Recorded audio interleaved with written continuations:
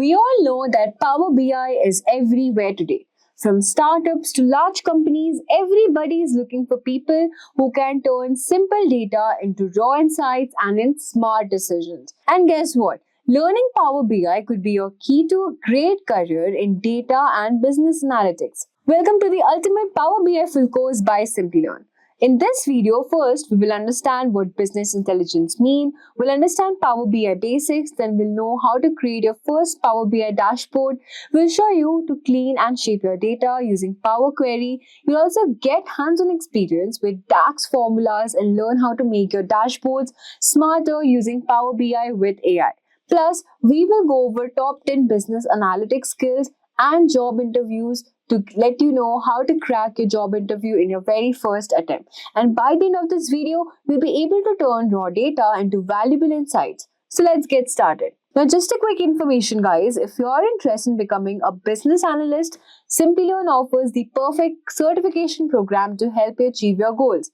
With this course, you learn how to solve complex business problems and gain essential skills, all aligned with IIBA Babcock V3 standards, including CBAP and CCBA certifications. We'll also earn valuable certifications from IBM, attend masterclasses with IBM experts, and get hands-on experience with real-world projects and Harvard business case studies. Plus, you will get to master tools like Tableau, Excel, SQL, and even cutting-edge GenAI tools like ChatGPT, DALL-E 2, Gemini, and Midjourney. So what are you waiting for? Hurry up and enroll now, and you can find the link below.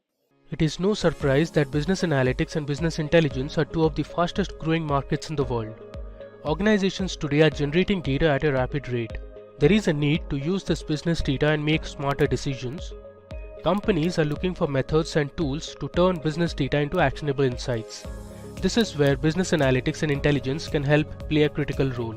Business analytics is the process of collecting, analyzing and drawing valuable conclusions from vast volumes of data available. It helps to improve business performance through fact-based decision making. On the other hand, business intelligence or BI is a technology that enables data preparation, data mining, data management and data visualization.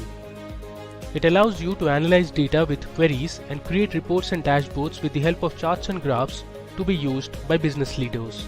Business analytics and business intelligence together create capabilities for companies to compete in the market effectively. Consider this example. Suppose you sell homemade chocolates through an online store. Business intelligence provides meaningful insights into the past and current state of your business. BI tells you that sales of your milk chocolate have spiked up in Texas the past 2 weeks. So you decide to manufacture more milk chocolates to keep up with demand. Business analytics asks, why did sales of milk chocolate spike up in Texas? By scrutinizing your website data, you learned that most traffic has come from a post by a food blogger based in Texas who liked your milk chocolate. This insight helps you decide to send complimentary chocolates to a few other well-known food bloggers throughout the United States. Using cutting-edge business analytics and intelligence tools such as Microsoft Excel, SQL, Power BI and Tableau can enhance customer experience, improve efficiency, conduct competitor analysis and accelerate growth. With this basic knowledge of business analytics and business intelligence, let's look at the topics we'll be covering in this video. We will start with learning the need for business analytics and the responsibilities of a business analyst. Then, we will look at the top business analytics skills and learn about business analytics and intelligence with Microsoft Excel. After that, we will see the basics of business intelligence and get an idea about Agile and Scrum methodologies. Next, we will learn to create reports and dashboards in Microsoft Excel and understand in detail how to visualize data with top business intelligence tools such as Power BI and Tableau. Let's get started. We will understand the importance of business analysts with a short and interesting story. So meet Rob. He runs a cafe in a small town far away. His cafe is one of the oldest and most popular eateries in town. Rob's cafe was hugely popular amongst customers and it was doing very well until the onset of the deadly coronavirus. Due to COVID-19, like other eateries, Rob was forced to shut down his cafe too. This took a heavy toll on his business and subsequently he lost his customers. None of his customers visited his cafe and this resulted in a huge loss for him. He knew he couldn't afford to close his business forever as it would take time for coronavirus to be eradicated. But he was lost. This situation was new to him and he didn't know how to reopen his business amidst this pandemic. After a lot of brainstorming, he recollected reading about business analysts. He remembered that business analysts are professionals who enable a change in an organization. He felt like a business analyst could help him sort out his current business problems. Hence, without wasting any time, he set out to hire a business analyst. He hired Ted, the business analyst, to help him with his ongoing business problems. Rob entrusted Ted with reopening the business. The first step Ted took was to have a discussion with Rob and understand the business problems and the objectives. That is ideally the first step a business analyst would take. On discussing with Rob, Ted learned that the business objective was to reopen the business and get at least 80% of the customer base back. In addition to that, Rob also wanted Ted to look for sustainable ways to reopen and continue the business in the long run amidst the pandemic. Ted studied the case and he came up with a few suggestions that he thought was fit for Rob's business. His first suggestion was to develop an exclusive home delivery app for Rob's Cafe. This way, Ted knew that business will improve as customers prefer home delivery in the current scenario. Next, Ted suggested that Rob has work from home meal boxes added to his menu. Many professionals are working from home currently, and having work from home meal boxes would be a good pick for such professionals in the middle of a busy day. Ted's third suggestion was to bring down the selling cost by providing discount coupons that can be utilized by customers. Having a discount will enable more customers to order from Rob's Cafe. Of course, it was not possible to get the customer base back without any sort of price cuts in the current situation. Finally, Ted suggested that Rob's staff would facilitate home delivery orders. This way, he didn't have to lay off his staff and at the same time get the home delivery running. So these were a few suggestions given by Ted. Yes, depending on the situation, business analysts can take up different approaches. So after the suggestions were accepted by Rob for the app, Ted began to make sure that the development went well by collaborating with the IT team. Ted became the intermediary between the IT team and Rob. He provided suggestions to the team, checked the app through user interface testing, and made sure that the requirements met well. The same applied to the other business requirements and changes as well. Ted held regular meetings to gauge the progress and also kept Rob in the loop and updated him with the status of the project. Attending regular catch-ups helped Rob gain an insight into the progress and give his feedback from time to time. Ted made sure that the entire case was well documented. By doing so, he could always refer to the documents in the future with similar cases as well. Ted made presentations that showed Rob the business growth after implementing the changes, and Ted always supported his presentations with data. Rob was very impressed with Ted's business approach. Such an approach not only helped Rob reopen his business amidst the COVID-19, but also helped him get 80% of his customer base back. Ted successfully brought about a positive change in Rob's business, which was highly beneficial. So that is how Ted, the business analyst, helped Rob make a business sustainable. This was the importance of having a business analyst in Rob's organization. Don't you think every organization should have a business analyst? Well, yes. Depending on the business domain and the situation, the roles and responsibilities may vary. Let's start off and have a look at a day in the life of a business analyst through a small story. So meet Angela, who is working as a business analyst in an application development firm. Her firm builds applications for clients depending on their requirements. Our next character is Rob. He is a budding entrepreneur with a vision of setting up his own e-commerce app. He plans on selling several electronic gadgets like phones, laptops, cameras, etc. on his app. So what is Rob's first step? Well, he approaches Angela's firm one day with the vision of creating his e-commerce app. Angela and Rob start talking business, and Angela promises to help Rob with his app creation. She assures him that she will look into his business requirements and coordinate with him to get the app running. Rob is happy about it and agrees to cooperate with Angela regarding all the business requirements from his end. Angela, as we know, is the business analyst. She starts planning Rob's project, and without any delay, she embarks on this project's journey. She has a set of planned steps that will help her fulfill Rob's requirements. But what are the steps she takes? Is her approach going to be effective and quick? Let's find out the answers to these questions now. Up next, you can learn about Angela's approach that helps her deliver Rob's project smoothly and without any hassles. These steps that we are going to look at are the typical roles and responsibilities of a business analyst. Here, we will understand these roles better with respect to Angela's and Rob's story. First and foremost, Angela understands Rob's business objectives, problems, and requirements. Without understanding this, do you think Angela will be able to proceed? No. Hence, a business analyst like Angela understands the problems related to Rob's business and comes up with the right solution to achieve the goals of the business. She brainstorms around what is best suited for an e-commerce app focusing on electronic gadgets. In the next step, Angela gathers all the necessary requirements. Here, she understands Rob's requirements and makes sure that they are on the same page regarding the project and its goals. Both of them together arrive at a stipulated deadline for the project completion. She gathers relevant information based on security of the app, the payment setup, ways to login, cost of the products, and style, to name a few. Once Angela has an in-depth understanding of Rob's project and gathers all the necessary requirements, she starts allocating resources by keeping in mind the budget of the project. Here, she recognizes and allocates tasks and resources to the development team. BAs work closely with the development team to design the solution for a problem. Angela ensures that the development team doesn't spend their time understanding Rob's requirements. In this step, along with the development team, she finalizes the software and tools required to build the project. Angela doesn't rest until the project is delivered to Rob. She continuously monitors the progress and constantly provides her feedback to the development team with respect to the app's layout, design, and other features. She gives them suggestions in order to improve the application. In the next step, Angela collects feedback of the prototype version of the app from the users. She notes down if the prototype is fine or if it requires more work. BAs validate if the project is running fine with the help of user acceptance testing. They verify if the solution being worked on is in line with the requirements and ensure that the final product satisfies the user expectations. BAs also assess the functional and non-functional requirements. After collecting feedback, Angela moves to one of her most crucial duties, and that is building reports. Data visualization is a key skill for any BA.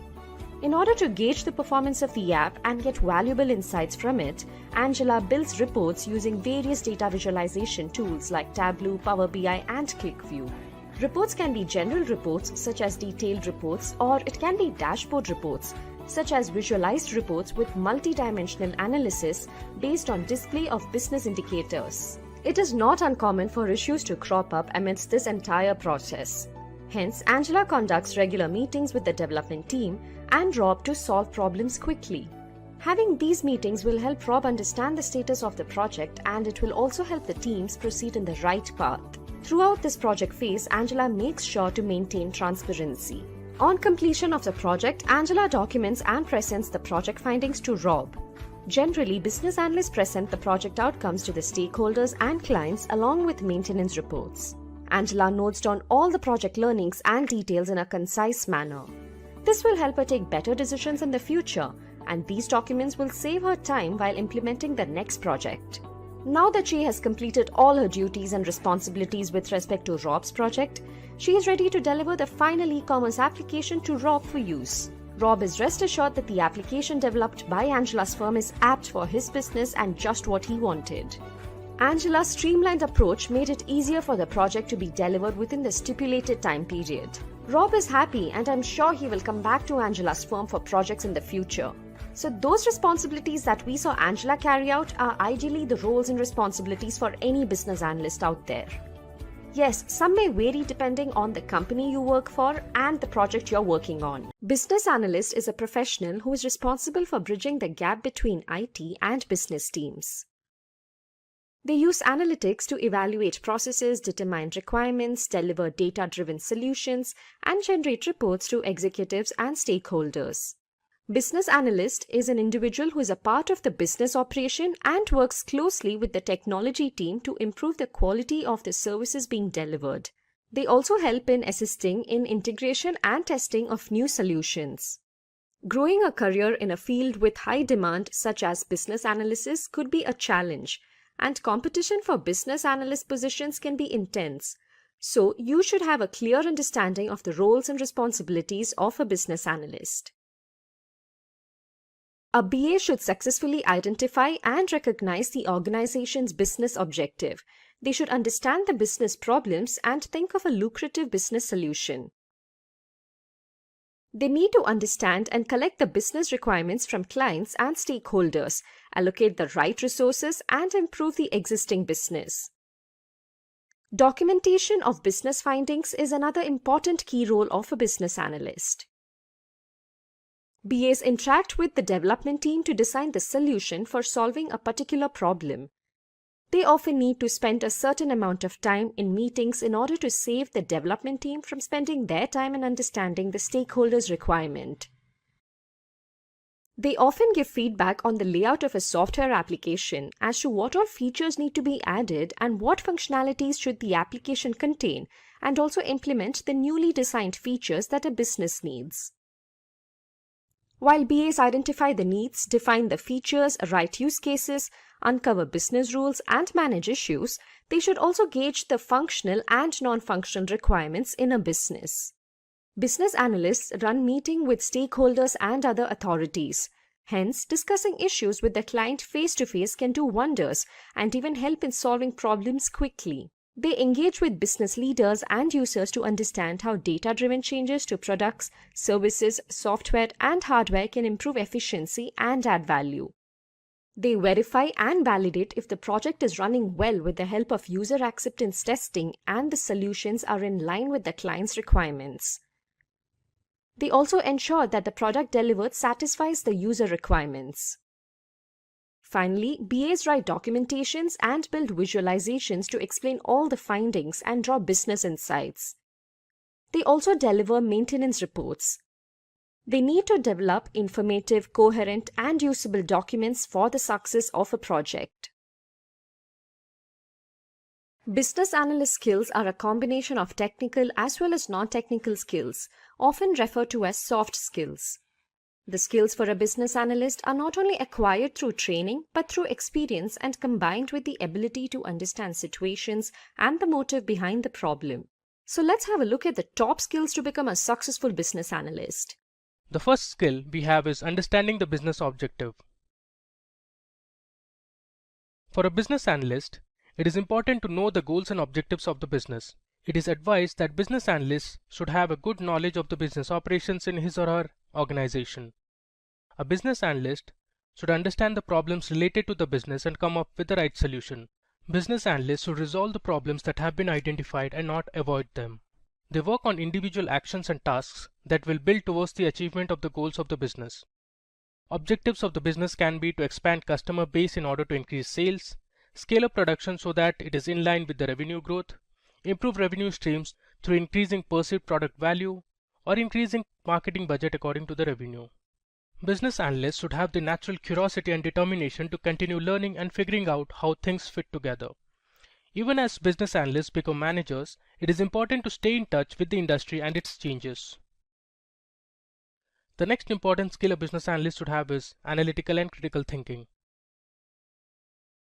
Now there is a famous quote by Thomas Alva Edison which says, 5% of the people think, 10% of the people think they think, and the other 85% would rather die than think. Business analysts are paid to think. A business analyst should be able to analyze and interpret the client's requirements clearly. Business analysts require good focus in order to collect and understand the needs of the client. Critical thinking involves evaluating several options before arriving at the desired solution. In certain situations, a stakeholder may give a requirement that's not necessarily tied up to any business value, but rather to their own increased convenience. Applying critical thinking demands not taking all the statements of the stakeholders for granted. Critical thinking allows the business analyst to distinguish between requirements that add value to the business and those that should be given a low priority. A business analyst must be creative in order to reach stated goals where resources are limited and the conditions are non-ideal. The third important skill for a business analyst is communication and interpersonal skills. Understanding and being properly understood is key to any profession. If you are unable to clearly specify and communicate requirements to any stakeholder, then you may not fully understand the requirements yourself. Being a business analyst is like being multilingual. You have to speak several different languages while conveying the same message. Business analysts apply communication skills at every point. They use communication and interpersonal skills when the project is launched, while gathering requirements, when collaborating with stakeholders, and also while validating the final solution. Listening, reading and writing skills are very critical for a business analyst. They should be capable of facilitating meetings. Business analysts use verbal and written communication to convey ideas, concepts, facts and opinions to a variety of stakeholders. Non-verbal communication skills enable the effective sending and receiving of messages, but not limited to body movement, posture, facial expressions, gestures, and eye contact. Effective listening allows the business analyst to accurately understand information that is being communicated verbally. Fourth in our list of skills, we have negotiation and cost-benefit analysis. Being a successful business analyst requires working with and interacting with many people. These people include clients, business leaders, project team members, project stakeholders, vendors, private sector representatives, industry leaders, and so forth. Business analysts negotiate at every turn during the course of a project. At the initial stage of a project, negotiation skills are used to determine what should be included in the vision of the project. As details emerge, negotiation skills are used by all parties involved to determine which requests become requirements and which requirements have higher priority. As the project progresses, negotiation skills help to determine the functional design which fulfill the requirements. Technical decisions also require negotiation skills. Business analysts also perform cost-benefit analysis to conduct an assessment of the benefits and costs anticipated in a project. When organizations undertake new projects, it is advisable for business analysts that they use cost-benefit analysis to establish whether such projects should be embarked or not. Business analysts should be able to achieve a profitable outcome for your company while finding a solution for the client that makes them happy. This balancing act demands the ability to influence a mutual solution and maintain professional relationship. Up next, we have our fifth skill, that is decision making. The quality of decisions made by business analysts is what matters a lot because it has a direct impact on the company's business. Thus, it is important for every business analyst to think from all aspects before presenting their decision or strategy. They must be having good problem-solving skills as well. Business analysts should have a knack to think out of the box and find a solution to problems. Majorly, a business analyst follows 5 major steps while making a decision. These steps are: define the problem, find and define the alternative approaches, evaluate the alternative approaches, make the decision based on these approaches and test, and finally implement the solution. While some may argue that the technical team is responsible for designing the solution, the business analyst still remains instrumental in ensuring that the design conforms to the requirements that have been approved. Now that we have reached halfway through the skills, I would like to ask all our viewers to please subscribe to our channel and hit the bell icon to never miss an update from Simplilearn. Moving on, we have another really important business analyst skill, that is idea about programming languages. Business analysts should have a good hands-on programming knowledge for performing better and faster analysis of data. Knowledge of R and Python is highly beneficial. Business analysts can help solve complex problems by writing efficient codes. Both R and Python have a vast collection of libraries and packages for data manipulation, data wrangling, data visualization, and data analytics. Some of these libraries are NumPy, Pandas, dplyr, tidyr, ggplot, and matplotlib. In addition to these, it is good to understand statistical software like SAS and SPSS. Using these programming languages such as Python, R, and SAS, you can analyze and visualize large datasets as well as create machine learning models for making future business predictions. The seventh skill in our list is creation of reports and dashboards. A business analyst should be proficient in using various business intelligence tools for creating reports and dashboards. Reports created by business analysts can be general reports such as detailed report, grouped report, cross-tab report, column report, query report, data entry report, etc. Or it can be dashboard reports such as visualized report with multi-dimensional analysis based on display of business indicators. Dashboard reports are developed by business analysts to solve business decision-making problems. Different from the tabular interface of the general report, the dashboard report adopts the canvas-like operation interface. Knowledge of Tableau, Power BI, and ClickView are required to make different types of reports depending on the business requirements. Now the eighth skill in our list of skills is database and SQL. Business analysts often work with data that is structured in nature. Hence, to store and process this data, they should have knowledge of relational databases such as Microsoft SQL Server, Oracle Database, MySQL Database, as well as NoSQL databases. Also, having hands-on experience with SQL is a must for a business analyst to access, retrieve, manipulate, and analyze data. So they should be able to write data definition and data manipulation commands such as create, update, delete, and insert. Microsoft Excel is the ninth skill in our list. Excel is one of the oldest and most popular and powerful analytics and reporting tool used in the industries for working with data. Business analysts use Excel to perform various calculations, budget analysis, and data analysis to derive meaningful insights and take decisions. They sort, filter, and create pivot tables to summarize the data. Business analysts can also create different charts and graphs using Excel to generate dynamic reports related to a business problem. Business analysts can use Excel to create revenue growth models for new products based on new customer forecasts. When planning an editorial calendar for a website, business analysts can list out dates and topics in a spreadsheet.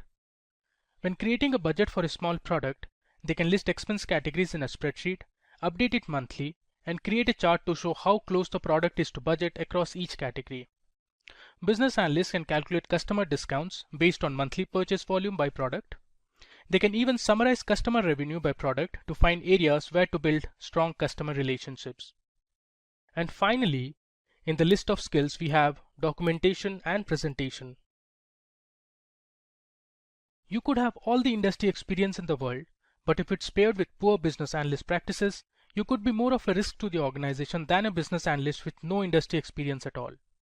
A business analyst must be able to document their project learnings and results in a concise and compact form.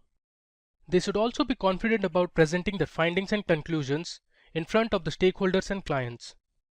Organized documentation will help you communicate technical concepts to non-technical employees. It is important that a business analyst notes down all the details that they learn from their projects. This will help them take better decisions in the future. Also, if similar problems arise at a later stage, they can implement the same solution, thereby saving a lot of time and unwanted problems. While business analysts are generally not responsible for making decisions regarding project solutions, decision-making skills are still important for understanding, gathering, and presenting relevant information to assist decision makers with selecting the optimal solution. With that, we have covered our top skills for a business analyst. If you have any questions related to the skills that we covered, then please put it in the chat section. Our team will help you solve your queries. Now, let me tell you how Simplilearn can help you grow your career in business analytics and help you become a business analyst. So let me search for Simplilearn here.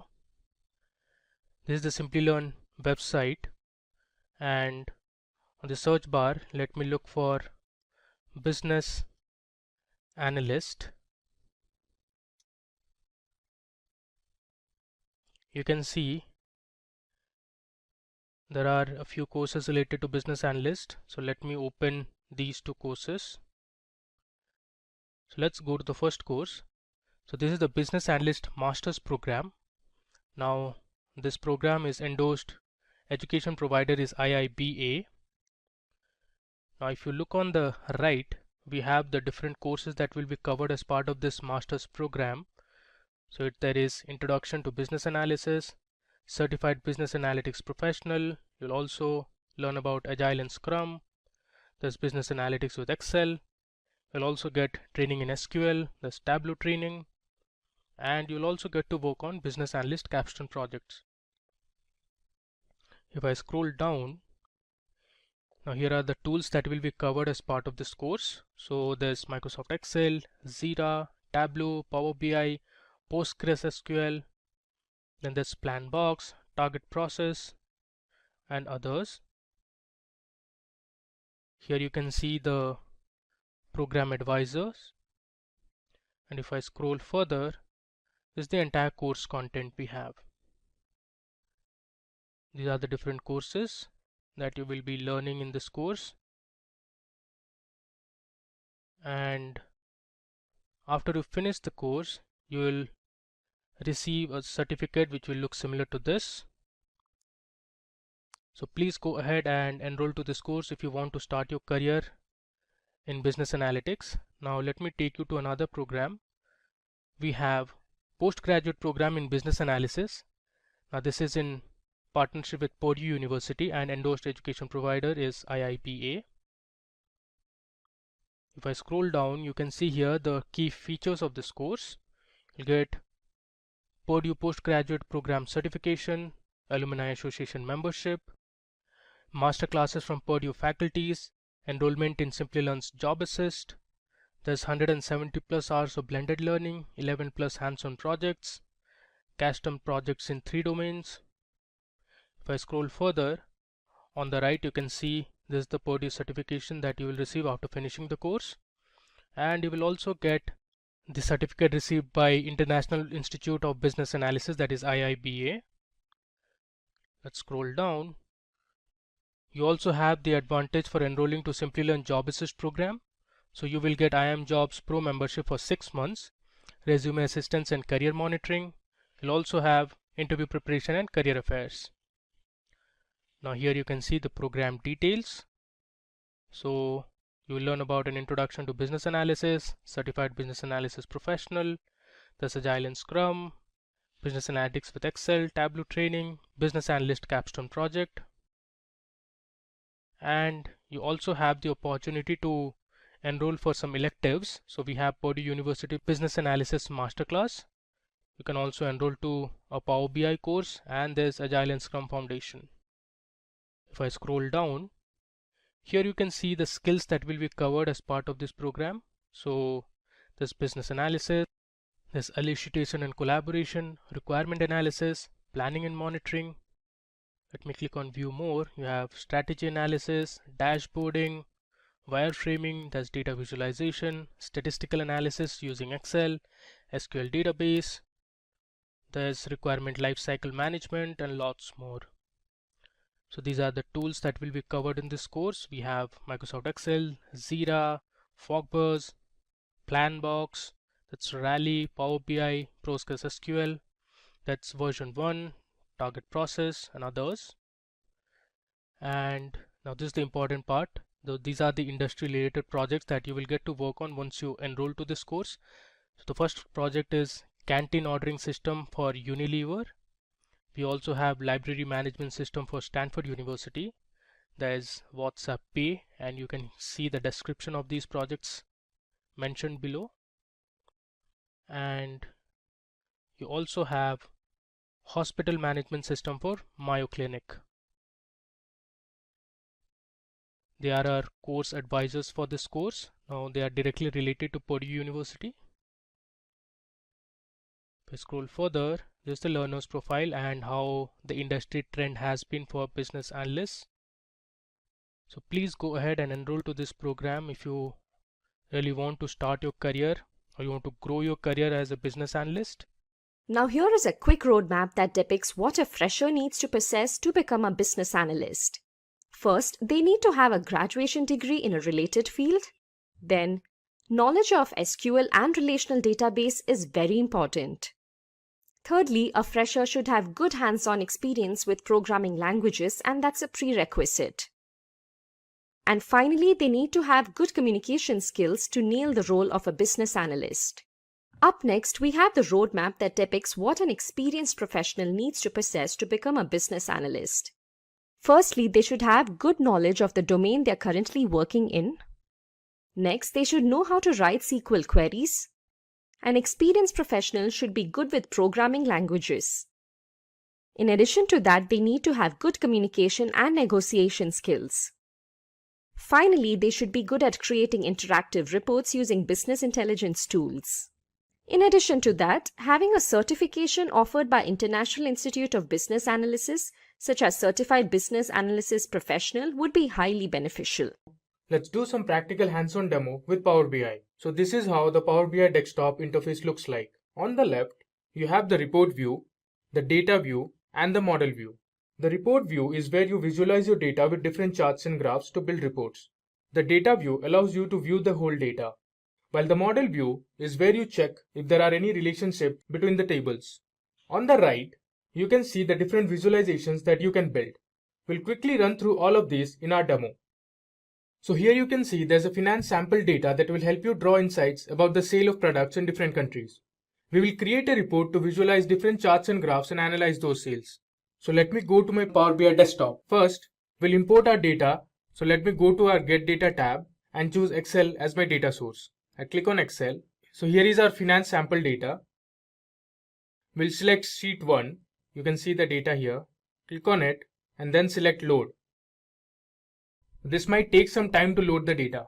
Now if I go to my data tab, you can see the entire data set. It has fields such as segment, country in which the sales was made, the name of the product, the units sold, and the sales price, and many more. Let's start building our report now. I'll go to my report view. So first let me create a text box. Let me resize it. Let me name it as Finance Dashboard. We'll increase the size of the text. We'll use font Consolas, center it. We'll also add a background to this. We use blue color, change it to white, and increase the size. Now, let me first show you how you can create a matrix. I'll go to Visualizations and click on Matrix. Let me resize it. From the Datasheet tab, I'll select Sales and drag onto Values. So you can see the total number of sales that were made. Now, let me do some formatting. So I'll go to the Format tab, click on Column Headers. Let's add a background color and let me increase the text size to 20. Similarly, under Values, we'll increase the size of the text to 20 as well. We can also click on Border and choose the color of the border. May take as, let it be black. So this is a simple matrix that we created which shows the total number of sales that were made. Similarly, let me choose matrix once again. Now we'll drag on the units sold onto values. We'll continue with the same drill. Under column headers, we'll add a background. This time let's choose some other color, and under values, let's increase the size of the text to 20. Even for the column headers, let's increase the size of the text to 20. Again, we'll switch on border. We'll resize a bit. So here we have two matrices created for our report. The first matrix shows us the total sales that were made. The second matrix shows you the total units that were sold. Now let's move ahead and create a simple bar chart. So under Visualization, I click on Clustered Column Chart. Under this, we'll drag the date column onto axis and the sales onto value. Let me expand it. So it shows you the sales by year. This is the sales that were made in 2013 and this shows you the sales that were made in 2014. Now there's a drill down option which gives you more granularity. This depicts the sales by quarter. If I drill down further, you can see this shows you the sales by month. Also, you have some options like sort by and sort by sales. So you can see October month made the highest number of sales. Moving ahead, let me now create a pie chart where we will see the sales by different segments. Under Visualization, I'll click on Pie Chart. Let me first resize it. Here, I'll drag the segment column onto the legend and the sales column onto the values. As you can see, we have the sales made by different segments. Government segment made the highest number of sales with 44.22%. Now let me add a border to both the visualization. I'll click on the pie chart and go to the Format tab. I'll switch on the border. Similarly, for the clustered column chart, I'll go to the Format tab and click on Border. Now let me resize a bit. Alright. Next, we'll create a very simple table that will depict the total sales made by each product. So under Visualizations, I click on Table. Let me bring this below.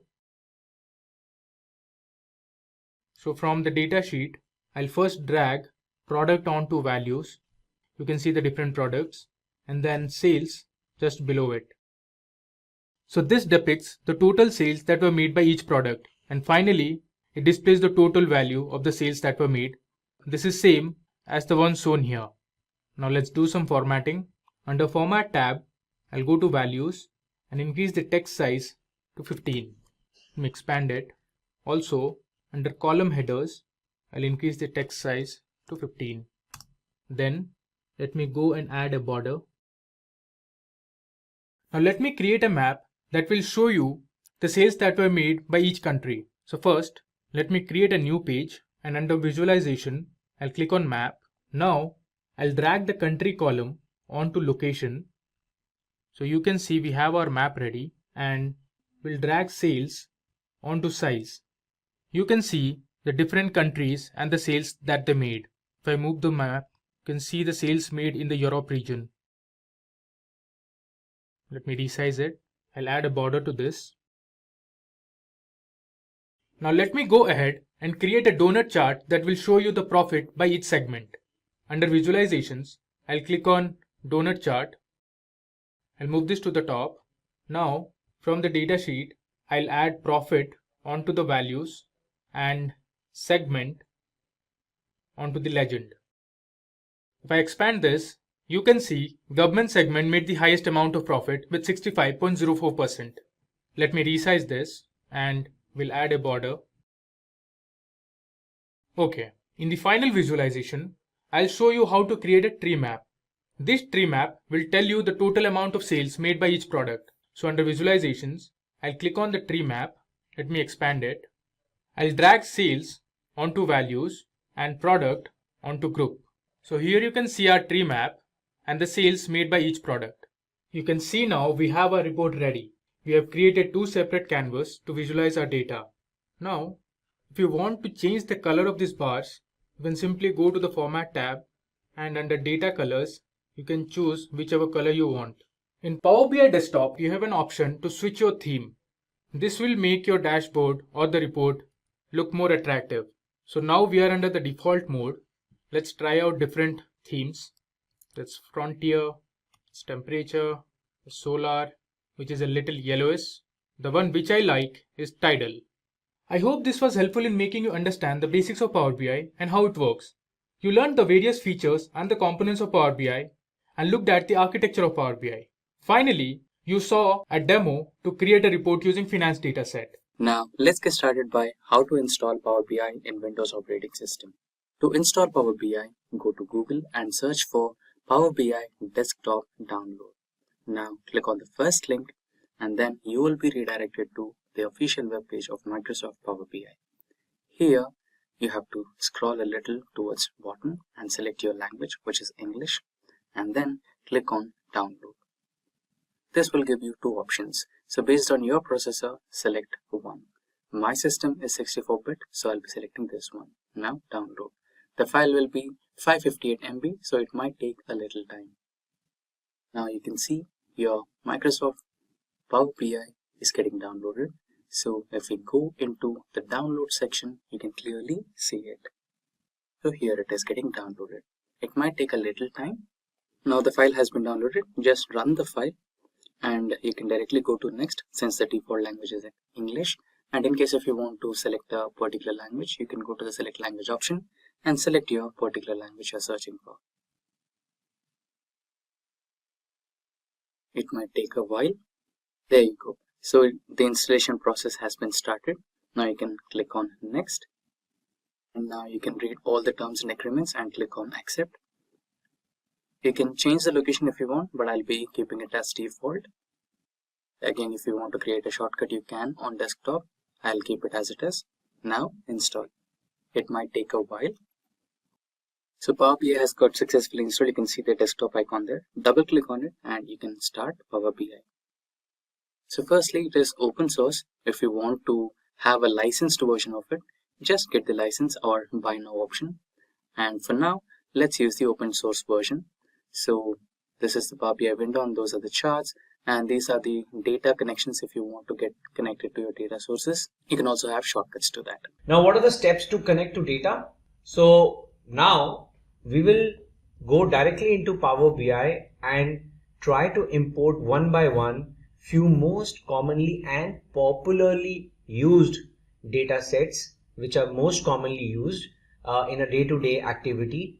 Rest, of course, there are Power BI supports n number of data sources, but we will do something practical on the most popular ones. So let's open our Power BI. Now this is my Power BI, and first I want to show you that how can I import data directly from a web page and import the data. Now it is asking for a URL in order to import data. So what I have done is I have created a Google Excel sheet with simple data with rows and columns, and what I have done is I have shared this sheet as published to web. Okay, so you just need to say publish to the web, the link as web page, and say done. It's automatically published, and say link. So copy the link which you have published on the web, copy this link, and then go back to your Tableau, paste that link over here and click OK. Now Power BI will try to establish a connection with this Google Doc sheet because it's published on the web.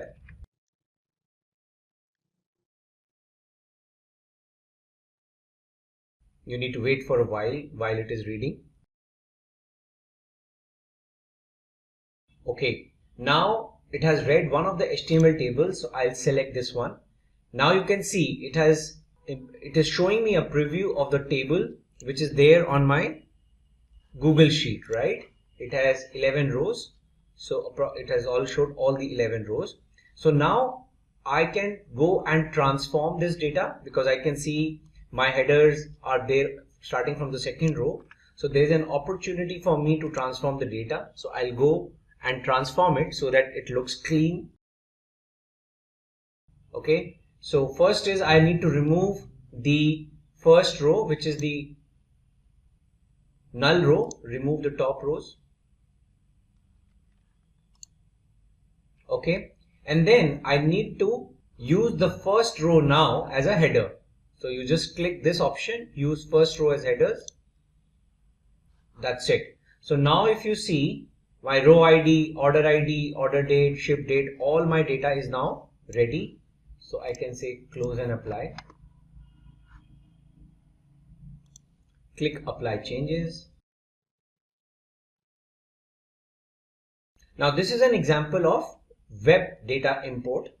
You can go and preview your data. Right now, the biggest advantage of this data connection is that it's a live data. So for example, I insert another row.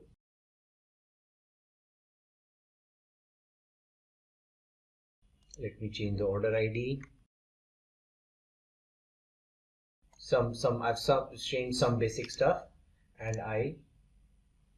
it's auto saved. Control S. Now I'll go to my Tableau and I'll refresh.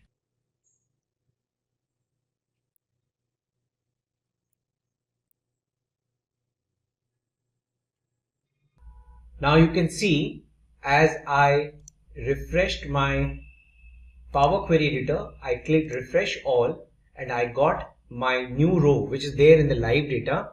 I got that fetched from my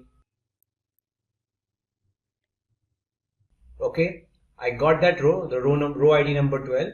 So I have to say close and apply.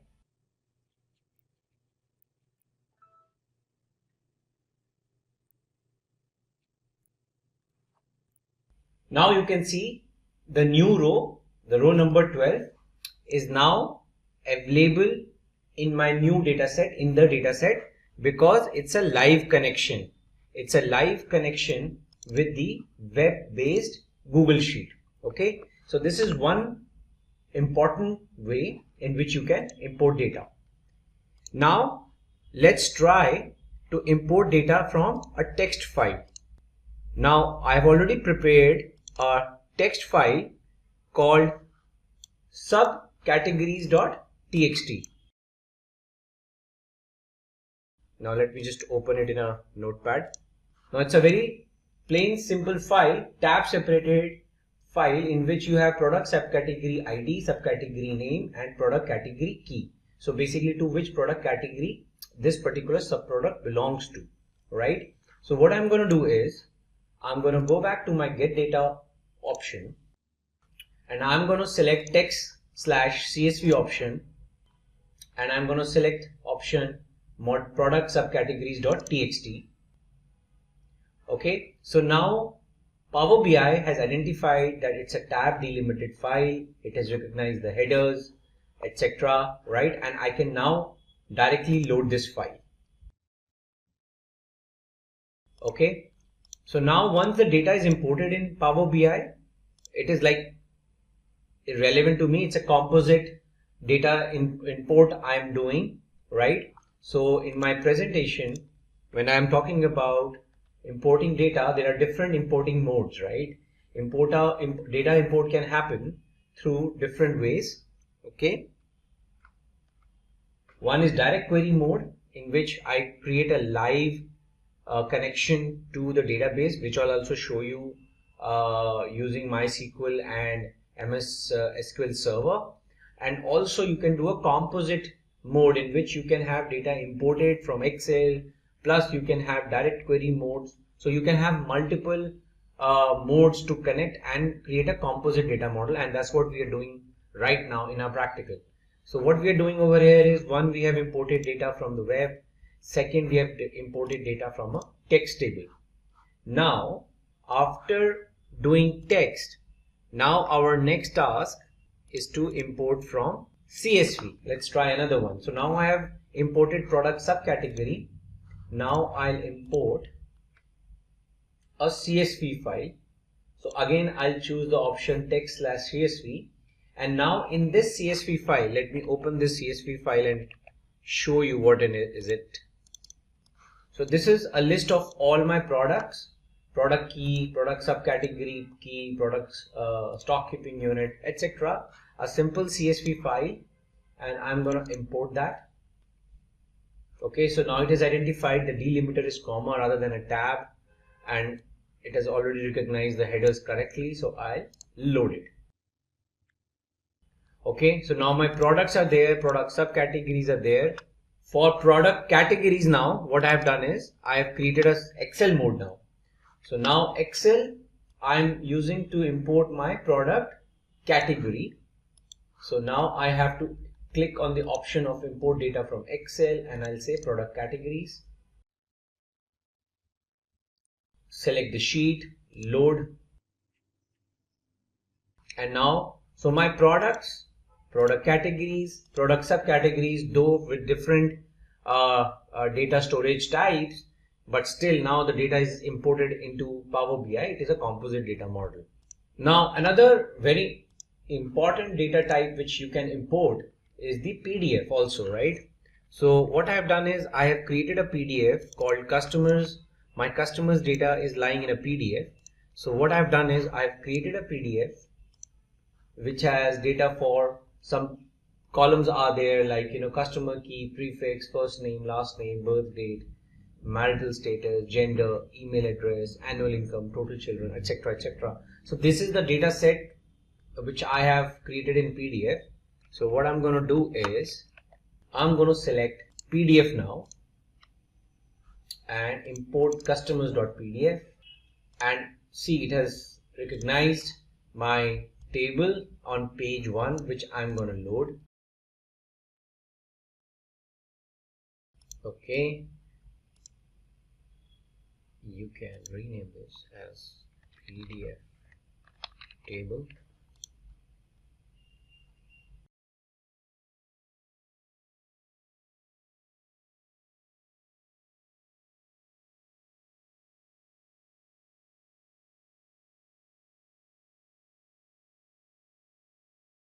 So this basically, these are the different type of data types we have imported: PDF, Excel, text, CSV, and web page. Now let's take a look at another interesting data set which we want to import, is the MySQL Server data set. So what I have done is I've already installed MySQL Server on my local instance, and there's already a schema of SQLite tutorial over there, and I have certain tables already prepared over there, like department, employee, etc. So my goal is now to import this data or create a live connection with this data set. Now in order to import my SQL database connection in Power BI, you need to first download a connector, MySQL Power BI connector. So you need to go to this link and then click on download and install the MySQL connector. Based on the operating system you have, you click on download and install it. After you have done this, go back to Power BI and then give the IP address of the database. In my case, it's there in this local machine, and the schema which I want to import is SQL Live Tutorial. So I'll give the name.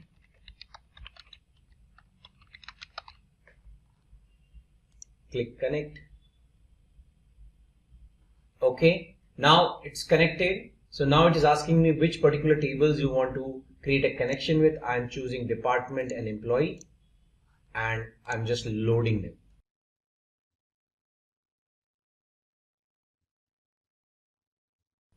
Okay, so now this is the exact data which is there in the employee and department in MySQL. Okay, so this is one example of how to create connectivity between Power BI and MySQL.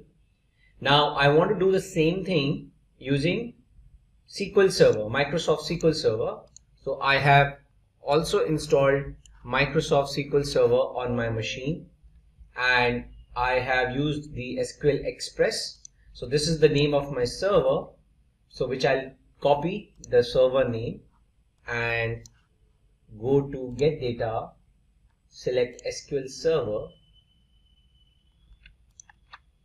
and for now database is optional. I can say direct query, click OK. Okay, now it is showing me what all tables I can import. So in my SQL Server tutorial, in my SQL Server, I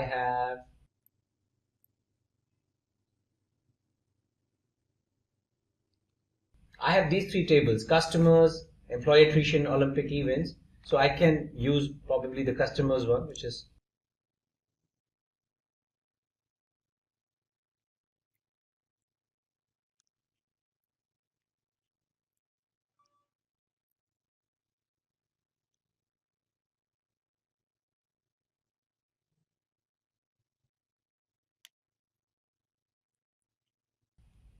now you can see this is the data, the customers data, which is lying in my SQL Server. Okay, so I can preview it and load it.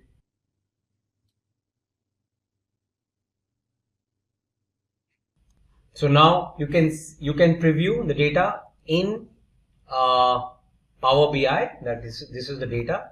So I can rename as customers from MS SQL, and this is from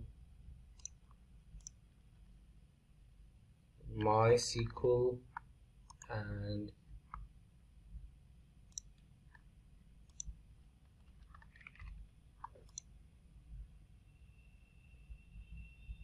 okay. So now this is not the only data sets you can import. Now if you take a look at the options which Power BI gave of what different type and variations of data it can it has compatibility to import from. Okay, so we can just take a look at the categorization on the left hand side first. There are file based like Excel, text, XML, JSON is also possible. You can evenly directly import an entire folder, and within the folder whatever data types of files are there, it will detect it. PDF, Parquet, or even SharePoint folder, which is itself a Microsoft technology. Then different kind of databases, SQL Server and MySQL we just saw, but it's not only limited to this. You can connect to Microsoft Access, SSAS, Oracle database, IBM DB2, Postgres, Sybase, Teradata, and then SAP databases, Amazon, Redshift, Impala, Vertica, Snowflake, and n number of databases which are there in the market today. Amazon, etc. Then it also allows you to connect with its own Power platforms, Power BI platforms, data marts, Power BI data flows, Dataverse, etc. Azure, there are different kind of storage mechanisms in Azure, and Azure itself is a Microsoft technology, so it has a compatibility with a lot of Azure based data storages like Azure SQL database, Blob storage, Azure Databricks, right? Azure HD Insight Spark. So if you have those kind of services running on your Azure cloud services, you can even import them over here.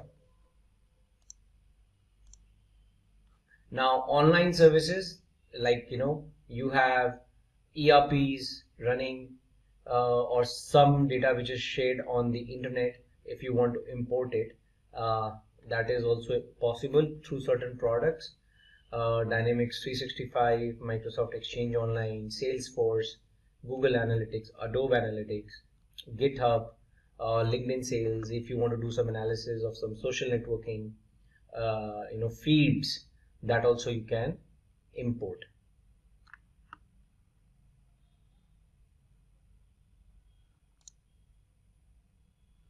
Then other miscellaneous are also there, web-based, Hive, R script, Python script, if there's something to import, get data from. Google Sheets, like we saw one example in our video right now. So there are multiple options available. Now, once you have imported the data which is relevant to you, in our subsequent sessions, we will see how to create relationships, but just giving you a glimpse that whatever data you are importing, Power BI auto detects certain relationships and it will create for you, but then you can go and manually also change. So this is the composite data model which is getting created in the backend while you are importing the data. You can easily go and manage these relationships, either keep them as is, you can delete and create new ones manually. So there is no limitation in that.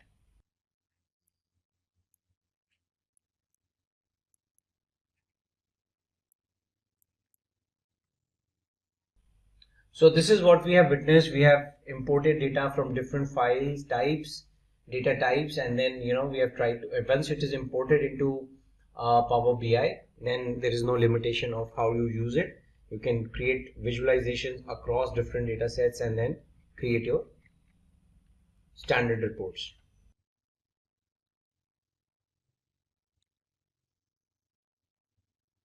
So this is the example of importing data from web, importing data from a database, from a PDF, and then once you have data, you can shape and combine data. You can basically do whatever transformation you want to do. You want to make joins, merge the data. So for example, if we go back to our Power BI, and if I go back to my transform data section, now as I have now different data sets available with me, I can do any kind of operation transformation on the data, right? So like I showed you, I upgraded the header row because one of the imported data was not showing the header correctly, or this column, like this exact one column is extra, I can remove the column, right? All those transformations, whatever I do in the backend gets captured in the applied steps section, right? This is the customer data. You can create, you can merge it, you can append it, with other data sets, right? Let's, for example, I want to create a merge data set of my categories and subcategories. So I can say merge, select these two data sets and say merge queries as new, and I can select product categories and product subcategories, select product category key on both the sides, and then they do a left auto join. So whatever product categories are there, I'll get the subcategories associated with it, and I'll create a new table which will have, now I have the table which has the category and the subcategory and subcategory in one table itself. So I can rename it now to as category, subcategory, table. It's a merge. Basically, it's a join between category and subcategory, and now I have a common table, right? And I can close and apply. So imagine I have created a new table which is created from one data set which is Excel based and another data set which is text based.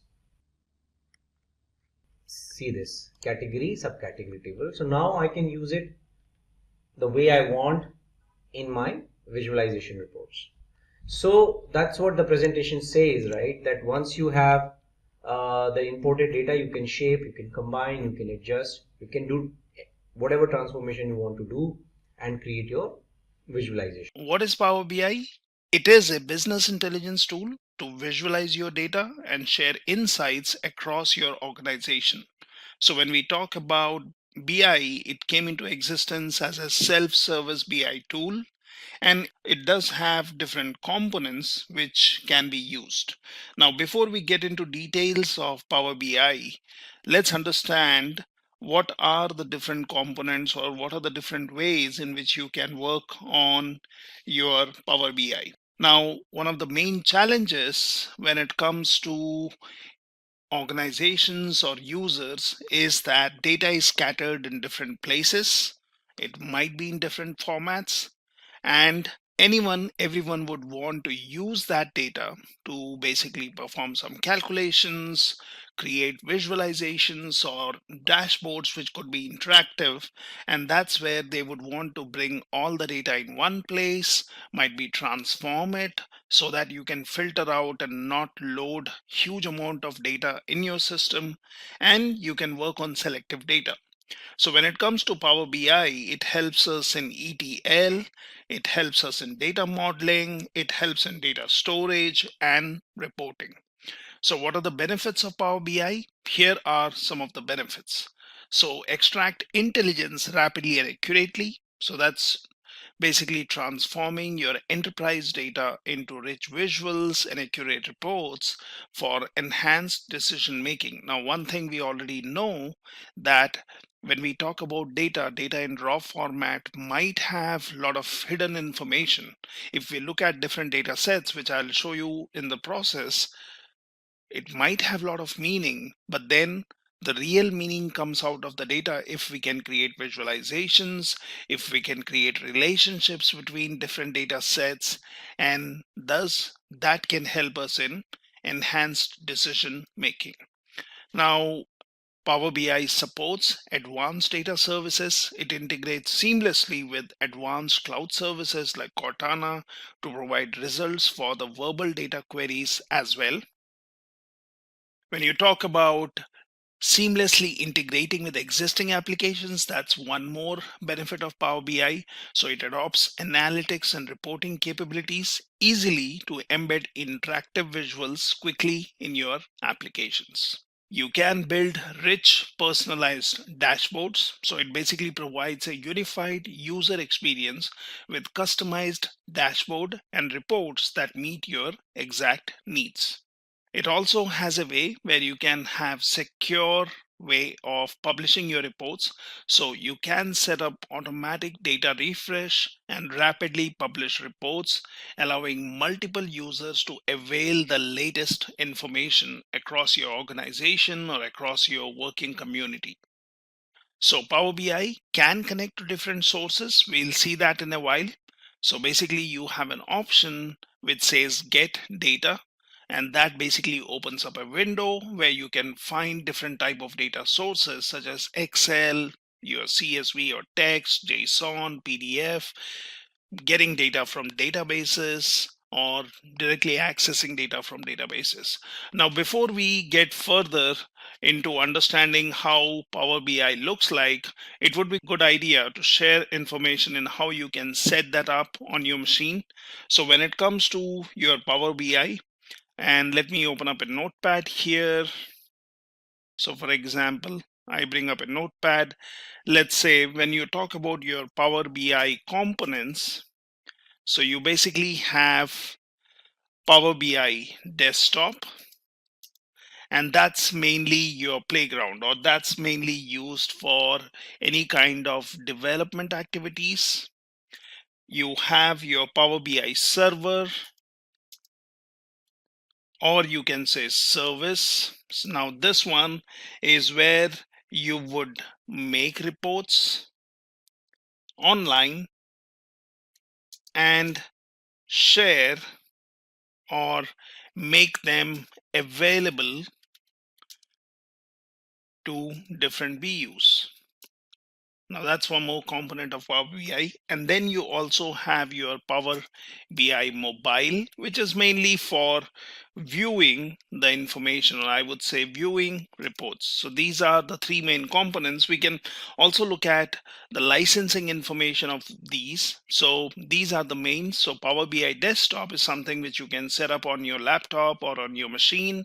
Power BI server is where you can log in with your user ID and password, and Power BI mobile is mainly to view your reports. Now, how do you set this up before you can explore or start working on Power BI? So here is a link which you can basically use. So if you look into this, so this one basically says service, self-service sign up for Power BI. It says sign up of Power BI service as an individual. Normally when you would want to use Power BI, you can use a website called HTTP, and then you have basically app, and let's say I think it's called app.powerbi.com. Now this is the place where you can basically log in. Now if you see here, I have created an account, and if you look at my account, it says auatl.onmicrosoft.com. Now how do you get this kind of email? Because when you talk about Power BI, it will expect you to have a official ID, and it does not take IDs which are from common domains such as Google or Yahoo and so on. So this particular link gives you an idea how you can do that. So basically you have what is Power BI, basic explanation on that. It says signing up for Power BI service. So Power BI desktop, it's a totally free download. And then you have mobile apps, also a totally free download. And here it says that what kind of email addresses it supports. And if we look into this, you have to either sign up, because that does not accept your private email IDs, or you can go for this one which says enroll US government organization, and this is where you can basically sign up for Power BI. So it basically says try free. If you go to the website, say powerbi.microsoft.com, or you could go into this one which I was saying, http://app.yourpowerbi.com, and this is what you can use. Or as mentioned, you can go to powerbi.microsoft.com. For example, if I open this in a different tab, it takes me to Power BI Microsoft. I can say start free.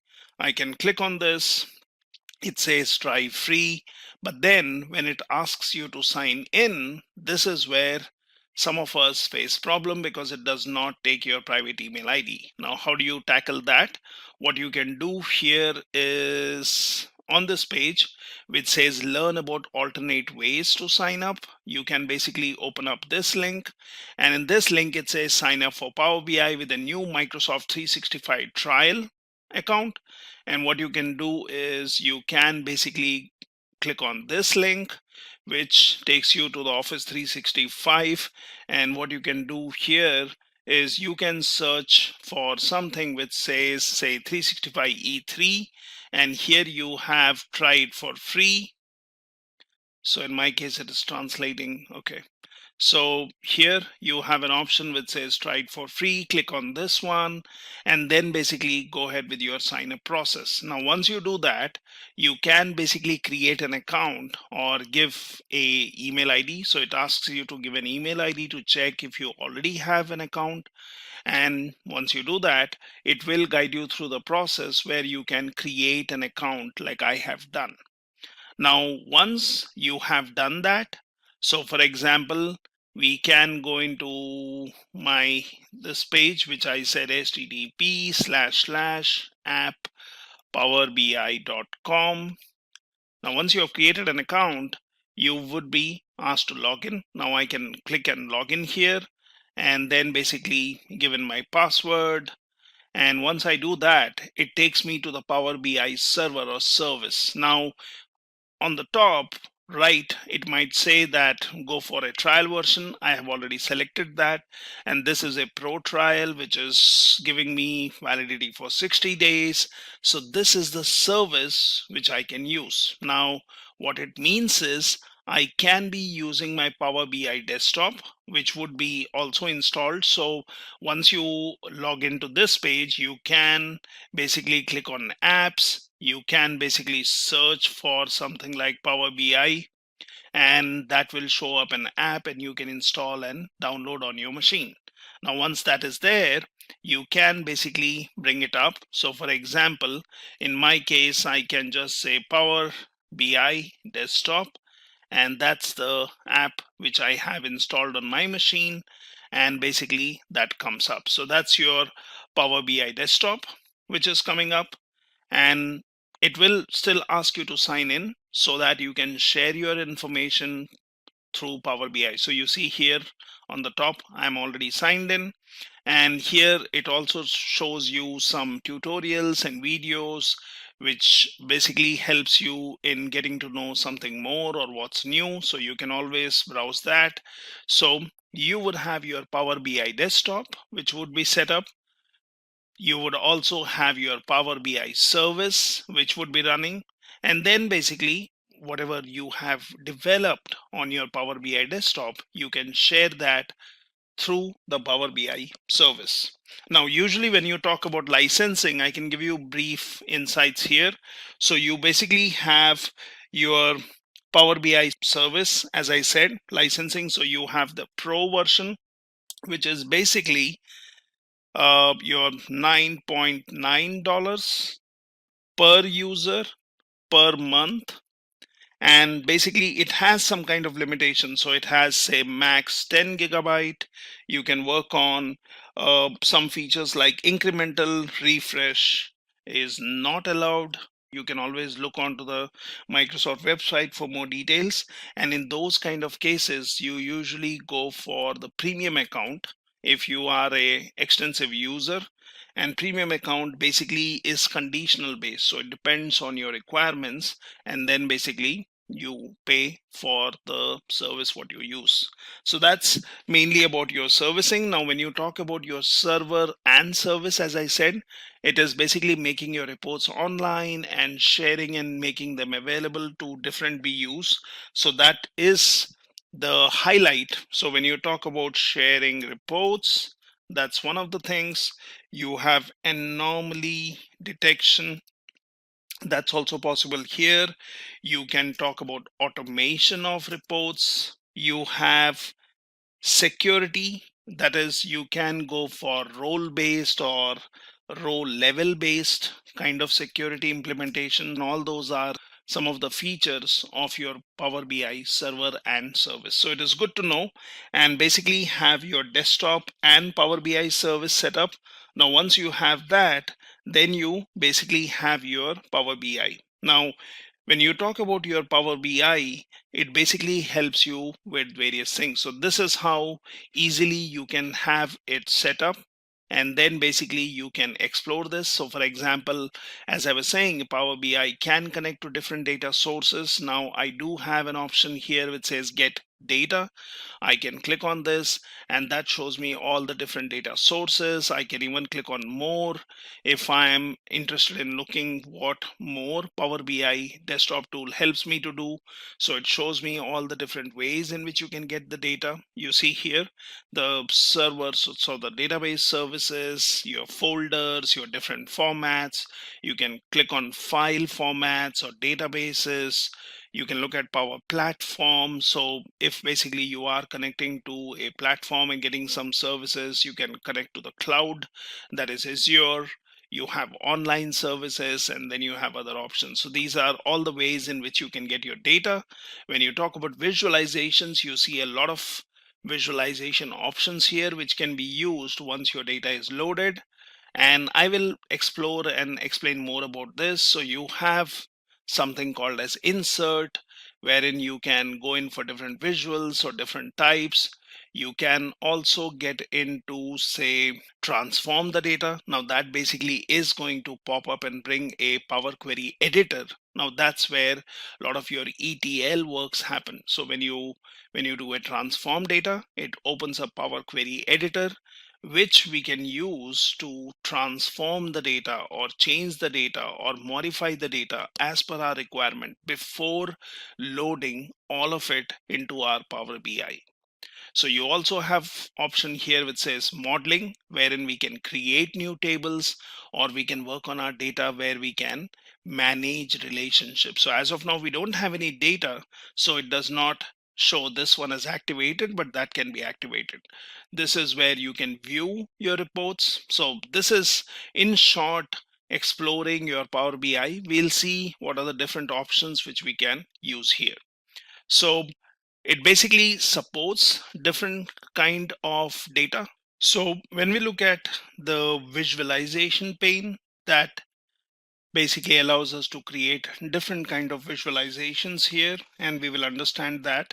So you can basically visualize on your different data and create different kind of charts, graphs, maps, and basically derive insights from your data. Now, when you talk about data models, that's where you can basically establish relationships. So when you talk about data models, it is basically used to connect multiple data sources to build a relationship. Now, we might have different data sets, or we might have data coming in from different tables, where we may want to basically get insights or get data from multiple data sources for our purpose. Now, in that case, data models do help us. So for example, if you have two tables, let's look at the standard tables. So you have products lookup table, and you also have the sales table. Now, usually what you have in any kind of scenario is, if we basically say you have your data tables, so that's basically where your data resides, and then you have series of your lookup tables. So usually you might have, say, your data tables here, and this is what I'm talking about, which might have some data. For example, let's say sales is one of them.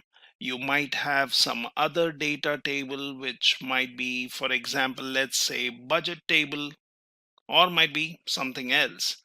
And these are your data tables. Now, at the other end, you might have your lookup tables. So basically, you have various lookup tables. And these lookup tables, for example, let's say this one is customer, this one is territory. Let's say this is product. And let's say this one is a calendar. So these are basically my lookup tables. So we can basically, as I said, your data might be coming in from different sources, let's say database, or let's say some kind of files, or let's say some kind of systems what you have. So your data might be coming in from different places. Now you might want to transform the data. So this is where I could say there is your query editor, which I was explaining. So you have your query editor, which basically allows you to edit the data table, or basically allows you to edit the data before it is loaded, right? You can hide a column, you can add a new column, you can modify your column. So your query editors would be basically used to work on the data which goes into your data tables. Now, you might have a lot of lookup tables, as I said. So let's say these are my lookup tables, and these are my data tables. So what we need is, sometimes we need information based on our lookup tables and data tables. Now that's where data modeling comes into picture. So basically, if I would want to extract information from here, so I can notice that there is a product key here, and there is a product key here. Now this is where we are already talking about, say, foreign keys, or we are talking about your relationships. Right now, when you talk about relational databases, you have something called as foreign key constraints, which is in Power BI terms, I would say it's not exactly a constraint, but it is more of a filter propagation instead, which is used to basically connect your different data sources. And you could have basically cross filter directions. You can go for single or one to one or one to many or many to many kind of relationships, which basically allows you to work on the data. So we will learn more about data models when we are doing a quick demo there, where we can talk a little bit about normalization and denormalization, the way the data exists, right? And then you basically would want to gather insights from your data. So when you talk about your two data sources, as I said, so you have a products lookup table, you have a sales table. Now if you would want to calculate the total order quantity of each product name, which is, we are talking about the order quantity as a information here, and you have product name here. Now how do you get that information? What we see here is we would want something like this, or we would want more information. So how do we do that? So what we can do is the order quantity for each product is basically showing us the same value. Now this is because the product and sales tables are not connected and there is no relationship between them. Even if you would want to take two sources and just get information out of them, Power BI would complain that there is no relationship established between them. So what we do is we create a data model. So what we do is we build a relationship between both the tables using a common key column, which exists in both cases. As I said, there is a product key here, there is a product key here. So that basically allows us to have a relationship between these two. Now that could be one to one. This could also be related to other tables. So it could be one to many. You could have many to one. So all those relationships are possible. So product key is basically used to create a relationship. You see the arrow mark, and then there is also this star, which can basically mean one to many. Now when the product key is used to join these two tables or form a relationship, then we can look at the product names and the order quantities, which basically gives me a total. Now that's the basic use of your data models. Now what about this DAX? So basically data analysis expressions. Now that's a library of functions and operators that can be combined to build formulas and expressions in Power BI Desktop. Usually when we work on our data sources, when we would want to connect them, it automatically shows us these data analysis expressions. However, this gives us extension. It basically gives us more power to work on our data. Now, sometimes instead of working on DAX or DAX expressions, it would be good to go for better data modeling and have the relationships established better. And sometimes when the relationships are established, you could use your DAX, which basically gives you more power on working on your data. So your values are calculated based on information from each row of a table. It appends values to each row in a table and stores them in the model. It increases the file size. So that's what happens. Now you can right click on any column to add a new column. And for example, in this one, it shows that there was a quantity type calculated column, which was based on the calculation what we see here on the top in the expression bar, which says what kind of calculation was performed. And that basically gives us the value for quantity type, and that is basically added here to our existing data. So that's the power of DAX and Power BI. So you also have something called as measures. So DAX allows you to create new calculated columns and measures. So basically here, if you see, we are working on AW underscore sales, and then we have selected quantities sold. And what we are looking at in the report is we can basically right click on any table name to add a new measure here. So we have added what we call as quantity sold as the measure. So values are calculated based on information from any filters in the report. We will see this, how this can be done. And that basically here, the measure does not increase the file size. It does not create new data in the table themselves in comparison to what we were seeing earlier, that is your calculated columns. So these are your type of DAX functions. So DAX allows you to create new calculated columns and measures. So you have date and time, which basically allows you to work on date and time data or fields. You have logical functions which allow us to create new filters or add more filters to our data. You have text functions which basically allows us to say transform the data into a lowercase or an uppercase, or basically get the length of a string, or concatenate two fields, or basically do a filtering based on some criteria, or replacing some content. You also have statistical functions which can be used. You have information functions which can be used. So these are different types of DAX functions which we can use in Power BI. So we will learn more on Power BI through a quick demo where we can use some data sets, and those data sets could be found on internet, although I can also upload that on a GitHub link and you will have access to those data sets. So let's learn about Power BI through a quick demo by uploading some data sets and playing with those data sets. Let's look at a sample data set and let's upload it. And as I explained, while uploading, let's also transform the data so that we can have selective fields or selected data loaded here instead of loading the complete data set. And then let's see how we can visualize this, or how we can use the information in this data set.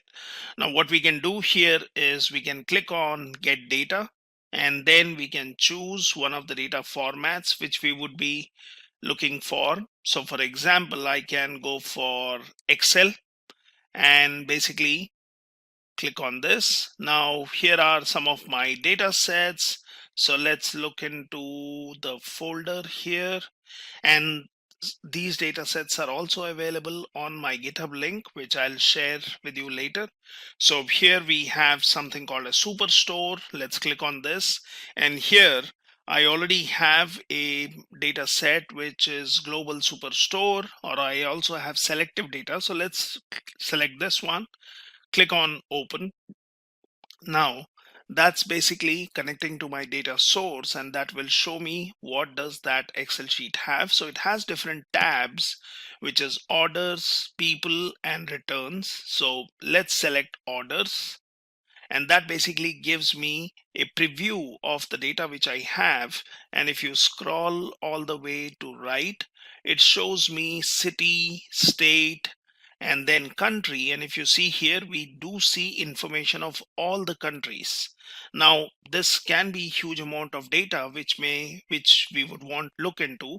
But say for example, my use case is that I'm interested in looking for the data for United States and as a country and all its states. So we will do that when we do a transform. Now we can also select the returns tab, and that shows me these three fields. However, the first row should have been the heading of this particular data set, and we will transform that. Now I can go ahead and click on load, but that will load all the data. So instead of that, let's go for transforming. So let's click on transform data. Now once you do that, it brings you your toolkit, that brings you your Power Query Editor, which allows you to transform your data. So for example, we have data from returns tab or returns data source, as you see here. So we see column 1, column 2, and column 3, and that also shows the type of the data here. It also gives me a quick small option here. Let's select this, and then I can say use first row as header. Now there are various other options which you can do. You can add a custom column, you can add column with examples, you can keep the top rows, you can remove the top rows, you can keep errors, keep duplicates. So there are different ways, and you can also do a merge query or append query. So as of now, let's just say use first row as headers. and that basically shows that now my first row has become the header.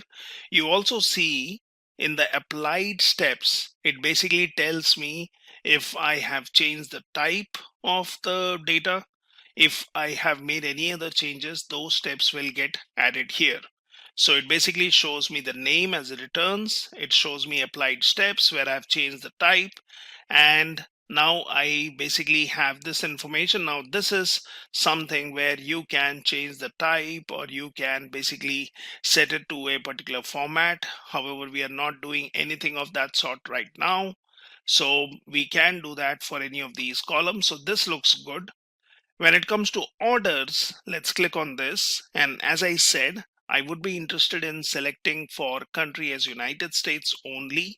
And let me just work on that data. However, we can work on all the data. So let me scroll all the way to right. And here I have the country. Now there are these filters which we can use. So basically I can click on this and that shows me all the countries are selected. Now there is also something called as text filters, which we will see how we can use to select particular data. I basically have other ways of filtering the data. So for example, now I will just uncheck the select all. And what I would be interested is in United States. So let's type it here. That shows me as an option here. Select this and then basically say OK. So that should basically now filter out, and it shows me the data is United States only, and then you have different states and rest of the data remains. So if you look at the applied steps, it tells me that there are filtered rows. Now we have done the basic transformation for this data set on these two data sources, that is orders and returns. So here you have an option which says close and apply. So close the query editor window and apply any pending changes. You can click on this and it says apply. So for example, I can just say apply for now, and that should basically apply the changes which I have performed using my query editor. That is, I have transformed the data so that I can have selective data uploaded in my Power BI. Now it's doing that. It shows me it is working on both of these data sources, that is orders and returns. So that's done. And now basically, if there are any other pending changes, we can just do a close and apply. So that basically has closed, and now you would see the data appearing here. So I have uploaded the data as per my preferences. Now if you click on the data tab here, so it basically shows you your data fields. It might take some time to populate, but if you see in the country field now, even if I click on the filter, it just shows me United States. Now that's what we wanted. So we have already uploaded this data in orders. You can always expand the option here, which shows me all the fields which are there in this. Might be this is an aggregation, might be that's an order date. So this is again some kind of aggregation. We can change the data types. So we are looking at all the fields in my orders table, or basically coming from the orders data source. I also have returns, which shows me 3 fields, and that shows me the data which is returned, order ID and region. So the column names are applied correctly as we want, and that basically looks fine. Now we can also look at your model. So when you click on model, it shows me these two. However, there is no, as of now, relationship established between them. So it says under properties, select one or more model objects to set their properties. So right now, these are not related. There is no relationship established between them. So if I would want some data which relates to orders and returns, then that would fail because it would say there is no relationship. Now I can go to the first option which says report, and we have not created any report here. Although we can create a simple report, we can look at the data. So we have our orders field. Now we can basically pull out some information from here. We can choose what kind of report we may want to create. So for example, let's go for the table option from visualizations. You have various options here which we can use. This is where you can do a formatting. This is where you can select the fields. This is where you can search and filter out the data. You can also add data fields here. So first let's click on table, and that basically gives me a table. Now this table as of now does not have anything, so you can use the filter and slices option here, which will affect the visualization. Or basically what you can do is, now since we have orders here, so this is my orders and I would like to work on this. So let's say, for example, country is, I can select country as a field, and if you say, it shows me country is all as of now, and it says the value is United States. What I can also do is, I'm interested in the states, so I have state. Now I can basically drag and drop it here, and then the state gets added here. So I can basically say select all, and that should basically take care of my state field being added here. So state is all, country is all. Now we can basically look at something else. So might be, let's choose sales, and I can just drag and drop sales here. So that basically says, if you would want to have any kind of advanced filtering, which says filter type, so go for advanced filtering is less than or equal, or you can also go for advanced filters. So that's fine as of now. So we have added some fields here, and that's basically my data here. So let's go for filters here, which basically should select all my fields. Now if you see, the visualization shows my country, sales, and state, which we had either by selecting the fields and dropping them here, or you can in this section where it says fields. So you can, for example, let me show it again. So I can just delete this. I can click on the table option. I can just drag it here. I can basically make it bigger, and I need to add data to this one. So it says add data fields here. So now let's say country is what we are interested in. We are also interested in states. So let's drop that here, and let's say sales. So this is also what I'm interested.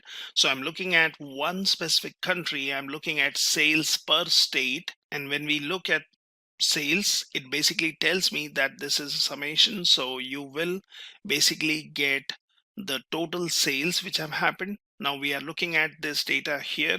We can always go to formatting. We can click on grid. We can basically increase the font here. We can change the grid color. So for example, let's make it, for example, blue.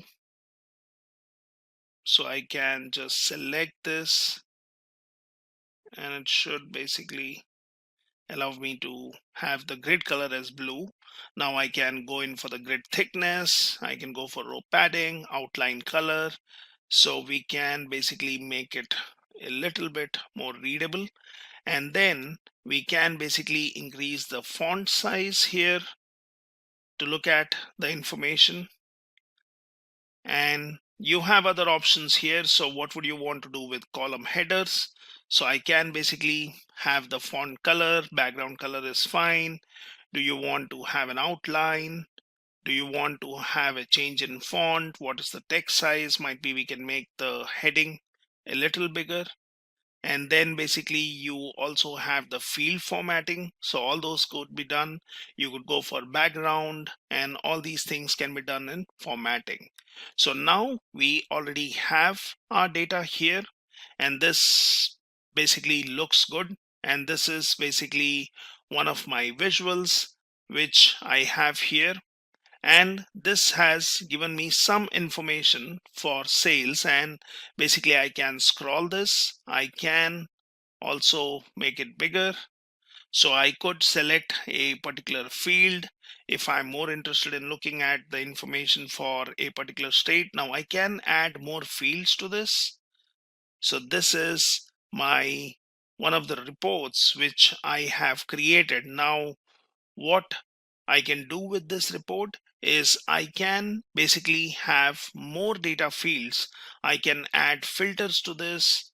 I can basically look into all the data here by just clicking somewhere in the grid, but somewhere outside. If you select a particular row, then that data shows up. Here you have an option of focus mode, which you can go for. You can look at the other options which says export data. Now, if this is the data which you are interested in, you can export it. You can always do show as a table if you are interested in. You can do a sort by country, sales, or state. So for example, let's do a sorting by state. And that basically gives me the data which has been sorted by state information. Now we could obviously have the information here, so I can then change the order so it shows me alphabetically. This is the information which I have. So I've created a simple visualization using the data which I have.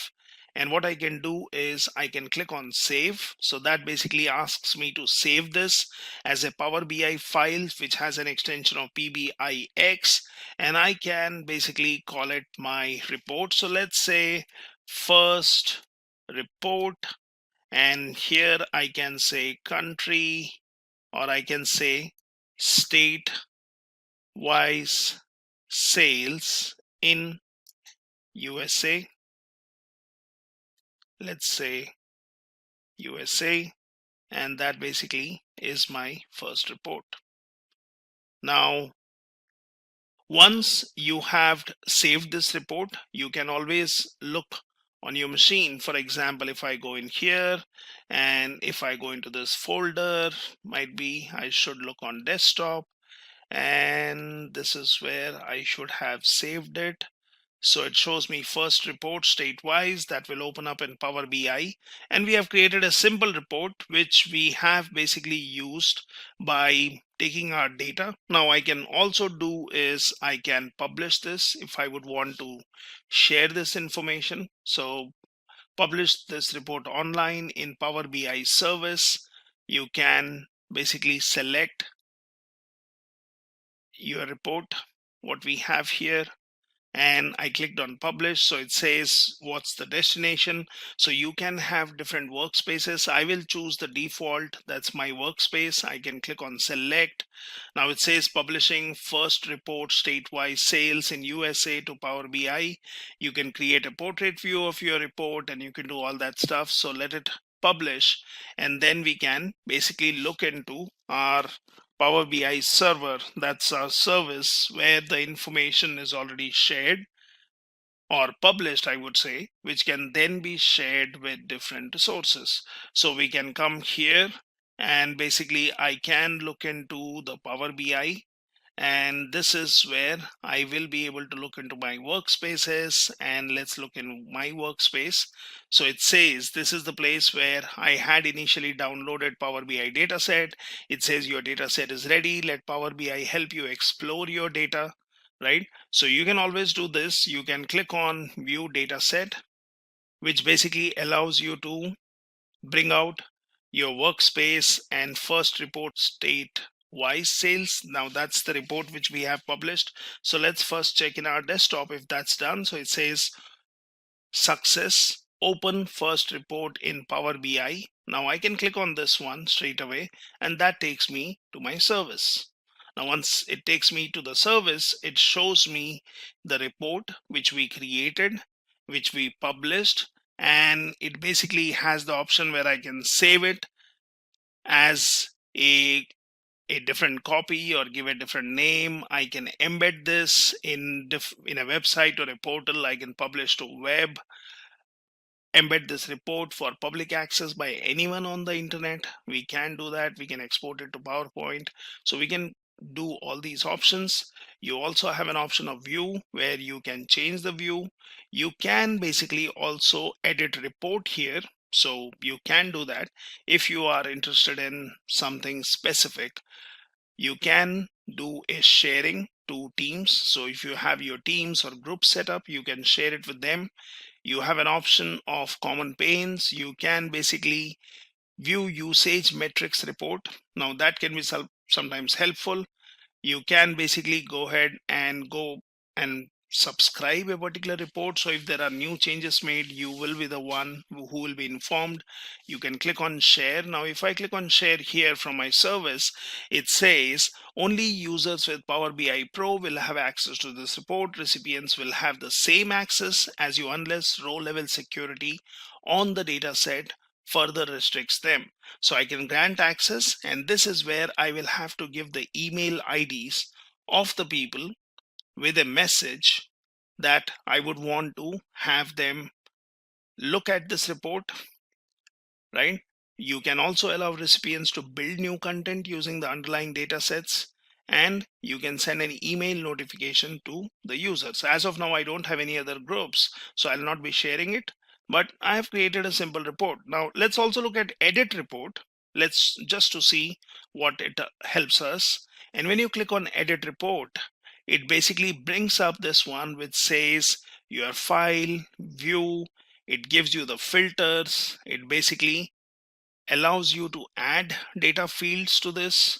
So it is basically giving access to these data sets which were in my desktop. It is basically allowing you to give or create different visualizations. Now here we have the data which we are looking at, and if say for example somebody is interested in filtering the data, so you could do that. So you could click on filter here, and that basically applies. This is the filter we have. Now country is fine, sales might be, I can click on sales and I would say okay, let's look at sales which is more than a particular amount. So we can say is greater than, and might be I can give a number here, so I can say 30,000, and basically I can say apply filter. So right now I'm applying filter, and I would look at the values, which also shows me the total value is changed. So you have not only created a report, you have published it, and now from the service you can edit it. So I'm looking at particular data here, and then basically I can click on file and I can save it, or I can say save a copy of the report, and let's say I will call it the same name. So I'll say first report underscore state wise sales, and I will say modified. So let's do a save, and the report has been saved. So now you're looking at the data here. So that is basically giving you information. So when I click on my workspace here, I can click on reports, and that does show me my previous report. It shows me the modified report. It gives me an option of looking at the usage metrics report.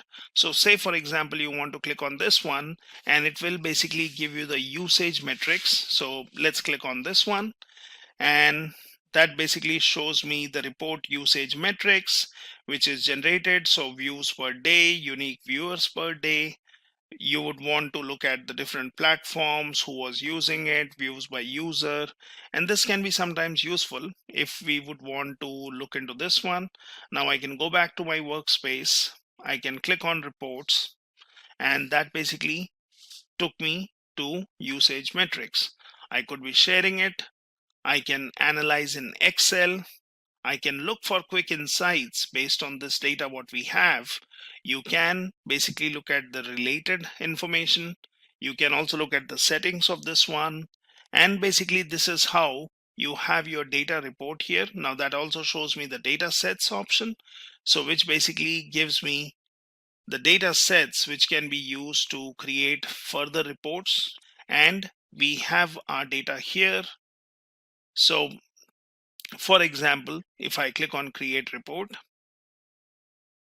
it basically gives me these data sets, and we can continue working on this. So this is how I have a simple report created without basically working on two different data sources, but I have selected some data here, and then I can basically add details to this. So for example, now if we look at orders and say for example this is the data I have, and say you would want to add some fields. So let's go to returns and say, for example, I would be interested in looking at the products. So might be what I should do is I should replace the report here. Instead of country, it would be interesting to look at the product which we have, or basically customer ID. So we can look at customer ID, we can look at the order ID, which would be interesting to see if there is a particular order, what was the sales which was generated, and if there were any returns which were happening on that. So for example, here when I have these, let me cut out country as a field, and I will basically take order ID and place it here. So now if you see, my data has been easily modified.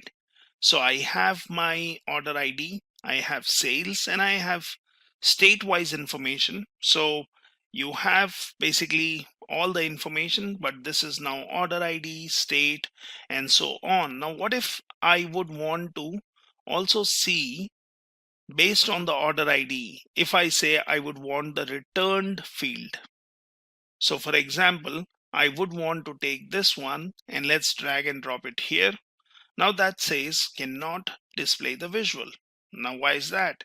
So if you click on see details, that says cannot determine relationships between the fields. So it cannot display the data because Power BI cannot determine the relationship between two or more fields. And how do we fix that? So for example, if I click on fix this, now it says there is a missing relationship between these fields. Use auto detect to search for relationships or create them manually. Now I can click on auto detect, which will try to search for fields which exist in both the data sets, or basically I can create relationships. So let's click on create relationships, and that basically takes me to this page which says there are no relationships defined from table to table and so on. So I can click on new. Now here it says select the tables and the columns that are related. Now I can say orders. Now those are my fields where you have order IDs, and it automatically shows that returns also has an order ID field, although all the values might not be same, but this is how you can create a relationship. And it says the cardinality says many to one, so you can have basically many to one relationship. You are saying cross filter direction is single, so make this relationship active, and it has already helped us basically identifying the field. So I can say okay. So it says now these two tables should be related or should be connected based on order ID. So here we have this, and let's basically say close. Now once that is done, if you see, I have order ID, I have returned, I have sales column, and I have state. And if you see in returned, I do have a value of yes, which shows this particular order ID had generated some sales, and it was for state Alabama, and it was returned, and the value is yes. So if you scroll down, you basically see all the values. Now we can add different filters where we can say I would want only yes and no. Now this is again an interesting report. So let's go in also into the formatting, and what we can do is we can look at, say, the grid option. If we would want to basically say vertical grid, and let's say on, and it says vertical grid color. So let's select this. Might be I can try doing a black here. It puts it in the right nice table format, and that basically looks good. So you have sales, returned, and so on. And this is basically the order which I'm seeing here. So for example, if I would want to change the order, and if I'm saying, okay, I would like to look at sales and returned and so on. So we can be doing that. We can come here and say, for example, I have sales and returned. Let's try moving the sales column over here. Might be state is an information which we would want in the beginning. So let me also move the states all the way here. So it gives me state, it gives me the order ID, sales, and if there was a return which was happening on that particular product. So easily I've modified my report. Now what I can do is I can just save it, and I can do the same thing. So I can publish it, I can basically continue using it, or I can work on a new report. So let's continue learning, and now here we will also see how you can load some data and perform some transformations and basically get multiple results or multiple tables or multiple data sets which can be then further used for reporting. So Power BI does give you a lot of options. Now here you have an option, as we saw earlier, that is get data, or what you can do is you have an option where you can create new data also, which says enter data. Now this is something which can be easily used if you have relatively less number of fields. So you can basically add more columns here, and you can basically add values. So for example, if I would just call it something like scientist ID, okay, and then I can say scientist name, and then basically I can say domain, and then I can say, for example, let's say year of joining, and I can keep adding the number of columns here. I can delete the columns, right? And I can give this, and I can say country. So that's it. And now we have created these five columns, which we have given some names, and we can start entering some values. So I can basically say, let this scientist ID be 2234. I can give some name. So let's give Peter, let's say domain, and I can say biotechnology. I can give year of joining 2011, and I can say Germany as the country. And I really don't want this particular column, so I can go ahead and delete this. Now I can come here, and then I can give something else. So I can say this is scientist ID. I can give John. Let's say the scientist is mainly working in physics, and then I can say 2018, and let's say France, and go back here, and let's say 4567, and let's say Marie, and let's say she does her research in molecules, and let's call it 2001, and let's say Italy. Okay, and you can continue adding data in this way. Now you can say if the data is already here, so I can say, for example, no, I do not want this particular row. I do not want this particular row. So you can basically keep adding values here. Now you can say edit. So here we have to give some names. So let's say scientists. Okay, and then if you choose edit, it basically brings up your Power BI editor, which allows you to work on these fields if you would want to make some changes. Now we can make some changes here. We can see what are the number of rows. We can basically perform any kind of transactions here. So this one basically tells me what is the data type.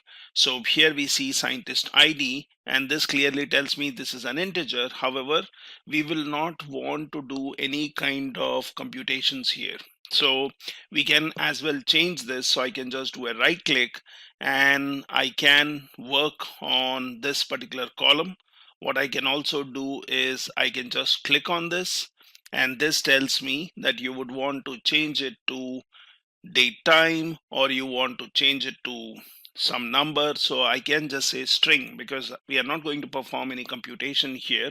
So on the ID column, so let's say text, and I'm changing it. So it says replace current, add a new step. So selected column has an existing type conversion. Would you like to replace the existing conversion or preserve the existing? So I will say replace current. And now the data type has been changed. It is of a string. And if you see, this step has got added here. So it says that the change type is the kind of transformation we did here. So that's fine. Now what we can also do is we have the scientist name, but we don't like the column name here. So it would be good to change this. So there is something called as remove or remove columns and so on. So when you do a right click, it gives you a lot of options in applying filters or doing some transformation. If I just click on this one, so what I can do is I can look at the date time, and let's go here. So we have an option which says, do you want to change the type? Now we could have done that here, or like I said, you could choose the time and do it. You can just say transform, and how do you want to change it? So do you want to change it to uppercase? Well, you can do that and changes all the values of this one. What I can do is I can again do a right click, and I can choose basically if you would want to clean up the data, or if you would want to convert to lowercase, you want to capitalize each word. So let's choose that. And if you see here, the steps are getting added. Now to undo any particular step, if I just cancel this, then I'm back to this. If I cancel this, I'm back to my original form. So you can anytime undo your changes, and you can basically work on this. So we are working on this particular column. Now there are various other options that you can look at. So for example, this is some of my data, but it does not have much information. It would be good to load some bigger data set and then use these transformations, or basically working on changing the data types, as I mentioned. Or if you would want to do a filtering and remove certain fields and only select particular fields, if that's what you're interested, doing a right click where I want to create a copy of this, and then basically I can use that particular copy. Now what I can also do is I can add column from examples, I can duplicate column, and then I can make some changes to that. So this is my duplicate column, and say for example you would want this one to be changed. So we can say remove duplicates. We can basically, if you're doing some kind of change, you want to change the format here, you can do that. You can use for other things like filling up and all that. Now I can just call it rename, and let's say alias scientist name, right?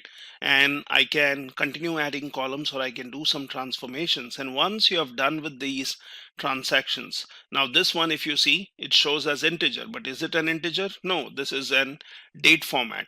So I can go for modeling and change the formats. What I can also do is I can select this, and it says it's not a decimal, it's not a fixed decimal, it is date time, it is date, it is date time and time zone, right?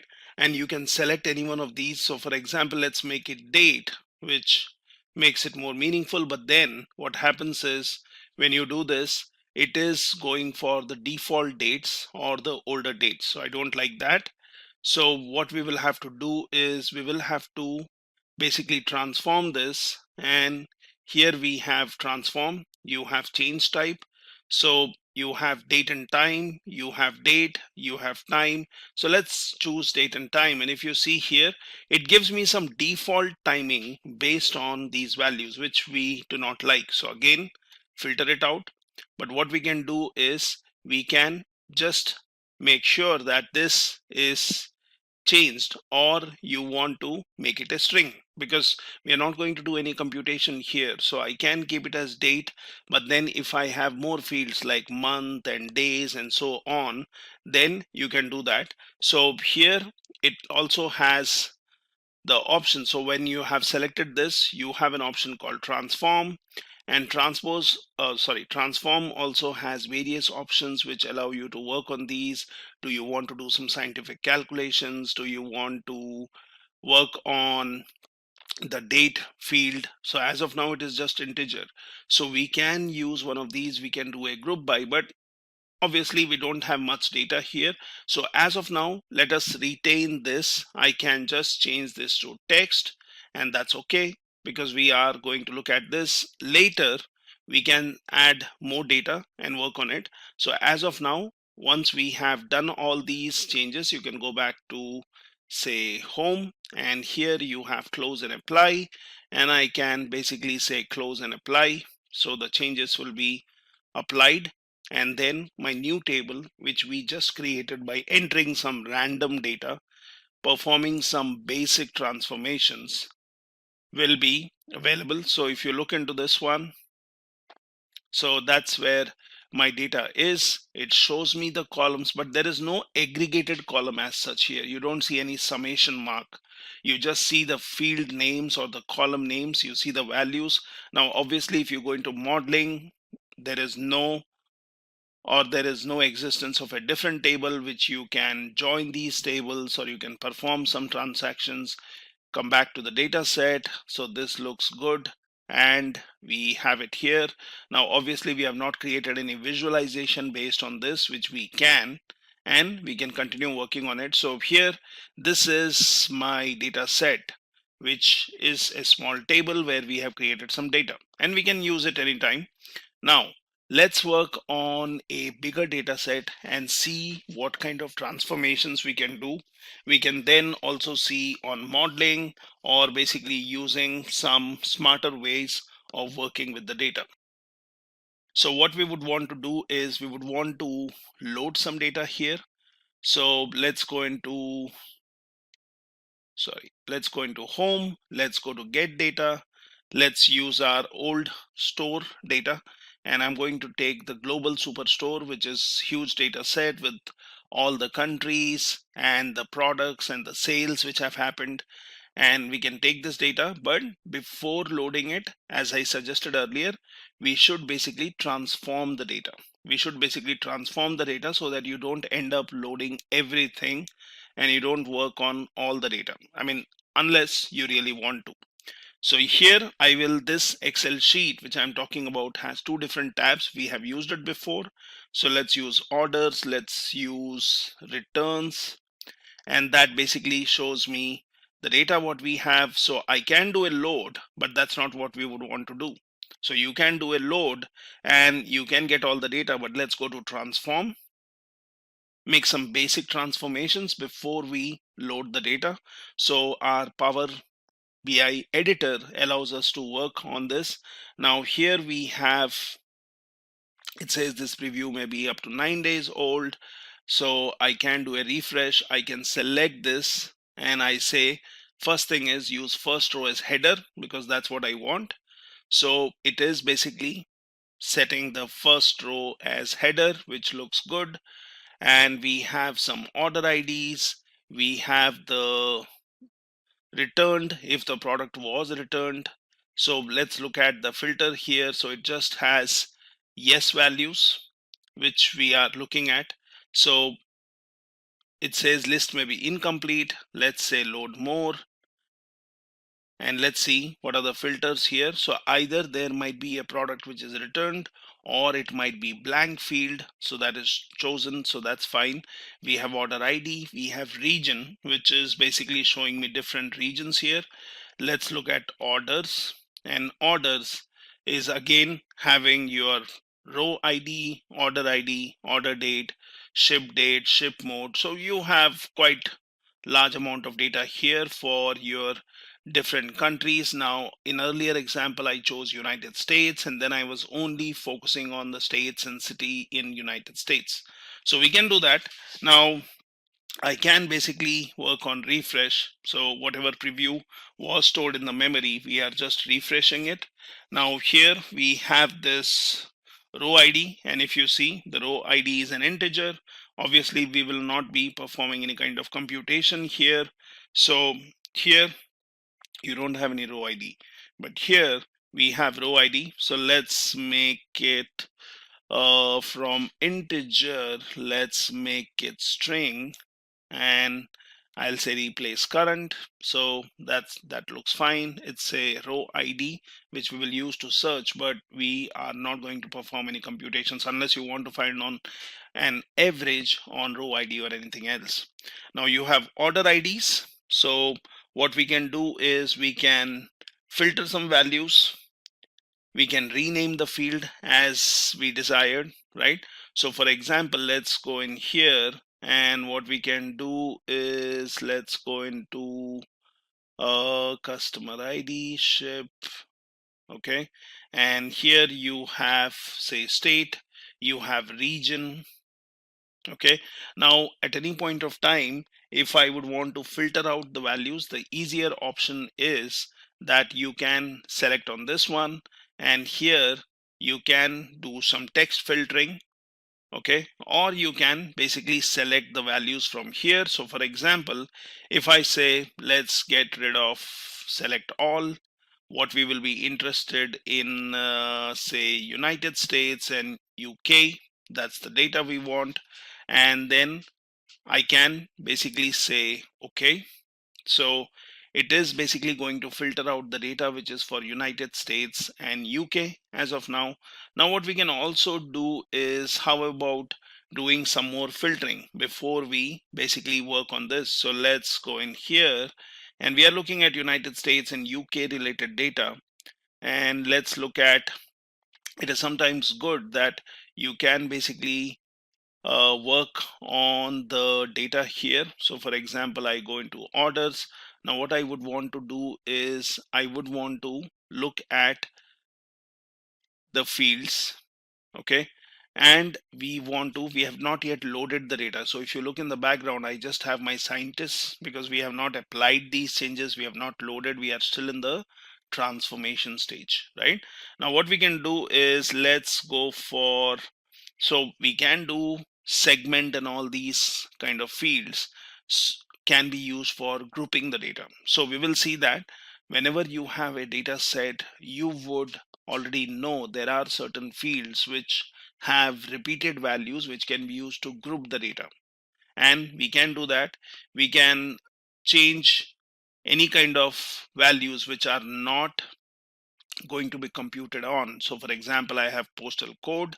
I can use this, but again, we are not going to find a postal code which is greater than something, right? So integer is not the valid type. Let's change it to text.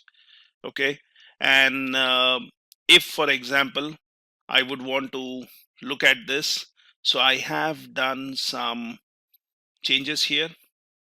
Okay, and this shows me null. So for example, let me just revert this back, and let's make it a whole number.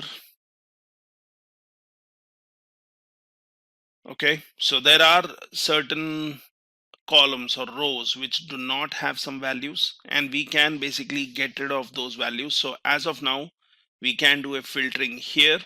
So let's keep the postal code as integer, or let's change it to text, do a replace content. And now what we will do is we'll scroll all the way right. Might be I'm interested in technology category, so that's what I'm interested in.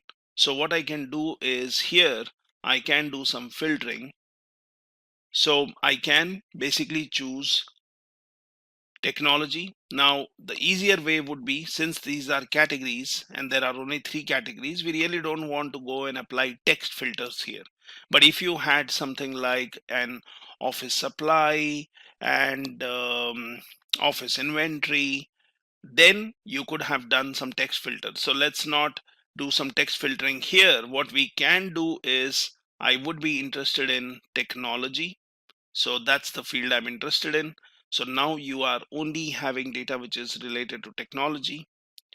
Okay, and you have some product names. So this is where we want to do some kind of filtering. So we can rename the field, we can select some fields. So let's, for example, let's go for any of the field which I think might have more entries here. So for example, let's go for Canon wireless or Canon image, right? So let's go for product names, and I will say let's go here. Now I could have done a transformation, but that's not what we want.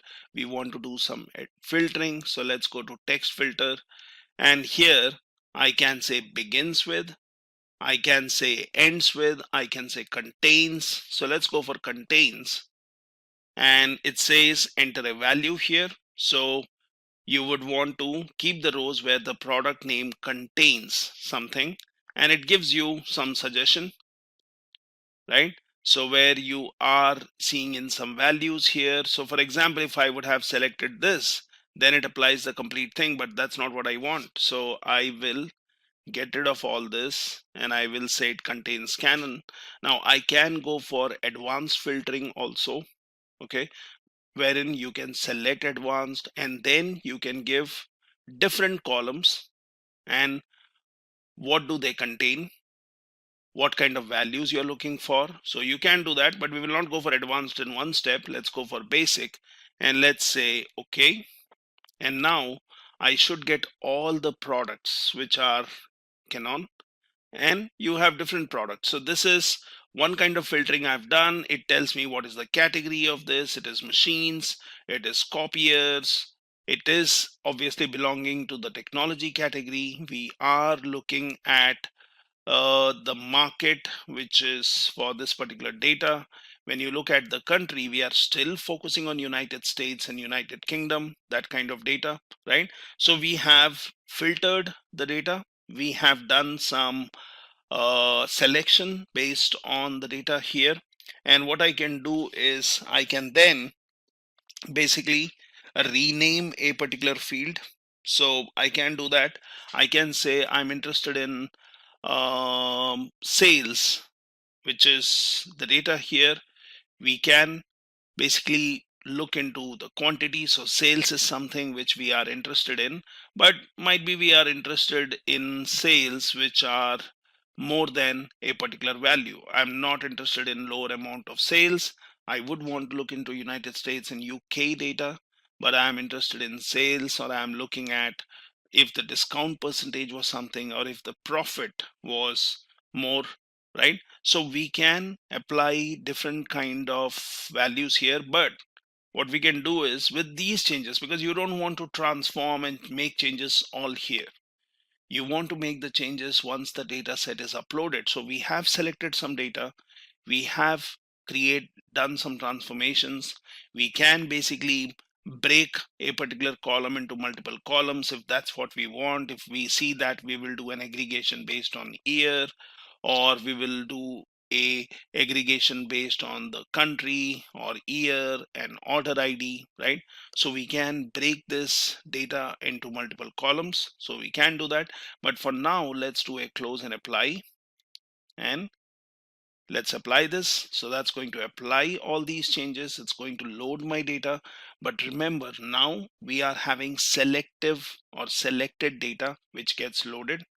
So that should be available here. So it takes time sometimes, so you have to wait, and then you can go ahead and check here. So for example, now I'm looking in tables.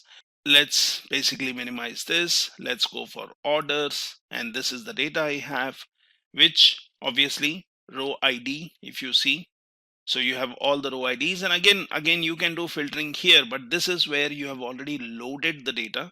The data is available, and then you can start working on the columns here. So we have this.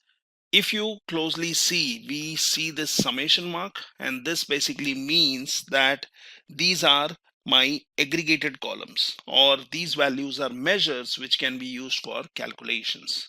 So we can see that we can create our own aggregations. So we can do that.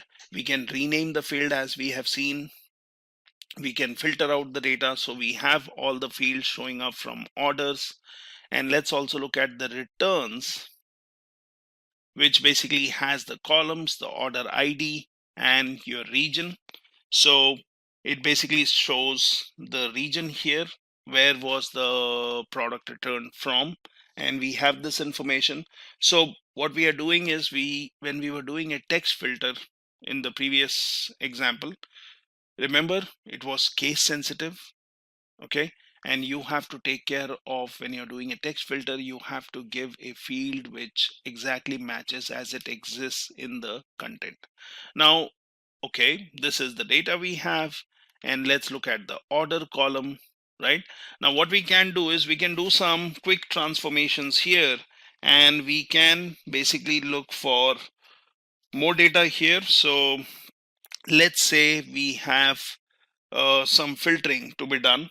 Now I can do a filtering based on my products.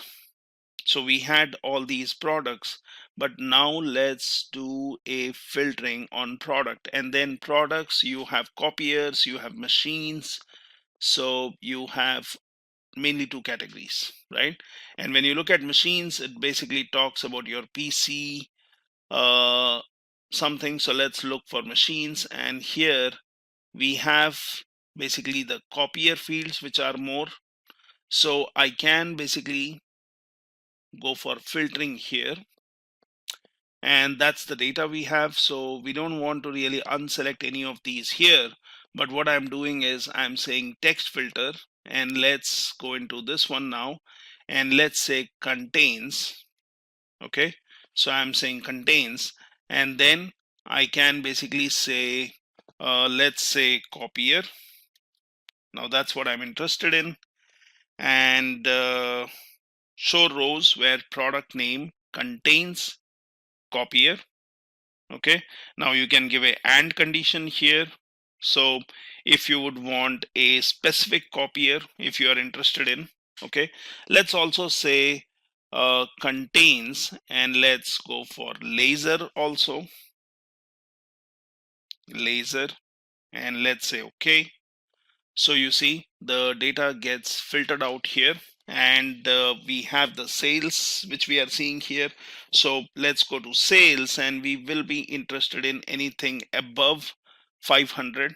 So let's go to sales, let's go for number filters, let's say greater than, and I will say, for example, 500, oh sorry, 500. Okay, and let's say okay. So that basically filters out the data. And then I am also interested in quantity, where I would want the quantity to be more than 1 or more than 2. So for example, so let's go in here, and you can basically choose what is the filter you want. So you can apply any number of filters. Now you have the filtering here, you can always click on the filter, and if you want, you can just do a clear filter, and the filtering will be gone. So you have all the data, right? And this is the particular data we have, and here I have, say for example, product name. Now I can keep the filter because I'm interested only in these values, or I can filter out. So this tells me that when we did a and, it is basically going for laser and copier, right? So let's say for example, clear all filters, the thing is gone. What we can do is, let's go here, go for text filters, say contains, and here I will say it can be a copier. Okay, or, so last time we did a and I'll do it contains laser. So let's choose this. That gives me more entries. So either the product name has copier, or it has laser, it has the quantity, it has the product name, and we have all this detail here. Now what we can also do is we can do some transformation on the product ID. So for example, you have product ID or order ID. So order ID shows up as looks like the country name, the year, and then the order ID. So we can basically split it up. So I can select this, and here I have option of, let's go to home. So when you have selected this column, So you have an option of transform data here. So use the Power Query editor to connect, prepare, and transform the data. So if you really want to transform the data here, if I basically select this, if I just do a right click here, now here it just tells me, do you want a new column? Do you want to create a copy of this column? Okay, you want to create copy table. So this is your transformed data what you have. And for example, let's create a copy table. And let's come in here. So you should be able to see your copy table now. So let's go in and select this one. And what you need to do here is creating a copy of this or copy table would not be the right option. What we can do is we can work on transforming this rather than doing it from here. So you have this option of adding a new column, going for a new measure, renaming it, right? So that's okay. But what we can do is select this particular column. Let's do a home. And first thing is let's go to transform. So I want to transform the data. Now let's select this one and it brings up your Power Editor again. Here we were interested in orders. So we are looking at our data here. Now if you see, my country is United States and UK, so you can confirm that. If you look at category, it is technology. Product name has copier and laser as we selected. So those things are retained. So you have not lost any changes as of now. So this order ID column what we have. Now, as I said, you can be doing a filtering.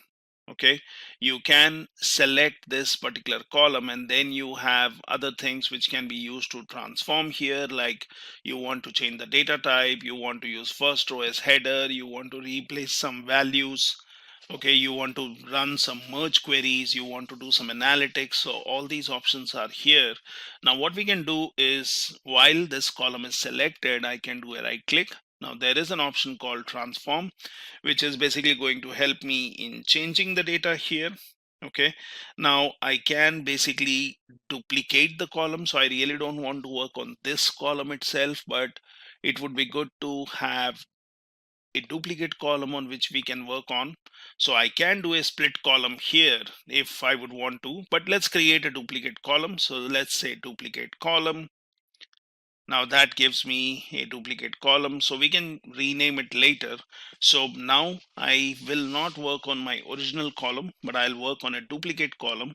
And what I'm going to do is I'm going to basically transform or split this. So again, do a right click. Now you have a split by. So we can say split by delimiter, or by number, or by characters, or by position. So by lowercase and uppercase. So you can do all of this. So let's go for by delimiter. Now, if you see, it basically identifies the delimiter, which is hyphen or dash. Now you can go for split at leftmost, identifier leftmost delimiter, rightmost, each occurrence of delimiter, and that's what we want to do. You can look into advanced options where it says split into columns. So do you want to split that into columns? Do you want to split that into rows? Because that's more or less like doing a group by. And you can say number of columns to split into. So we have here 1, 2, 3, 4 values. So that looks good to me. And let's do, say for example, if I choose 3.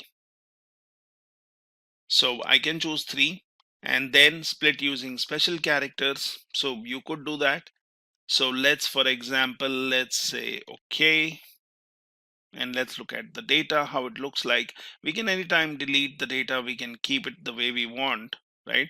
So what we did was we created a copy of the column, then we did a split, and what we have seen is we just have 3 columns. Now if you see, the fourth bit is gone, fourth bit doesn't show up, right? Because I just did a 3 as the resulting column. So I have the order ID. Okay, and we can check if there is already an order ID column. So we have order ID, but that has the complete order ID, year, and the relatively product ID. So you can see the customer ID. You can look at this one. So it basically has your order ID, and then let's look at the fields here. So we have the product ID, which says TECMA. I'm looking at the first one, 3700, and that has in no relation to the order ID, right? So we can make sure that there is nothing which is conflicting with our entries. Now, once that is done, so we have order ID, which can be used to categorize the data. You have order ID, which is basically the year, okay, and you have order ID, which is basically having some more value. Now I can keep this data as I want, so I can basically click on this. I can go for renaming, and I can say, let's call it order ID, and let's say IDs. So let us, in case there is a particular column and you would want to look at, so just give the name correctly. Now order IDs is fine. So here we will also rename this one. So let's call it order year, and that's going to be order year. So we can again change this to string, okay, and here you have the order ID. So let's rename this one, and I have my, let's call order number, right? So we are seeing all the steps which we have added here. We just split the data based on the delimiter, and we have now 3 new columns which have got added to our existing data, which was already filtered. And we have done some splitting up of data by creating a duplicate and then renaming it, right? So if you go and look at your transformations, now if I would have done a split here straight away, then my original column would be gone. But probably we want the original column, because sometimes you may want to search order ID with a consolidated information. Sometimes you may want to segregate it based on year, right? Now we have the year field or order date field here. You have the ship date, right? But then might be you want to just aggregate based on year. You don't want to really spend time in aggregating or extracting the month and day and so on. So these 3 columns can be useful. Now what I can also do is I can merge the columns if I want. So we have split the columns, but what I can do is I can say select, select, select. So using your control, and now do a right click. So you should have an option called merge columns, right? Now this is something which is we would want to merge. So let's say merge columns, and let's say, do you want to keep a separator? So yes, I want to keep a separator, but might be this time I will give my separator is a colon, and then what is the merge column name you want to create. So let's call it something like order, okay, year, and then let's call it num, right? So sometimes renaming the fields to a name which makes more sense or based on your naming convention is good. So let's do a merge, and now what I have done is I have done merging of those columns. So I split the data, I merged the columns, and now if you see the columns which I had created, those columns are gone because you did a merge. You did a merge, and now you have the fields which are either earlier you had something which is separated by a hyphen, and here you have something which is separated by colon, right? Now anytime if you want, you can unmerge this by removing this step, right? And you can get rid of this merge column. So if, for example, I would do that, so I have my data back, right? I have my data back. So what we could have done is we can select this, okay? And then what we can do is like what we did earlier. So you can basically go for removing the columns, okay? You can do a merge column, okay? You can select one by one and create duplicate of those, and then you can merge them, right? So all the possible options are there. So you can, the best option would be to create a duplicate of these columns and then basically merge them as per your convenience. So might be you can say order IDs and order number is the pairing what you want. Year is something which you don't want, right? Because we already have the date field.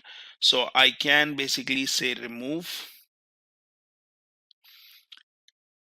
and this one is gone. Now I will select this and this, and let's go for merge columns, and I want to give a separator which is might be without the year, and you have space, or you can go for custom like earlier we had, give a symbol, and then what do you want to call it? So let's say order specs, okay, right? So this makes more meaning because we already have the date field. So why do I want the year into my order ID? So I can always be doing a segregation now based on order specs, right? Now this is some simple transformations what we are doing here. We are seeing the data which we have. Okay, now what I can do is I can basically first apply these changes so that all my changes what I have done are applied, right? Now once these changes are done, we can basically go ahead and save this file. So I can just say save, I can go for save as. I have different other options. So if you would want to keep performing your transformation, then you can just do this. You can add a column, you can view the data. So for now, our transformations are good enough. And what we can do is we can basically go back to home. We can do a close and apply, and we will be back to our data set, which has been modified. So we can see if the data what we have has been transformed. So we have order specs here. That's good. We did not do any filtering, or we have the filter left here, which basically tells me that there are these different fields. We have not removed them, but what we are doing is we are just applying a filter to choose copiers and laser printers. So that's what we have here, and this is good enough. Now what I can do is once this is done, I can basically save it. So I would want to call it some kind of report if you would want to create. Okay, so let's call it as let's say second report, and here I will say country and technology specific info. Let's save it, and now basically I have saved my data. So what you can do is you can go for creating other report, or basically having this information published if that's what you want to do, if you want to go for visualization. Because right now what we are seeing is we have a lot of data here. It shows me there are these tables or data sets which we have worked on, that shows me here in the models, but there is no relationship in them. If you go into visualization, then you don't have any option, or you have not created any visualizations based on this data. But if you go here now, based on the data what we transformed, if you see, we have order specs, right? Now that's what we chose. We basically have other fields. So you have ship date, you have aggregated columns which can be used for visualizing, and we can work on this. So I can come back here, and what I would be interested in is this data set is fine, but I want to do some grouping. I want to basically have some selective data in this, and for that what I can do is let's go for ship mode. Now this is something what we have. So we are in this data field. Now we have this transform. So let's go back to transform again, and let's choose our orders. So that's the data we have. And now if you see here, this is, huge amount of data. What we want is we want to group them based on the shipping mode. So here you have an option called group by. So I can select this. I can go in here. I can basically work on, okay, get rid of duplicate values, but that's not what we want to do. You want to do a group by. So as I said, you can do a group by from here, or you can choose from the transform option above and you can do a group by. So let's do a group by. Now, how do you want to group the data? So I'm saying I want to group the data here based on shipping mode, or which is the other column you want to use to do a group by. So let's go for shipping mode. And what is the new column name, right?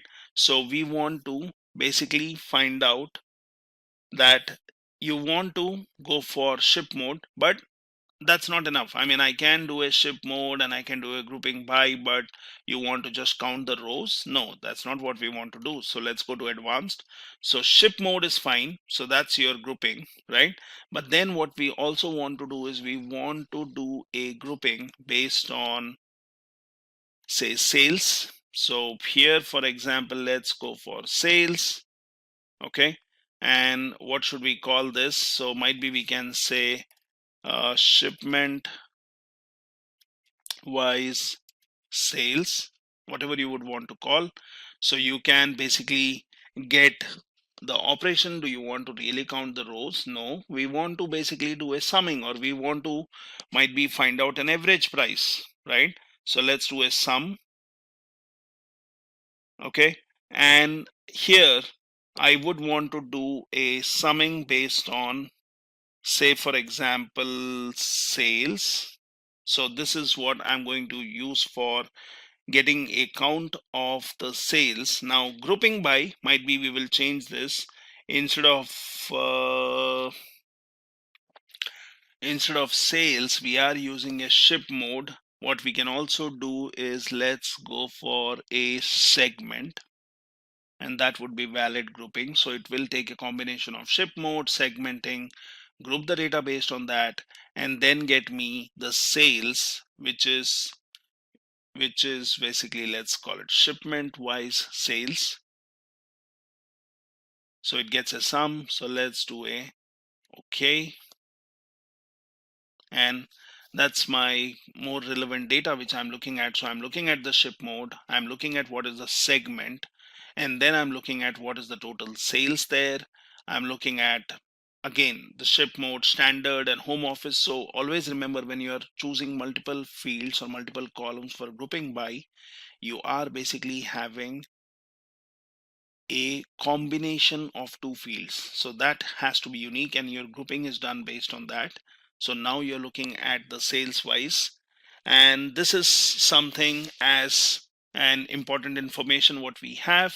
So we have done some transformation, and what you can do is you can use other ways, like you can use pivot to get individual values from it. You can run on merge queries, which is basically running some merge queries and merge the query with another query in this workbook if you have. So you can go for this. Now I can basically go for apply and close.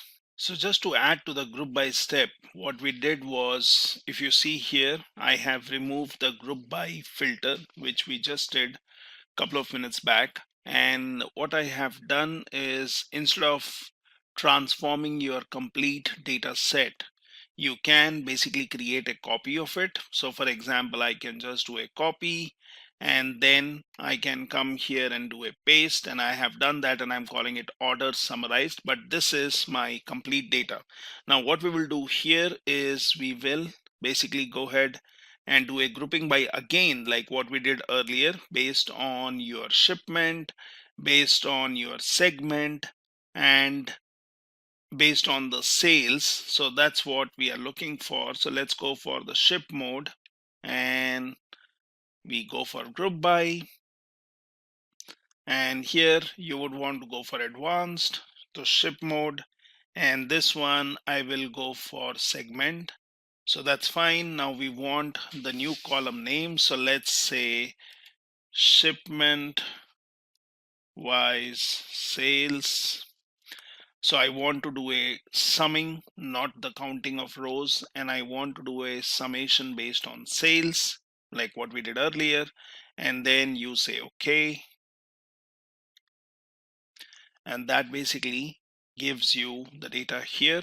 Now what we have is we have the resultant data based on the data which is coming in from here. We did the same thing just 1 minute back, but we worked on the original data set. So what I did was I created a copy and now I'm working on this one. So I'll say close and apply, and now we are back to our desktop. So it is applying these changes where we have done some transformations, we have done some grouping by, and what we can do is once we have the data here, we can anytime look at our data sets or tables. So this is my original one. If you see, now I have order summarized. I can just pull out this information. I basically have my returns, which we have not really touched, and we have the scientists. So we have all the 4 data sets here. Now what we can also do is let's look into order summarized, and we just have this data here. So this is fine, and you can continue working on this. You can basically merge columns from 2 different data sets, and then you can get the merged column and you can rename it. So you can obviously do that. You can basically do a uncheck whenever you're working on these data sets. So what you can do is, if you would want to work on transforming, for example, let's go back here and say I want to do some transformation on it. So how did we do it? We just did a transform, and you can go back to transform. So you have this data here, and the data what you have, you might be interested in transforming this into something else, and then you don't want to maybe load this data. So you have this option where you are selecting orders, and then you have something called as enable load, which can be unchecked. So when you do a uncheck, what will happen is whatever changes you perform, only those changes related data set will be loaded, and they will still be available, but this will not affect your, it will not affect your original one. So for example, let's say copy, and let's go in here. I will do a paste. Let's say orders. Oh, I did a paste. I need to rename this. So let's do renaming. Let's say orders, and here I will say summarized, and I will say US. So I'm renaming it. Now let that get loaded. We can perform some transformations on it. So I have here, where's my country? So let's look for country. Yeah, and let's look for country. So here I will go for only United States. Okay, that's what I'm interested in. And then I can choose, well, I'm interested in just central US. So I can basically go for just the central US, and I can get rid of all of these. So now I should have only central US data, and this is fine. And this is the data might be we are focusing on right now for doing some visualization, might be looking at sales, might be looking at the product name. So you have the product name. Now remember, you don't see any filters here, right? Because the filters are coming from the resultant set and your transformation. So if you have any filters, you would be seeing in the top row. Now this is the data we have. Let's not restrict it to region. Region would then reduce my data, but that's good enough for us. I can just say no, I'm clearing off this filter. I'm still looking at United States, but I want to look at all the regions. Yeah, we would be interested in category, and that's anyways chosen as technology, which we had chosen when we were loading the data. We have copiers and machines, right? And we can basically keep this. Now this is fine. I can apply the changes. I can apply the changes based on this one. And what I can do is I can just say for now apply. So that's going to apply all the changes which you have done in orders or summary or the new one, right? And what I can do is now I can choose order and I can say don't enable this in load. So it says disabling load will remove the table from the report and any visuals that use its columns will be broken. We are not creating any visuals as of now. The table will be removed. So that's fine. And now I will say close and apply. So what happens is you are loading the data based on the changes. Okay. Now you have your order summarized, you have returns, you have scientists, but you basically do not have orders anymore. So that was not loaded. So I only have this one, I only have this one, and you have returns, you have scientists, you don't have the orders column, right? Now that particular data set was not loaded at all because we did not choose that to be loaded, right? Now while I'm in this orders, which is, let's see here, and actually you can drag in, yeah. So you have order summary, and this has basically kind of data which I'm looking for. So I really don't need the orders table. So you can do it in steps and you can aggregate this. You can have aggregated data.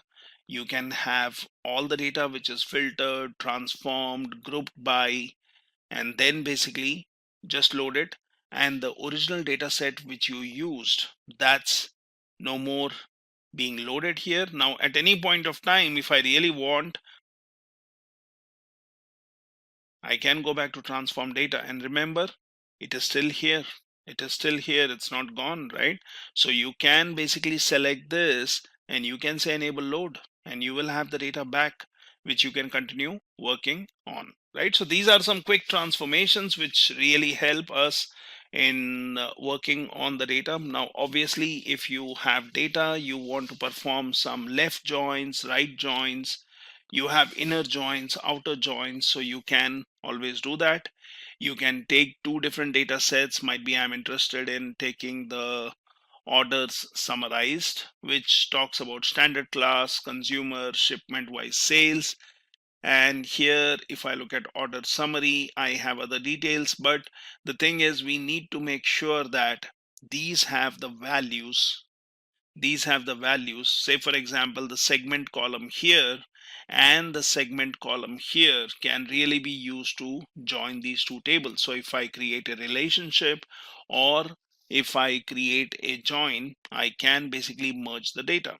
So this is how you work on data. We will also see some more examples on might be modeling the data using some expressions to work on the data.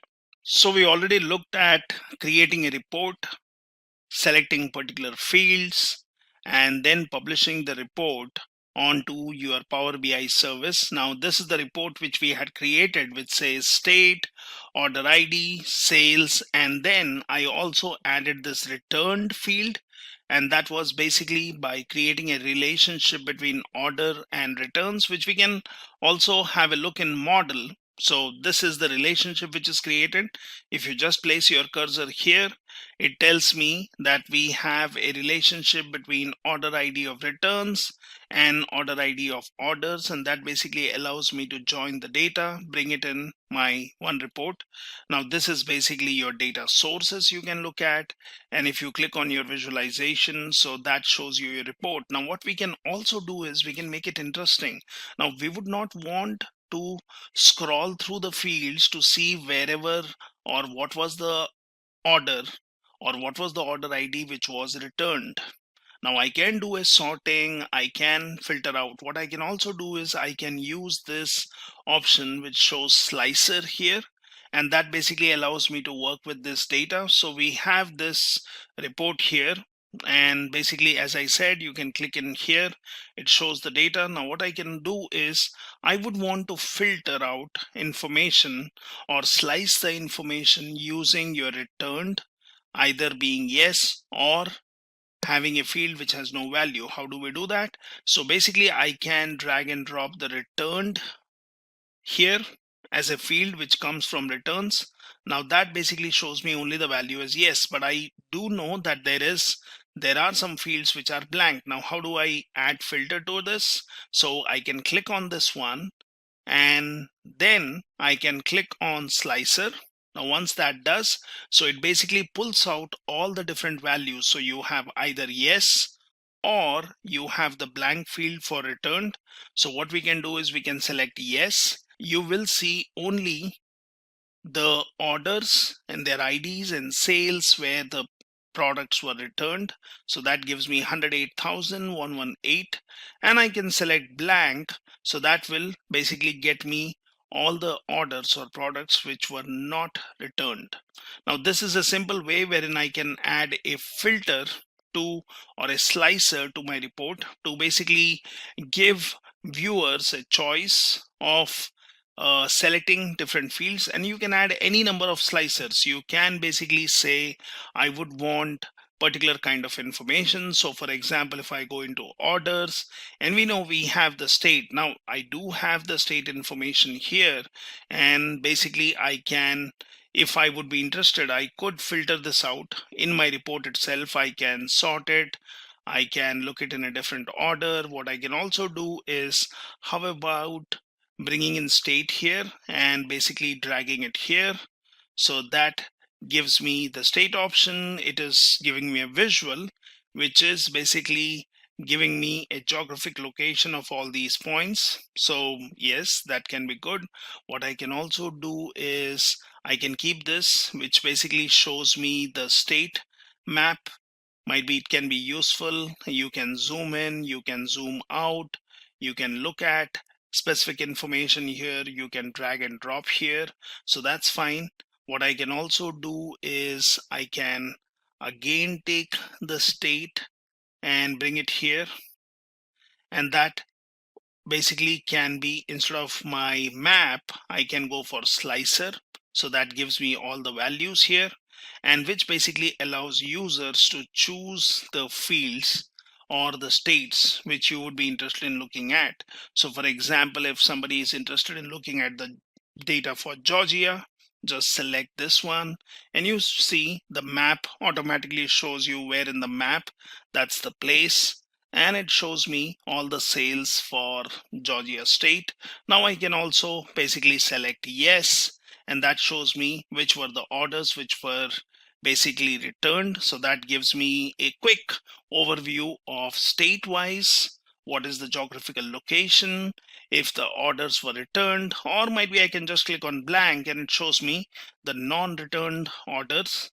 I can again go here and uncheck the Georgia option, and that shows me all the states. Now once you have done this, this looks like a comprehensive report which can be useful for the viewers, for your management team, and so on. So we can just do a save, and that basically is saving my report. So I have this report. Now what if I publish this report? So I can just do a publish, And when I publish, it says, okay, workspace. So let's say select, and then it says replacing this data set may impact two reports. You already have a data set named by this one. View the impact. I would say replace, or I will say view impact. So that basically takes me to the Power BI service, because sometimes we may have some reports which we have already uploaded, and updating an existing report might basically affect my existing report. So it basically shows me the impact analysis. It shows me one workspace. There are two reports. They have not been added to dashboard, but these are the ones which will get modified. So let's, for example, as of now, go ahead here and let's look into my Power BI. So go back to your desktop, and I'll say no, I don't want to replace. So click on cancel. So I do not want to publish it. What might be what I can do is I can try saving it as a different report. So let's say save as, and now I will basically say additional filters. Okay, let's save it. So now you see the name on the top changes to additional filters, and now it's saved to publish this. And now I can go ahead and publish it. Select your workspace, and basically it says this is the report being published with our additional filters, with a map which gives a geographical area showing us the information. And then basically what I can do is, once it is done, I can look into my Power BI service like we did earlier. You can do a filtering. We can basically query this data. We can share it with other users who might be interested in looking at this particular data. Now this says it is done. So it says get quick insights, and might be it's a good an option to look into what kind of insights it gives you. So click on that. See the beauty of Power BI, where it tries to search for any kind of insights which it can gather from the kind of report which you have built. Now once the insights are ready, it will let you know. What we can also do is we can come in here, click on view data set. So you see now it shows your additional filters, and here you have option where it should be showing your report. So let's say view, and view is fine. So, and if it doesn't show up, sometimes it might be taking time for refreshing. So you can always go here, and then you can click on your report, and that should get populated. So this is the report. These are the filters which I have. Gives me an option of choosing all the states, and basically allows me to edit the report and look at all the information here.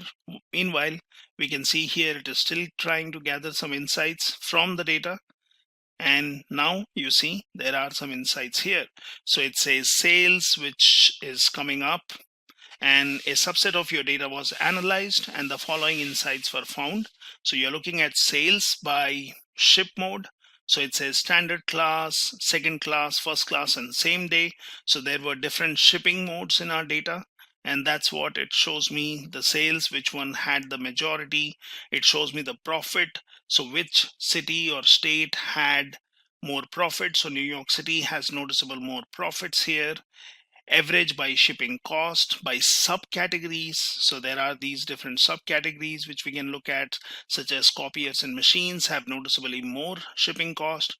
Profit by product name, and you can basically look at the row ID and quantity. So this is where you're looking at a regression analysis. You're looking at row ID and quantity. So there is a correlation between row ID and quantity. So these are two different variables or fields which are related. You're looking row ID by category, row ID. So it says California has noticeably more row IDs, sales, your profit, count of region, and count of returns. So there is a correlation again between two different variables. average of shipping cost. Now, we would have taken a lot of time building all these visualizations, but Power BI has already helped you in gathering all these insights, and then you can basically select which one of these is what you're interested in. You can focus and look for more information based on all the fields. It has given you good amount of insights which will help anyone who is looking at this particular report. So that's your quick insights here, and we have this information. Now, once you have this information, this is basically where you have your focus mode. So it says subset of your data was analyzed, following insights were found. You can basically say download, and here you have other options which allow you to work with your Power BI. So let's look at this one. So this is where we have our report, and we can continue exploring it more. One more interesting feature which Power BI has, other than having your insights ready to use, which is basically in your workspace, and you can basically use these insights. What we are looking at, various options here, and basically you have this option where it says spin the visual. If you are interested in a particular insight, you can always pin it, which you can always go back and look into. What you can also do is you can also click on edit report here. Now that's a report which has already been published to your Power BI service, not yet shared, but that can be shared or that can be subscribed. Now once you click on edit report, it has option of reading view, mobile layout. You have basically an option which says basically options for navigating through the data set. You can go for how visuals on the canvas interact with each other. You have all these options, and one of the good options is ask a question. So you can always click on ask a question, and that basically says some suggestions. Now you can open this and it says, okay, ask a question about your data. Try one of these to get started. What is the average sale? Sort orders by order date. Sort orders by product ID. How many ship modes are there? Compare quantity and discount. So do not worry that your report has only 4 fields. So it has date, order ID, sales, and returned with some filters. But what about you looking at how many ship modes are there? So it is already looking at your data. So if you click on this one here, and you can see what are the different fields what we have, and you have ship date and ship mode. So this is one of the fields which it is showing you to ask a question. Now what you can do is you can say how many ship modes are there. Let's click on that. Let's ask this question. It says 4 ship modes. And do you want to add this to report? Yes, you can. You can let it be as it is. So you can basically keep this question here. And here you have an option. The visual is showing number of ship modes. When you place your cursor here, if you see here, turn this Q&A result into a standard visual. And let's do that. And basically it is saying number of ship modes. Right? So now that's the power of your Power BI, which has basically allowed you to ask a question and quickly add a visual to your report. Now what we can do is we can basically save this, or you can say save as and give any different name. So might be I'll just say save, because I would want to have this information and the report is saved.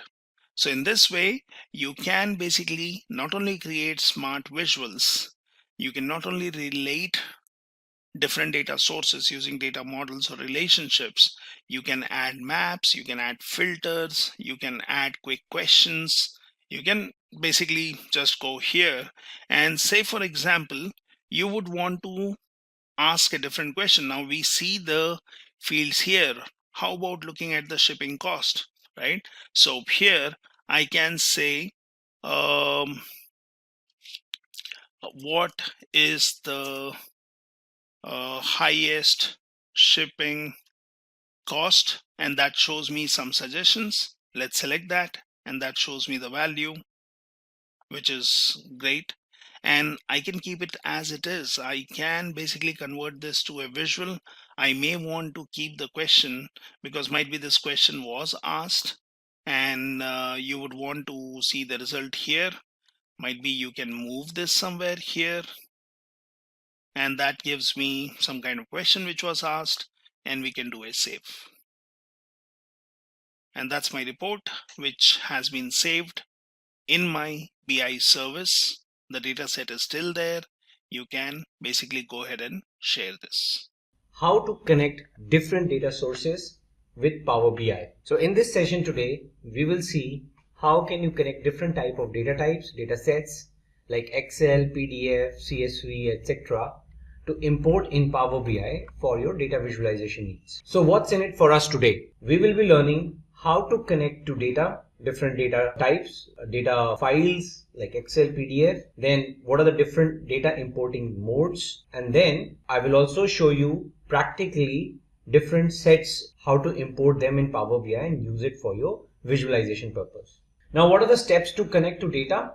So now we will go directly into Power BI and try to import one by one few most commonly and popularly used data sets which are most commonly used in a day-to-day activity.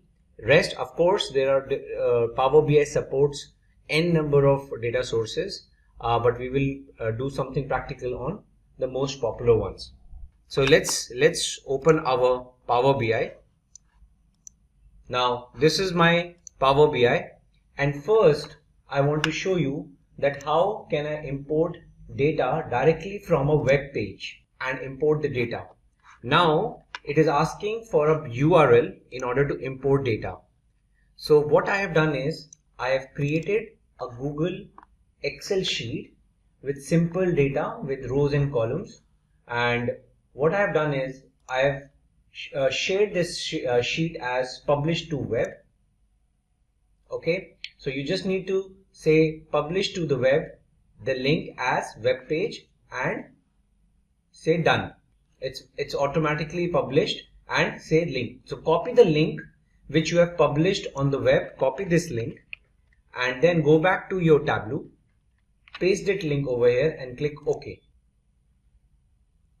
Now Power BI will try to establish a connection with this Google Doc sheet because it's published on the web.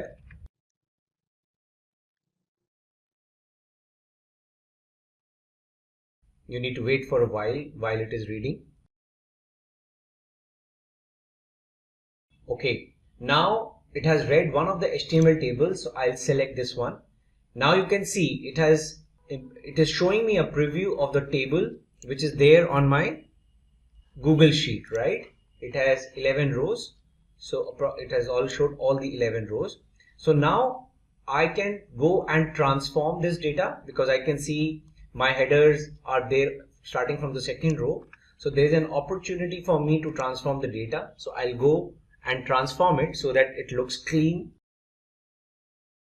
Okay, so first is I need to remove the first row, which is the null row. Remove the top rows. Okay, and then I need to use the first row now as a header. So you just click this option, use first row as headers.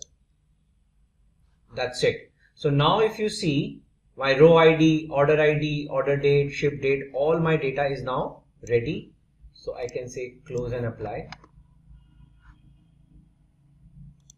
Click apply changes. Now this is an example of web data import. You can go and preview your data.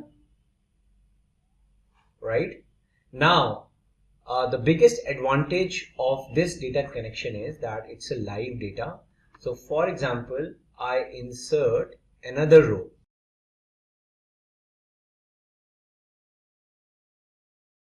Let me change the order ID. I've changed some basic stuff, and it's auto saved. Control S. Now I'll go to my Tableau and I'll refresh.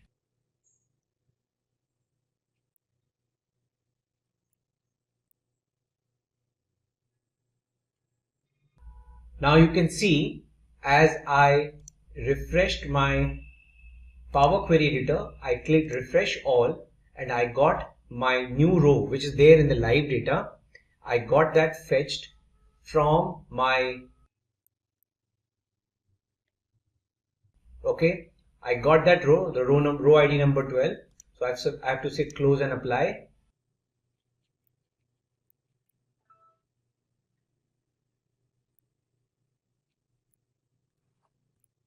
Now you can see the new row, the row number 12 is now available in my new data set, in the data set, because it's a live connection. It's a live connection with the web-based Google Sheet. Okay, so this is one important way in which you can import data. Now let's try to import data from a text file. Now I have already prepared a text file called subcategories.txt. Now let me just open it in a notepad. Now it's a very plain simple file, tab separated file in which you have product subcategory ID, subcategory name and product category key. So basically to which product category this particular subproduct belongs to, right? So what I'm going to do is I'm going to go back to my get data option and I'm going to select text/CSV option and I'm going to select option mod product subcategories.txt. Okay, so now Power BI has identified that it's a tab delimited file, it has recognized the headers, etc. right, and I can now directly load this file. Okay, so now once the data is imported in Power BI, it is like irrelevant to me, it's a composite data import I am doing, right? So in my presentation, when I am talking about importing data, there are different importing modes, right? Data import can happen through different ways. Okay, one is direct query mode, in which I create a live connection to the database, which I'll also show you using MySQL and MS SQL Server. And also you can do a composite mode in which you can have data imported from Excel, plus you can have direct query modes. So you can have multiple modes to connect and create a composite data model, and that's what we are doing right now in our practical. So what we are doing over here is, one, we have imported data from the web. Second, we have imported data from a text table. Now after doing text, now our next task is to import from CSV. Let's try another one. So now I have imported product subcategory. Now I'll import a CSV file. So again I'll choose the option text/CSV, and now in this CSV file, let me open this CSV file and show you what is it. So this is a list of all my products, product key, product subcategory key, products stock keeping unit, etc. A simple CSV file, and I'm going to import that. Okay, so now it has identified the delimiter is comma rather than a tab, and it has already recognized the headers correctly, so I'll load it. Okay, so now my products are there, product subcategories are there.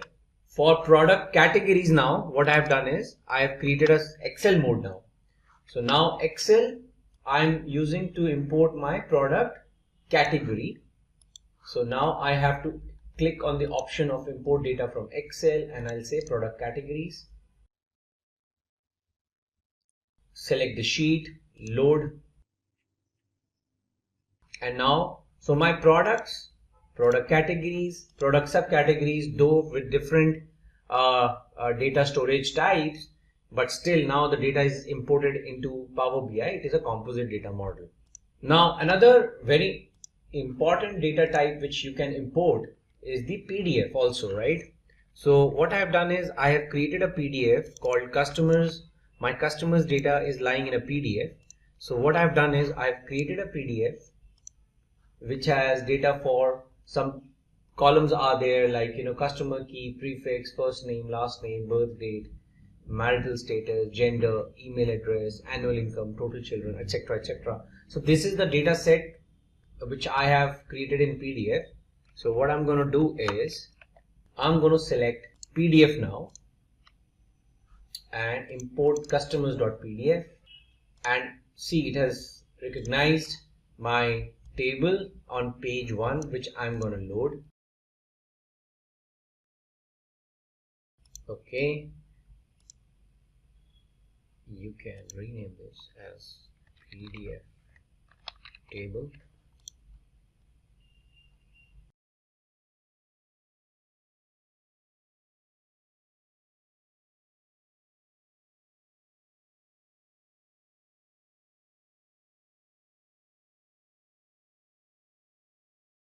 So this basically, these are the different type of data types we have imported: PDF, Excel, text, CSV, and web page.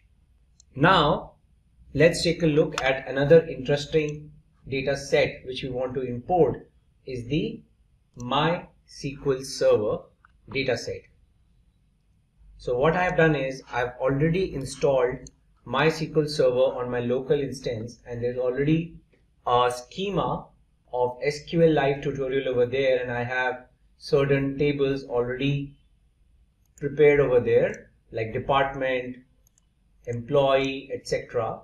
So my goal is now to import this data or create a live connection with this data set.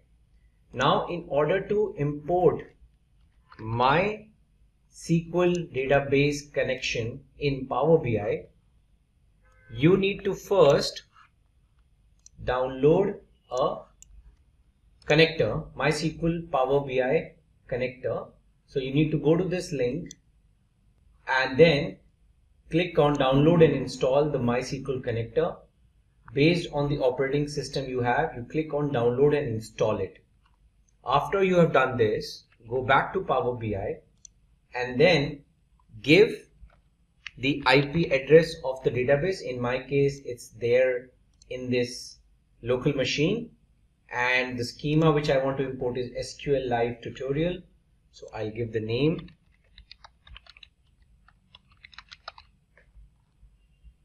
click connect. Okay, now it's connected. So now it is asking me which particular tables you want to create a connection with. I'm choosing department and employee, and I'm just loading them.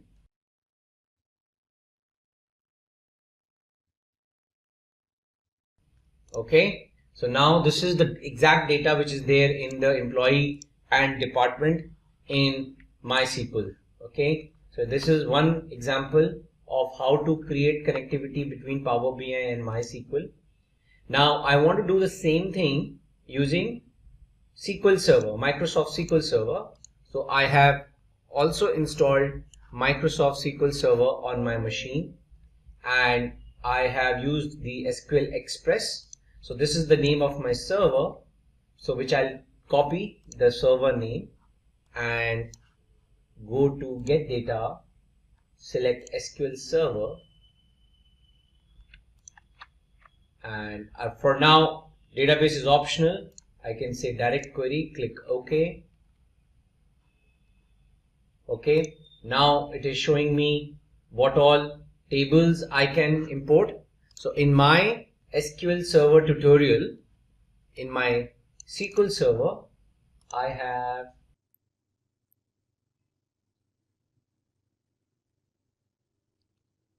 these three tables: customers, employee attrition, Olympic events. So I can use probably the customers one, which is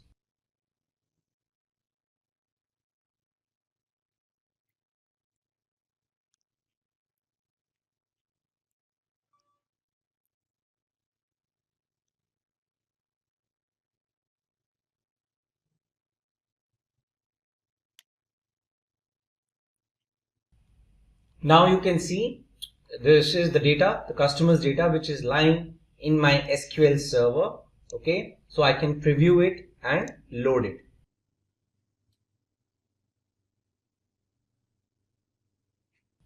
So now you can preview the data in Power BI. That this is the data. So I can rename as customers from MS SQL, and this is from MySQL, and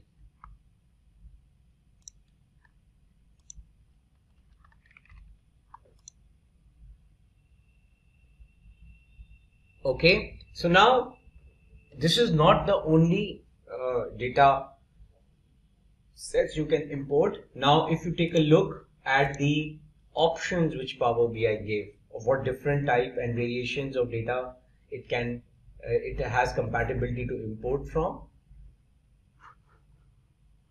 Okay, so we can just take a look at the categorization on the left hand side first.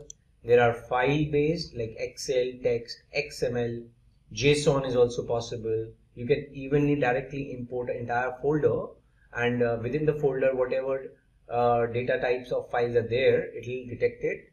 PDF, Parquet, or even SharePoint folder, which is itself a Microsoft technology. Then different kind of databases, SQL Server and MySQL we just saw, but it's not only limited to this. You can connect to Microsoft Access, SSAS, Oracle database, IBM DB2, Postgres, Sybase, Teradata, and then SAP databases, Amazon, Redshift, Impala, Vertica, Snowflake, and n number of databases which are there in the market today, Amazon, etc. Then it also allows you to connect with its own Power platforms, Power BI platforms, data marts, Power BI data flows, Dataverse, etc. Azure, there are different kind of storage mechanisms in Azure, and Azure itself is a Microsoft technology, so it has a compatibility with a lot of Azure based data storages like Azure SQL database, blob storage, Azure Databricks, right, Azure HD Insight Spark. So if you have those kind of services running on your Azure cloud services, you can even import them over here. Now online services, like you have ERPs running or some data which is shared on the internet. If you want to import it, that is also possible through certain products. Dynamics 365, Microsoft Exchange Online, Salesforce, Google Analytics, Adobe Analytics, GitHub, LinkedIn Sales. If you want to do some analysis of some social networking, feeds, that also you can import.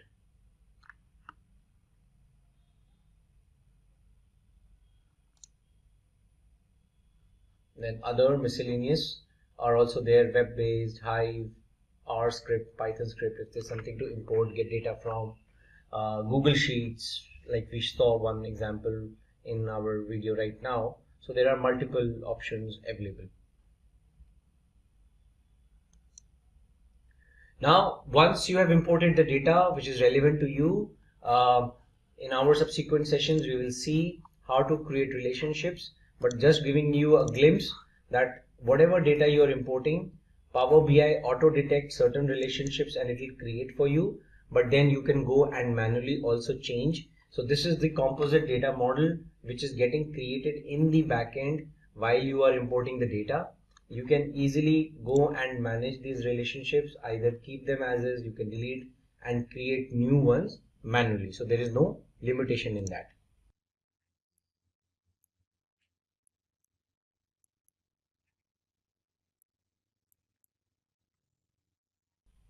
So this is what we have witnessed. We have imported data from different files types, data types, and then we have tried to, once it is imported into Power BI, then there is no limitation of how you use it. You can create visualizations across different data sets and then create your standard reports.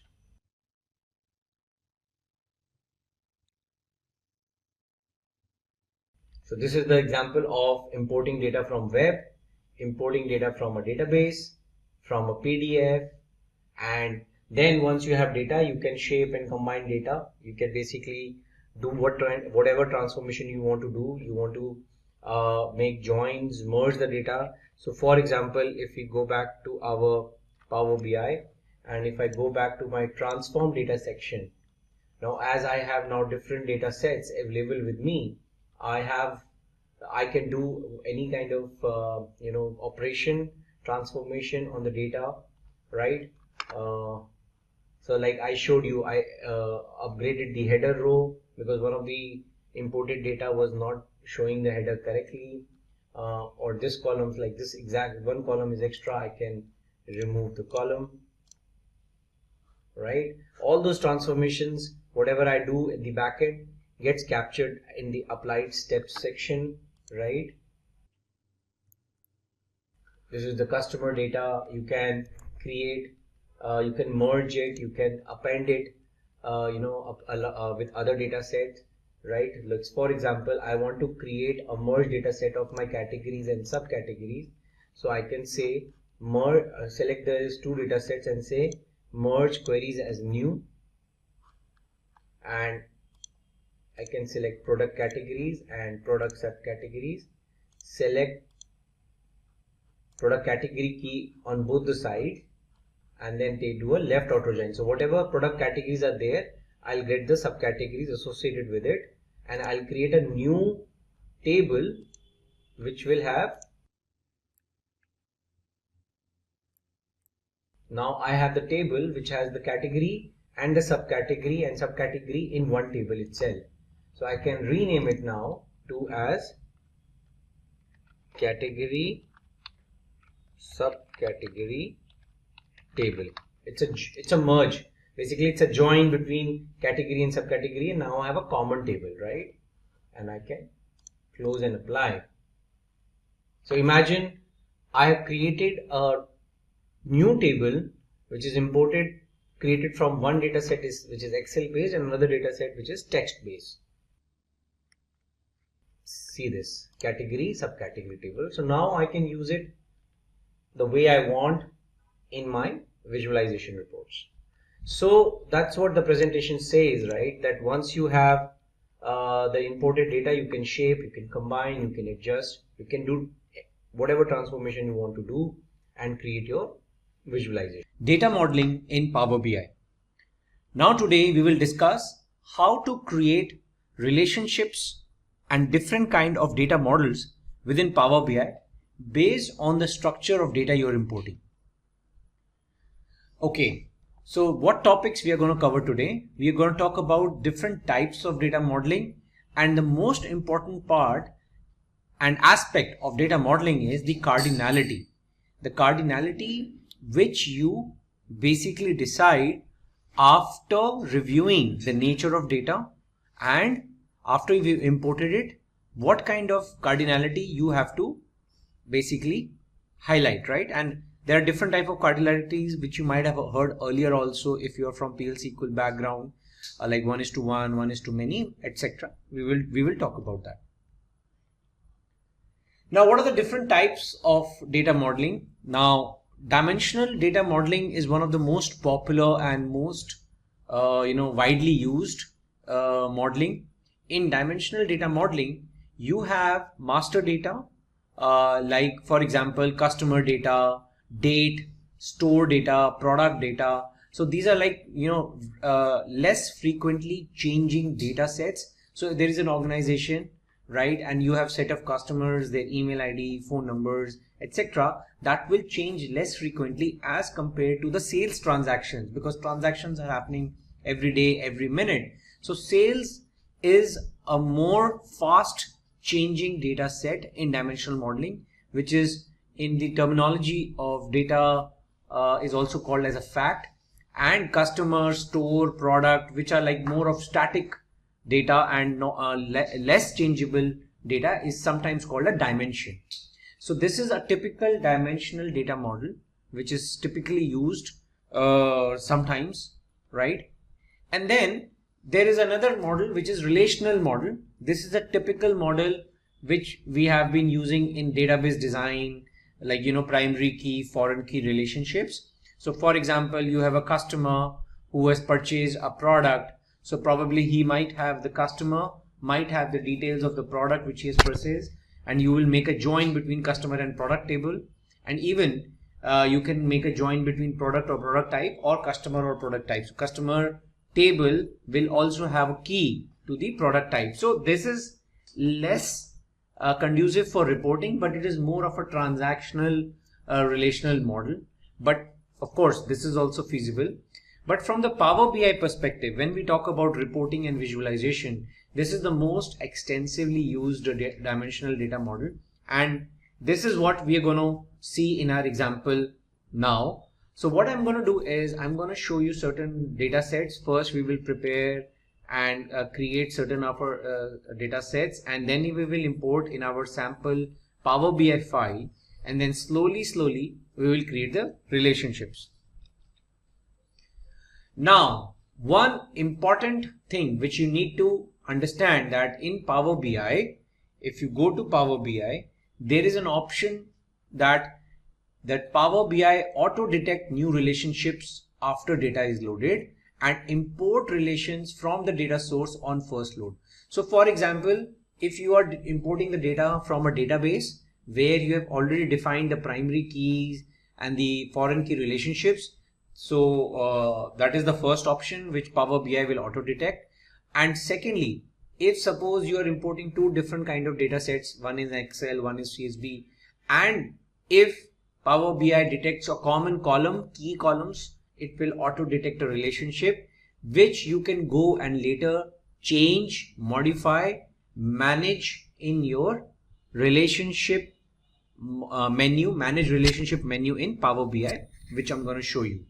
Okay, so if I open a Power BI, and this is where the option lies, go to File, go to Options and Setting, Options, Data Load, and these are the two options which are by default checked. You can uncheck it and manually prepare relationships. There is no limitation to that, but if you keep it checked, then Power BI will do its job to detect the relationships. Okay.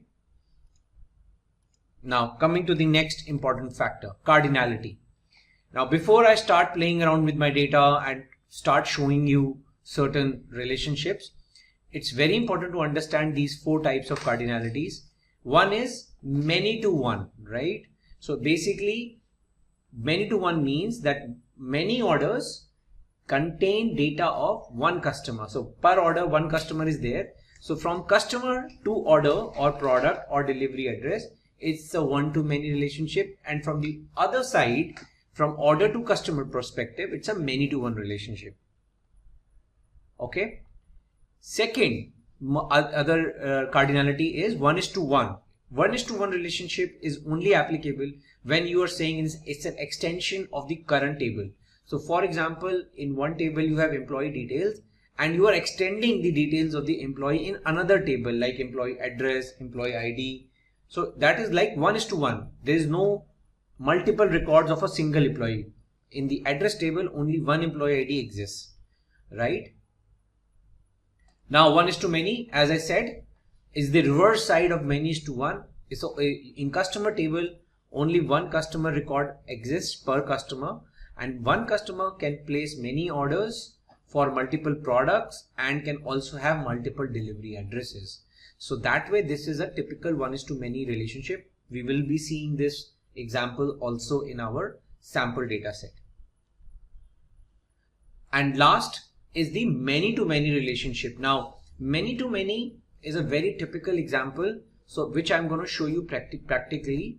And in our case, we will see that, like for example, you have placed an order for a particular product, but there are multiple fulfillments which has happened. So suppose you made order for 10 products, but at the back end, when the company is fulfilling, it is first fulfilling the first 2 products, then the rest 3. So basically the fulfillment is happening in batches. So one order ID might have multiple fulfillments for the same order ID. So there will be a many-to-many relationship, which I'll show you practically. So now with this background, let's start importing our data. Now the first important thing which we need to import is the master data. So first I'll import all my master dimensions which I'm going to use in my example. So first is the customers table, customers data.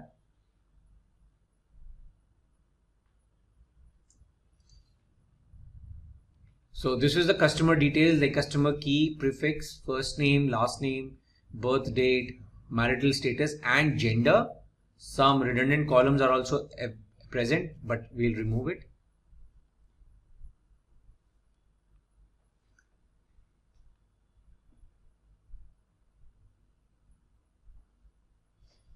So my customer data is loaded. Now today's session is all about this section of modeling. So we will keep our focus over here. Okay. Now some columns, probably some blank columns are there. I can select them and say delete from model. Yes.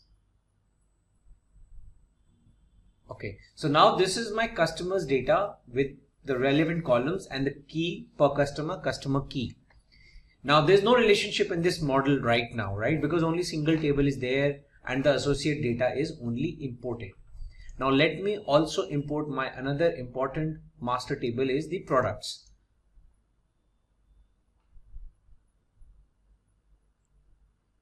Select the product data, product key, product subcategory, product SKU, product name, model name, product description, color, size. So just see all the relevant information only specific to the product is available. So I'll import it. Okay. Now see, there's no relationship between product and customers directly because unless a customer makes an order, places an order for a particular product, there is no join, right? So now between these two tables, the most important now another table which will now make sense is the sales order table, sales table.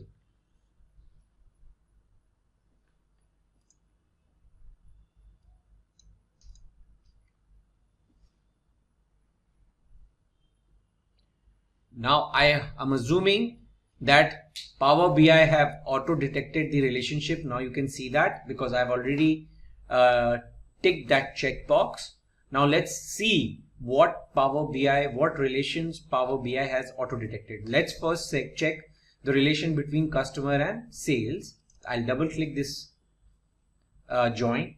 Now what it has done is it has created a join of many to one between sales and customer. So what does that mean is that one customer can place many orders, right? And that it has detected by the quality of the data and the data sampling which Power BI has done. You can also reverse this relationship. Here I can select customers and I can select sales. Now it has become one to many. So that you can also do manually. So that is what I said. Whatever Power BI has detected, it is up to the discretion of Power BI internal configuration and algorithm, but you can go and change it. So this is now you can make this is by default active. So we want to keep it active. One customer, many sales orders. Cross filter direction means that only from customers to sales is the filter applicable, not reverse. I'll come to this with my another example, but first let's change the relationship. So 1:many means from one customer and many sales orders.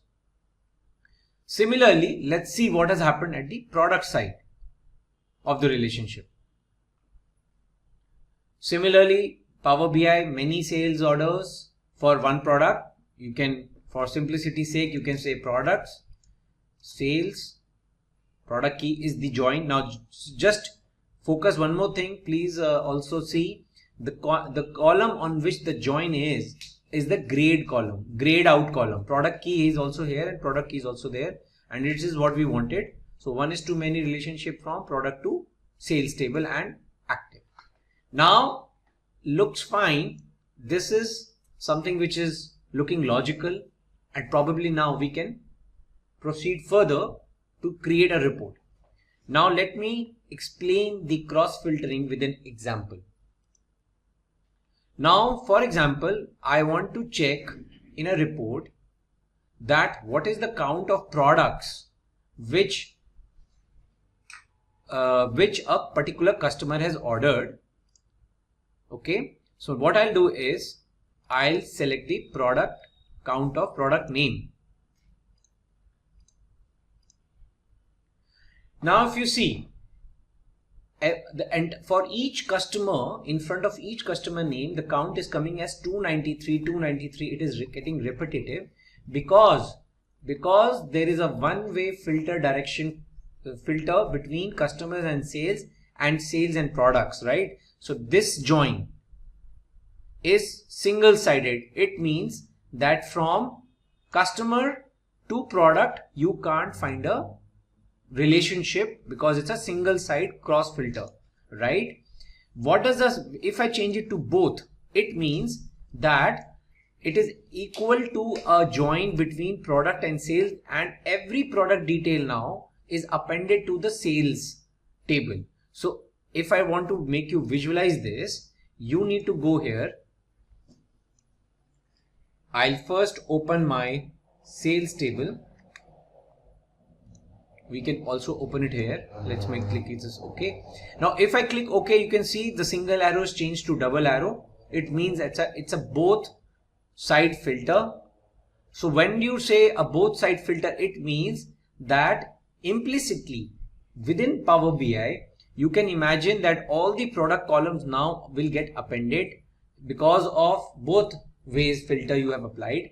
And if you go to your report now, see the change of the numbers now, 40, 20. So the total count of products across all my customers come out to be 293. Now the report looks correct. If I change the relationship from back to single between product and sales, then you can't make a join between customers and product. Basically, you can't derive the product count from the product table. See this. If you have to live with it, then you would have to go to the sales table, get the product key and get the value of count of product key, but that is not correct. Okay. So if you want a report in which you want the count of product name, and even if you want a count of distinct product name, so this will not come correctly. You would have to go and change the direction of the filter, which is from single to both. So this is a typical example there where you want to use a two-directional filter. Now let's proceed further and import other data set in order to show you another example. Now I want to show you an example of 1:1. So I have another table which is called customer details. So the key in this table is again customer key, but only email address, annual income, total children, education level, etc. Other details of the customer is there.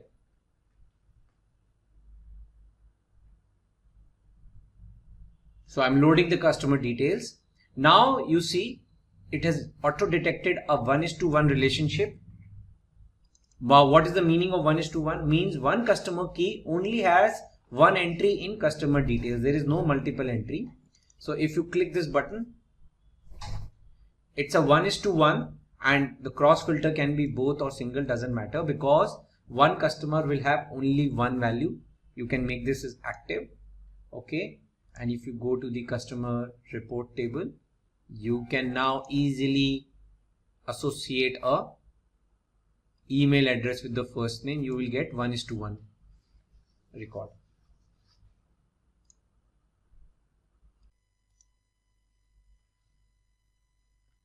So now you can see that with 1:1 relationship, with the first name, I have associated the email ID, and for each email ID, there is a associated first name with that. So this is an example of 1:1 relationship. So in this example, what we have explained is that for each customer, there is an associated customer detail, right? So you have the first name, email address, education level, homeowner, occupation, and total children count. So in this report, what we have done is, if you click over here, so the first name and the email address. Okay. So there's a 1:1 relationship, and if you drag the customer key, report takes time to render, and even if you can,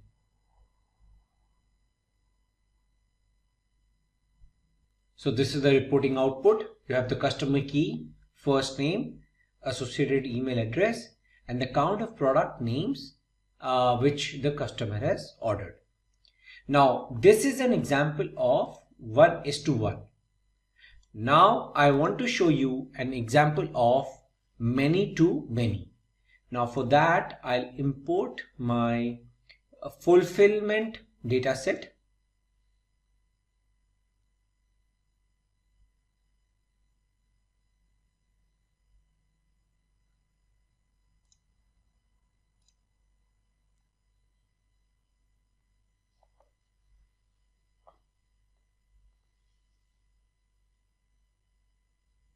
Okay, now in my fulfillment dataset, there is a column for order number. So basically what I'll do is I'll drag order number from here to here. Okay, so now what has Power BI detected? I'll do one thing. I'll select sales over here, fulfillment over here, and order number to order number. Okay, so it's a many to many relationship. So it means that per order I have created multiple batches to fulfill that particular order. Now many to many relationship is definitely a candidate for both ways cross filter detection direction, but you can check that. But definitely Power BI shows a warning that this relationship has cardinality to many, and this should only be used if it is expected that neither column contains unique values. Okay, so we know that fact.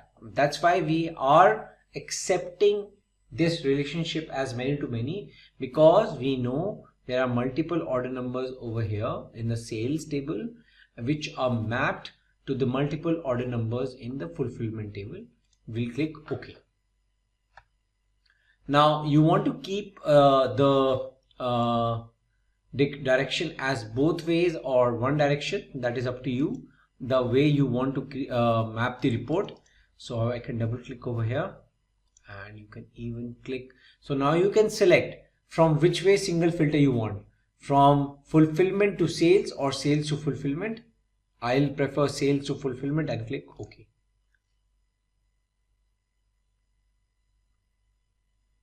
Okay, now we have all our different kind of relationships over here, which we have tried to shortlist. One to many, many to one, one to one, which is this example, and many to many. Now if I show you further relationships which you can keep on adding, like for example I have the example of territories. Now in which particular territory the sales was done, so I can map it over here.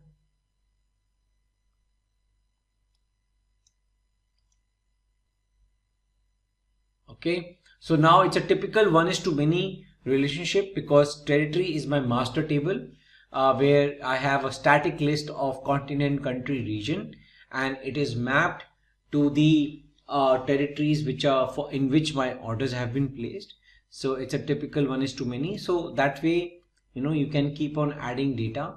Then you have details of returns.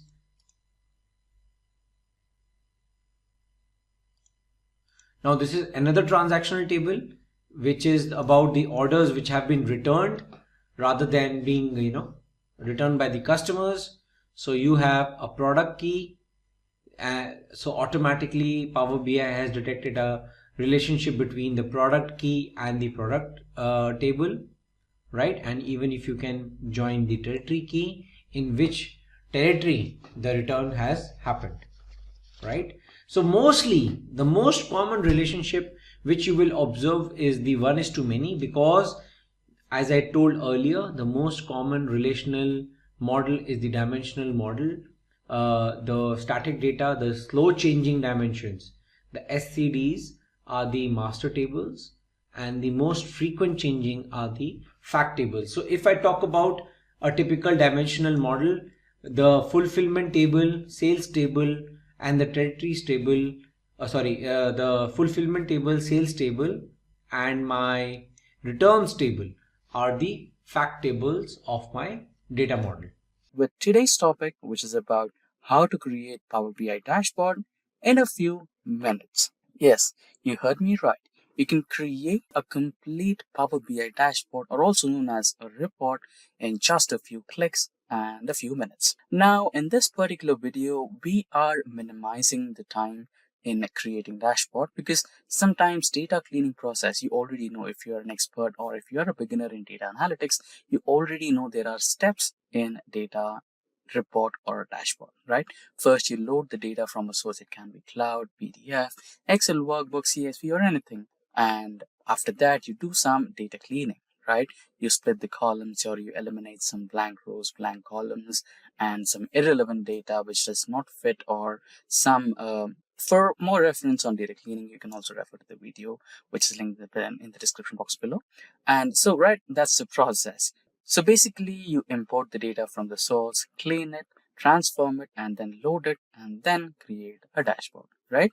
So in this particular video, we have the completely cleaned data set, which is really available for creating report, which will be also linked in the description box below if you want to follow us along.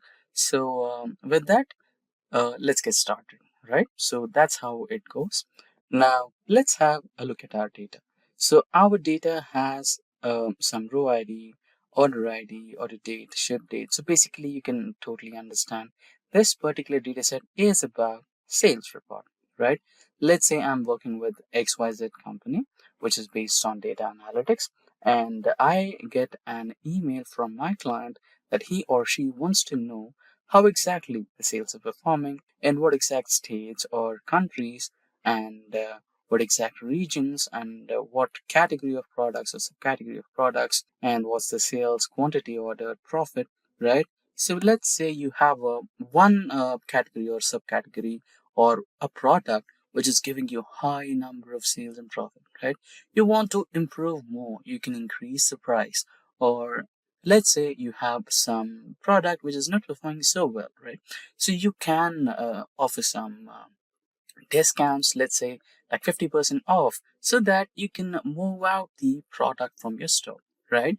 So some basically, if you analyze the data and you come up to a decision where which product is performing in which region or state or country, and which product is performing in not performing in which region, state or country, right? You can come up with a strategy for sales and improve your revenue. So that's the entire process, right? So with that said, so this is the data we have, and let's quickly jump onto Power BI and get going with creating a report or dashboard within a few minutes, right? So here we are on the Power BI desktop. So here, absolutely, you can see you can import data from Excel, you can import data from SQL Server, you can import data from a blank table, or use some sample data. Apart from that, you can also get data from different sources as well, right?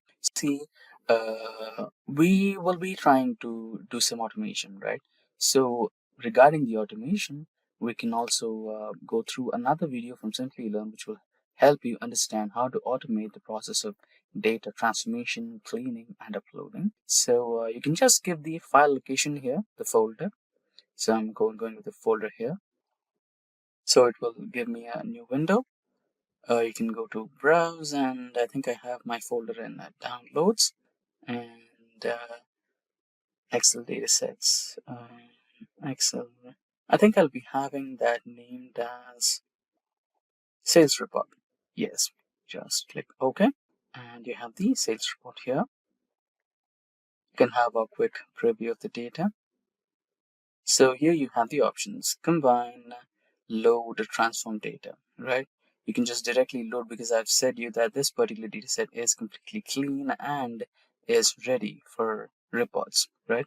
So you can just select the data you want and just load, right? I'm doing it this way because let's say we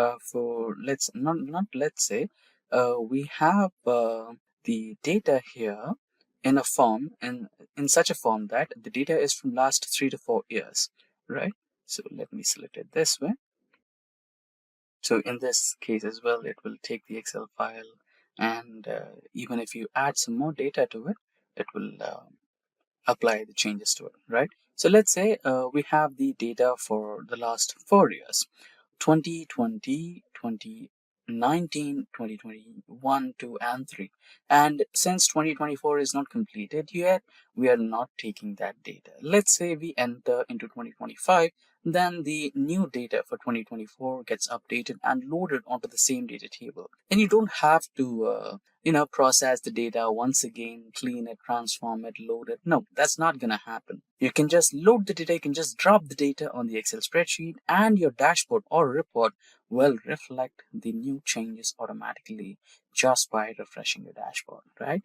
That's the automation you can do. So what exactly automation is? The process where human effort is not involved and the computer or your any tool does the job for you is called as automation, which reduces a lot of time of yours, and you can use that valuable time to plan on the strategies to improve your revenue, right? That's the overall motto of data analytics. Now that's the preview of the data. I'm just going to directly load it. I'm not going to transform it because it's completely clean and transformed data and ready for reports. So here you go, and you can close if there are minute errors. You can just close it, and if you want to check your data, you can go to your data here, and you can have the sample data right here, right? If you check the R date, not ship date, sorry, ship date can enter into 2023 as well, right? So here you have 2020 and the other dates, right? So you will have, okay, let's go to the data filter. So you basically have 4 years, not 2024, right? So that's the way. If you just add the 2024 data, it will automatically reflect in the visualization. Now, all that we need is create a dashboard or report which will help us analyze some data, right? So let's get started. Just double click on the report section, and here you'll have icon or wizard which will ask you what exactly you're looking for. Preparing Q&A. So I want region-wise sales, and I want it in a bar graph. There you go. You have the region-wise sales in bar graph. Press on OK, and you have it. And you can place it somewhere in the corner. Then if you want another one, double click, and you want category-wise category sales, and let's take that in pie chart. Category sales pie, and here you have it. Press on agree and accept, and you have it over here. And year-on-year sales in a line graph, sales by date, or sales by date line graph. Here you have it. Accept that, so that you can identify which is the peak performance year or peak performance date for us, which gave us the highest number of sales in a certain region, right? So here we have it. You can place it, you can customize it, right? And now let's go for subcategory. Double click, and subcategory. I think we have a hyphen or space there. Sales. The type of chart you want, you can go with the donut one. Select that and agree. So you have a subcategory wise sale, and now let's go with region wise. I mean the country wise, right? So let's go to the data again here. So here we have segment city, state, country. Okay, let's go with country now, right? Country sales map chart. So whenever you have a region or state or a country involved, go with map charts. It's the best way to represent, right? So we have considered European nations over here. So for that reason, we have the European states here. And now we can let's go with the data once again and have a look what else we can do. And shipment mode, right? So you have the shipment mode as well. So you can identify what type of shipment mode customers are majorly preferring. Shipment mode, bar graph, agree. So basically, I think we have three types of shipment mode. Let's check the column name of shipment mode properly. Ship mode. It's not shipment mode, it's ship mode, right? So let's type again. Ship mode, bar graph. Okay, shipment mode sales, bar graph. There you go. So agree, accepted. So you have standard shipment is the most preferred one. Now we have this, so let's add some KPIs here. So KPI of sales, you will adjust that, agree, there you go. And let's add a KPI for profit, and you have it, agree. KPI for revenue, double click.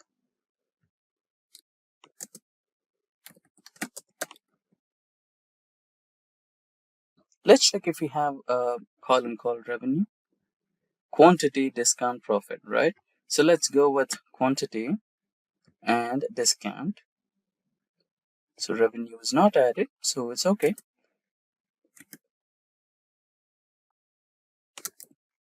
So you can identify which product or subcategory is highly selling in number of quantities.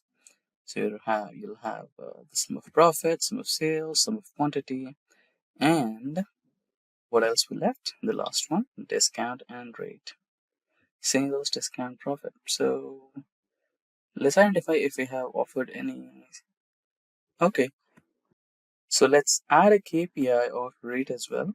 If we are completely focusing on a single product, a single category, we must be having a KPI for rate as well. Double click somewhere, KPI on rate. There you go. Accept it. And you have the completely formatted dashboard or sales report ready for a meeting. Let's close all these so that we have a better visualization, and you can just go to the slideshare mode or fit to the page mode where you can have it. That's good. So this is how you create a completely fully functional sales report or sales dashboard just within a few clicks and just within a few minutes. Let's say I want the sales report only for central region. Click that and it's completely interactive. And let's say we don't want that, click outside and you will have everything back to the normal, right? And let's say I wanted to focus on a particular category, technology category alone. I have the sales happening and the subcategory of sales and what are the products over here, right? You'll have that, and which is the country happening to ship the most of them, and what's the shipment more preferred by them, and highest performing date or year. So here you can see 2022 June was the highest performance for sales, and the lowest one is somewhere here in March 2020 or something, right? So that's how you can create a fully interactive dashboard or report based on sales data in a few minutes and in a few clicks. And that brings us to the end of this tutorial on the topic how to create a completely functional sales report or sales dashboard in a few clicks and in a few minutes. Today we will learn how to use Power BI with AI. For that, let's consider a small problem statement, or in other words, a simple use case. So here it goes. A business chain's data analysts use Power BI to generate sales performance dashboards across multiple stores. Due to manual data cleaning, report structuring, and repetitive DAX calculations, the process takes several days, delaying the important decision making. Analysts struggle with errors and inconsistencies due to high data complexity.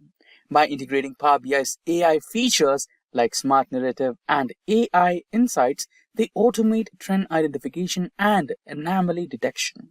Now, analysts quickly generate visualizations by simply typing questions, reducing manual effort.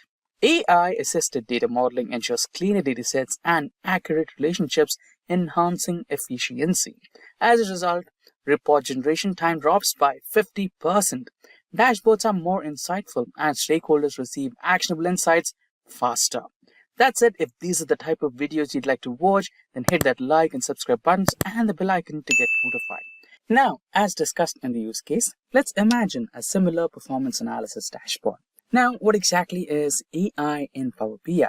So, AI and business intelligence are two technological spheres that, when combined, offer a powerful toolset of transforming raw data into actionable insights and making data accessible to everyone. Similarly, AI features in Power BI can analyze user behavior to customize reports and dashboards to meet individual data needs using the raw data. Now, let's imagine this. Suppose there is a significant growth in business and you wanted to identify the reason behind it and replicate the same idea across all categories.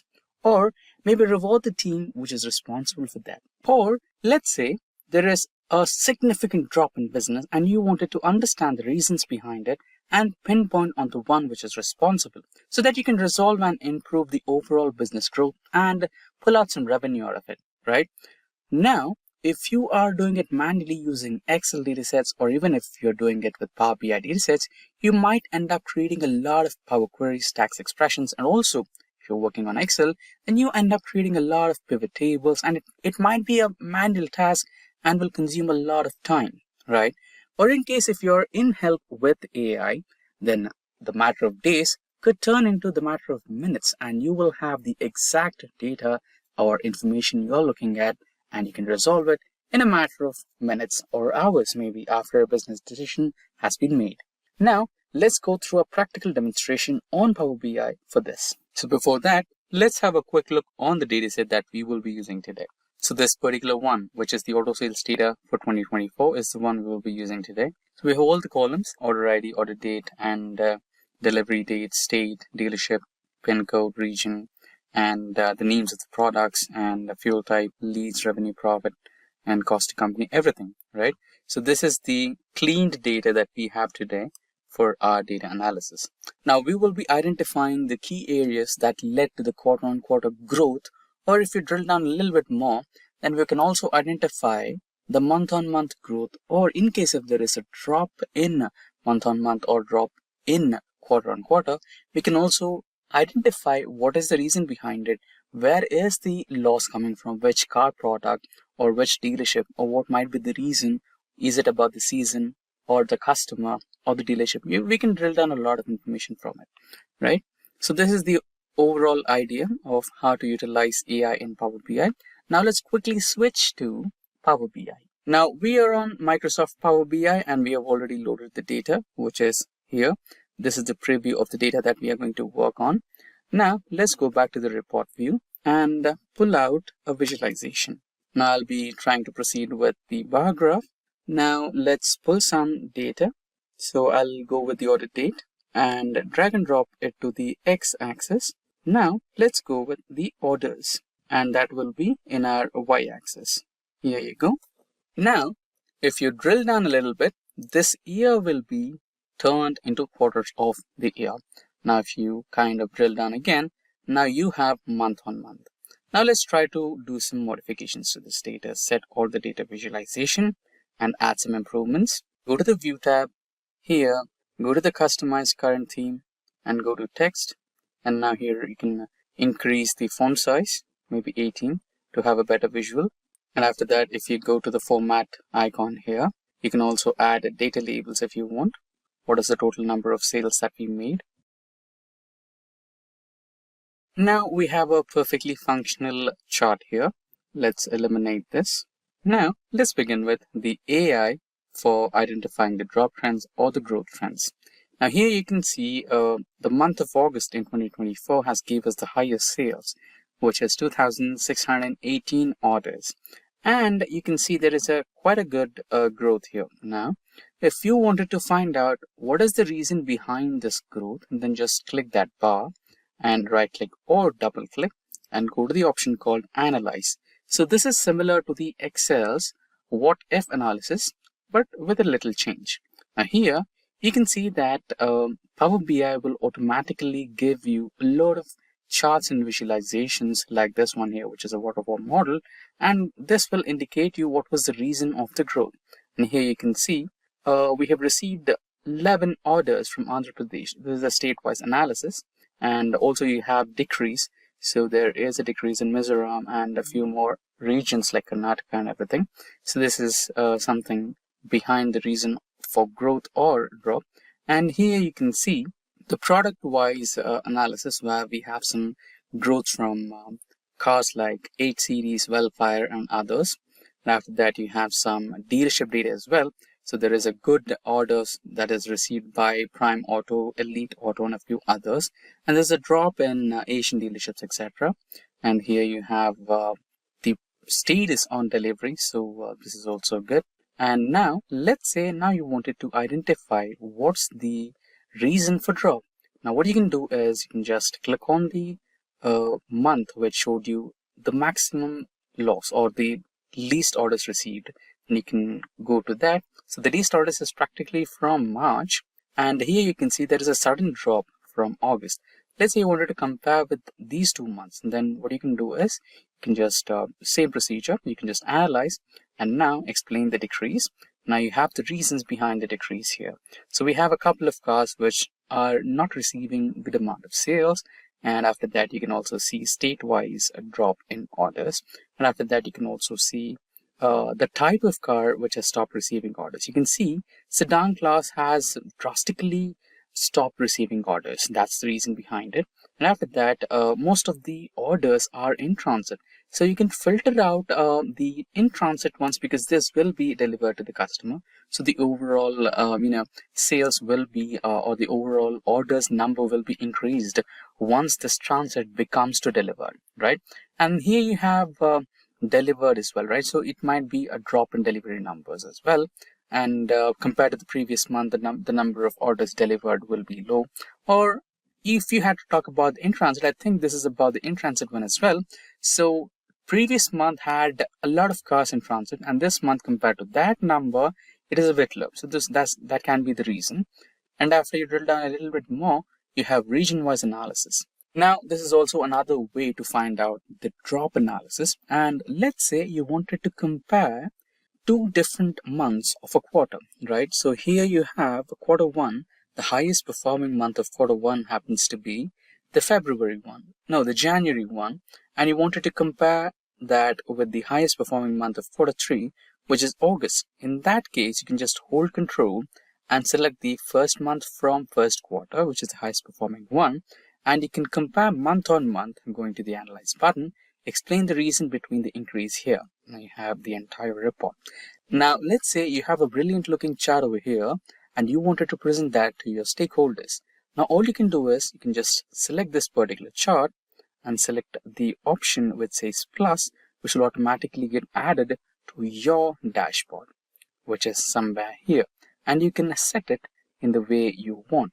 Now you almost have a semi-functional or mini dashboard for you, which explains you the decrease or the gain in orders and also the month-on-month performance. So you have a fully functional report in front of you, which is explaining the comparison between the highest 2 performing ones. So this is how you can make use of AI in Power BI for data analytics. Today, we will learn how to use Power Automate in Windows.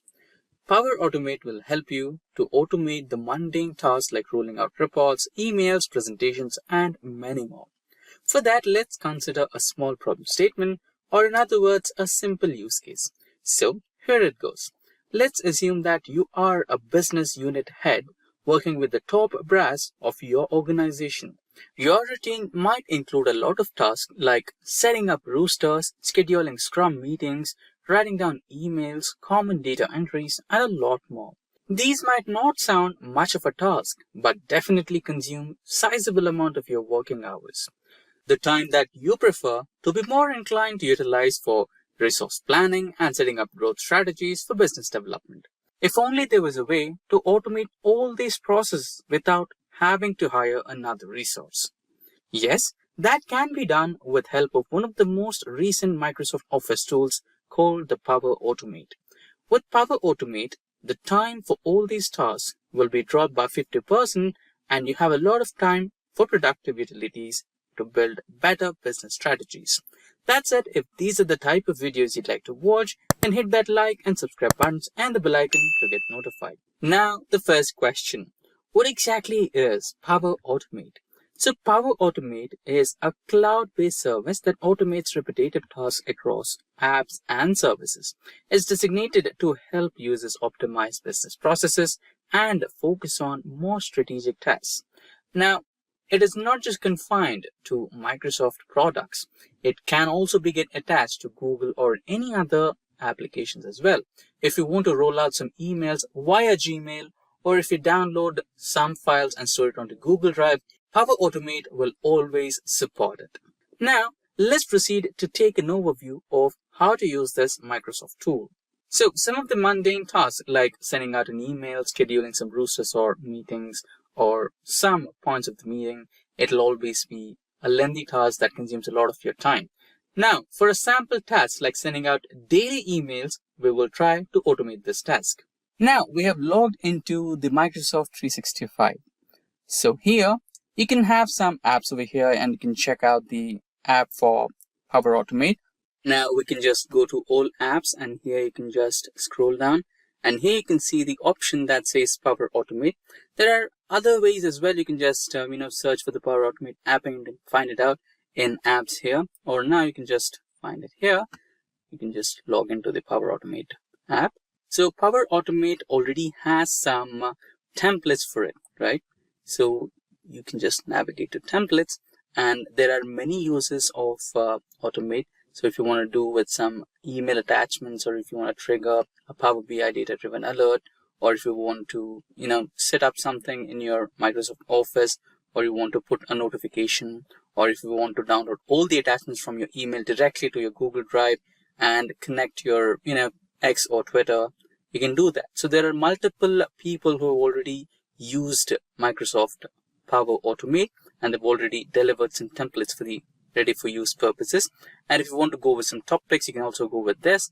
Or if you're working with remote work kind of style and you wanted some applications or some automation things you are looking for, you can also look at the templates which are remote work related. You can just go through all these templates and go ahead with that. Apart from that, if you're looking for some data collection type of automation, you can also do that. And if you're looking for an email automation, you can also do that. And if you already have created some flows, you can just go through this and find the flows that you have worked on. So I've got one flow already ready here. I've set up an email, that you can be sending out to your reportees, or you can send out this email to your fellow developers or fellow colleagues. And if you have some approvals, you can also do that. So there are a lot of things. So as we discussed before, we will go with the automation of sending out daily reminders. So I'll just type down get daily reminders and I get this type of automation here where you'll just send out an email reminder to the outlook.com email, which can be about an email to check the numbers, check the reports, and hand it over to your fellow team members, right? So or it may be about a scrum meeting or a roster meeting or roster setup. So I'll go with this one. And here you have the recurrence in Office 365 Outlook. So this is my email and I'll just continue. And here is the flow. So here you can just click and you can give out an interval. Maybe if you want to give it every day, or if you want to give it weekly or bi-weekly, you can set it up. So I'm going to go with every day, and here you can set up any prescribed or if you have any type of time zone that you want to select, you can go ahead with that. So I'll go ahead with anything here. I'll go with Alaska maybe. And you can also provide some time. It's not a mandatory one. And apart from that, here you have some hours you want to select. Maybe I'll go with 10 a.m. in the morning, and also I want another setup at 6 p.m. which might be the logout time. And yeah, this is the one. And apart from that, just go back to the flow once again, and here you have to set up few parameters. So let me give out an email here as well, the recipient email. You can add multiple, but I'll go with one. So I'll add one email recipient address here. That's the one. And apart from that, subject could be about Scrum call.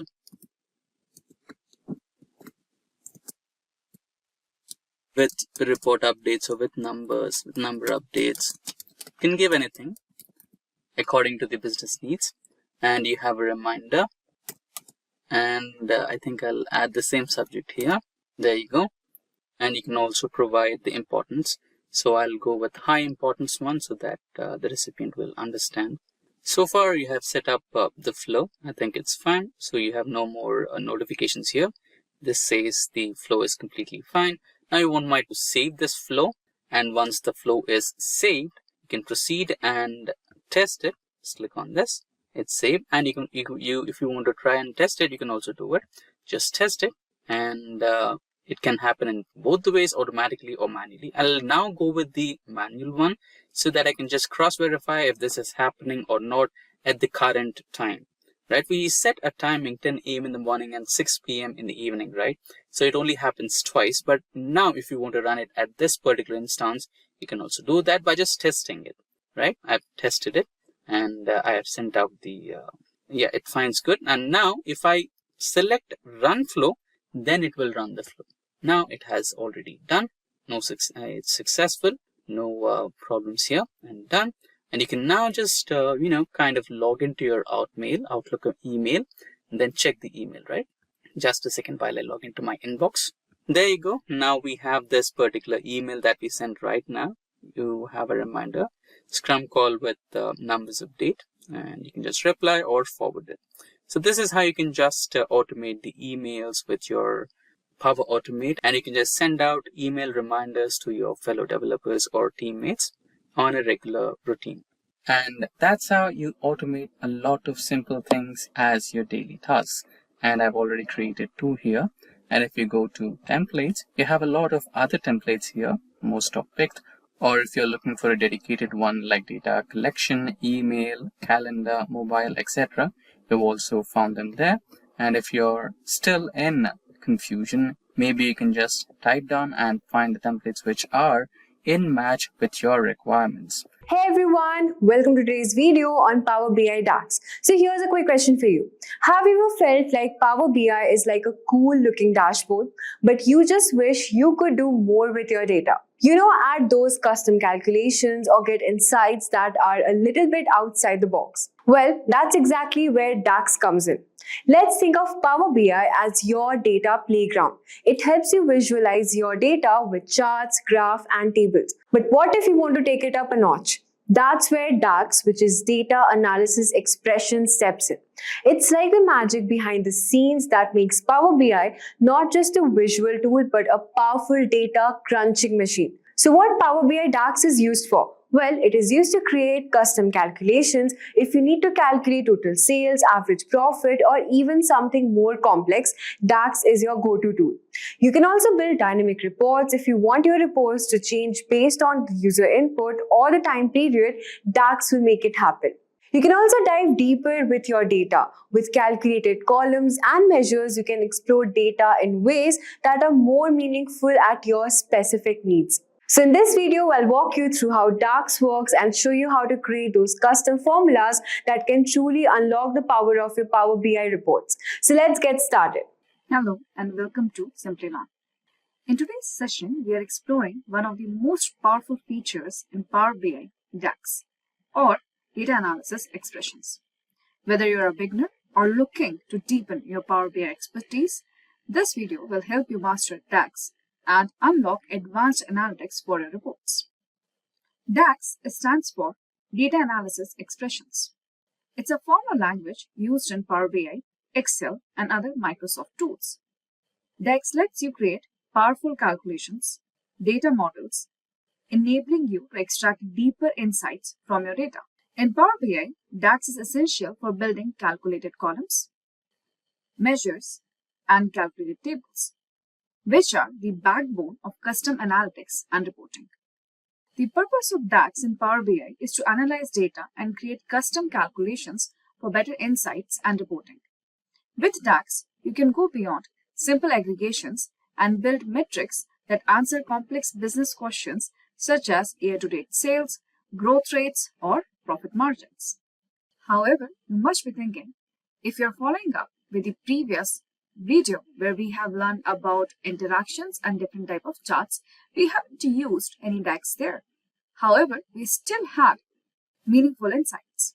Why is learning DAX is so important? DAX is essential for advanced data calculations and custom metrics in Power BI. It also enables time-based calculations such as year-to-year, quarter-over-quarter analysis, and helps to create custom measures like profit margin or growth rate. Ultimately, DAX empowers you to transform raw data into meaningful business insights that drive business decisions. Let's look at the types of DAX expressions you will encounter. So within Power BI, first we have predefined functions like aggregate functions, logical functions, date functions, information functions, user functions. Then we have DAX statements. These control the logical flow of calculations, such as if and switch statements, and more. Variable and written, very commonly used statements. Then we have data retrieval functions, which we call as queries. These will help you to pull data from your model. It is often used in Power BI's query editor, like evaluate or define. First, we will explore predefined functions as most of them are similar to Excel. DAX functions come in several categories.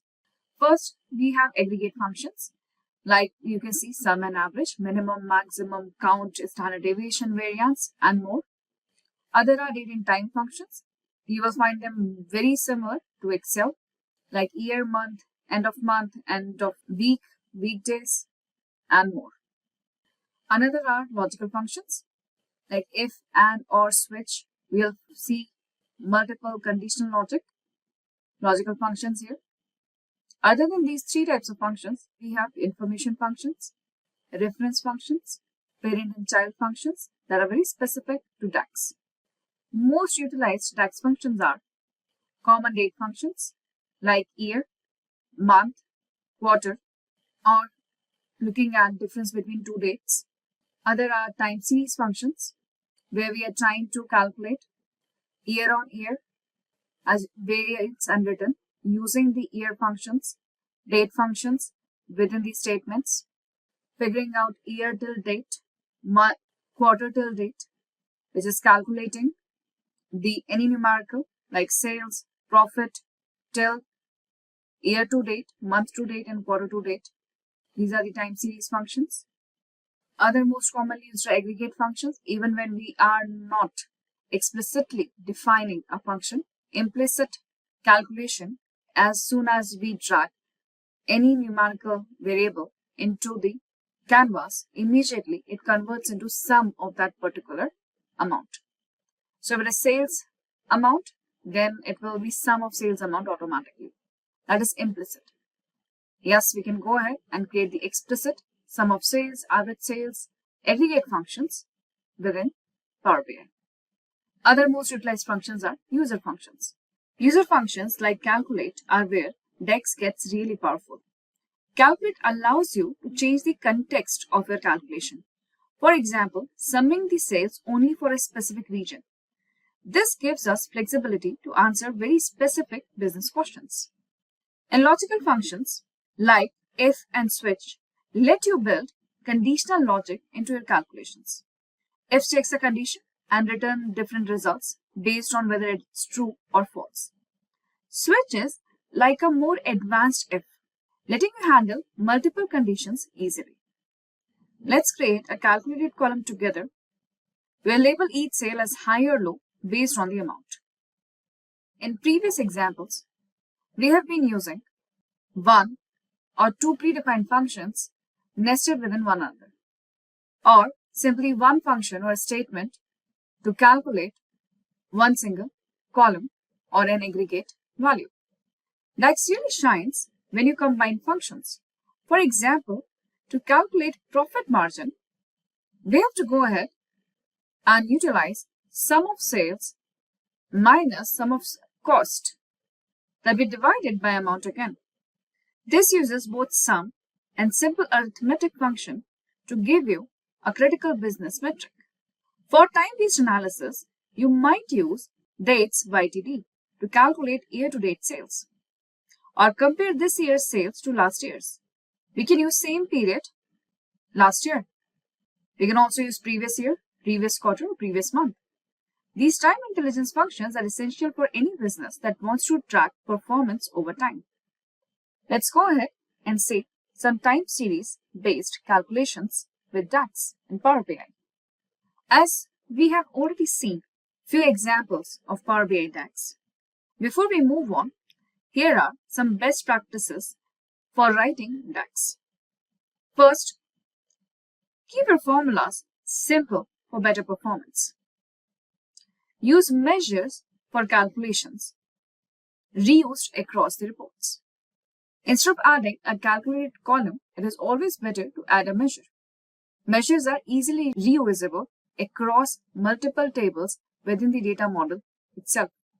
Plus, measures are not the part of a data model. Measures are created when they are utilized inside a report. So measures are always recalculated. So these are always updated if your data is updated.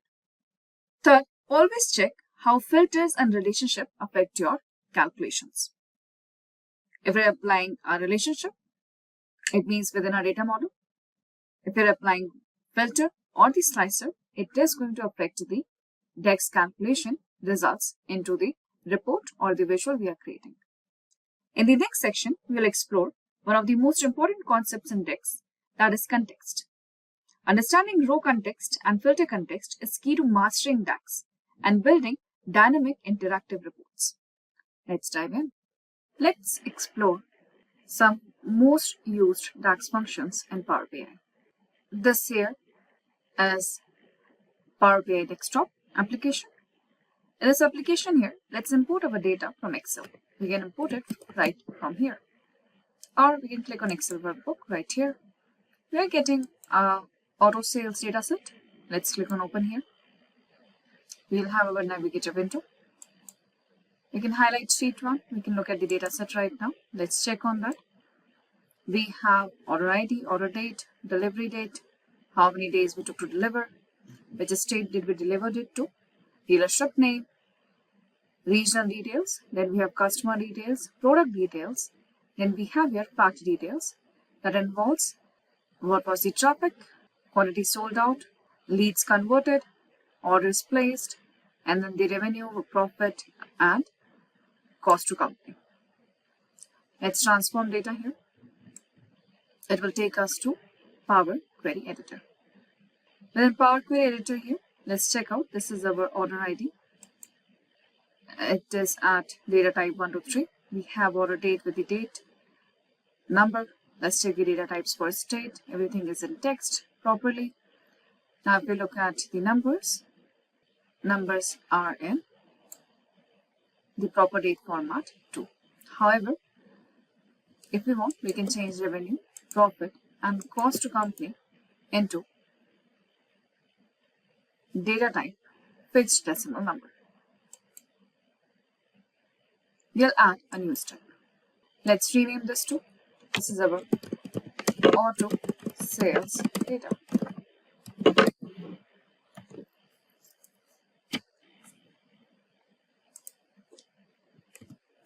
Currently we are ready. We'll close and apply. Our objective here to explore DAX measures here.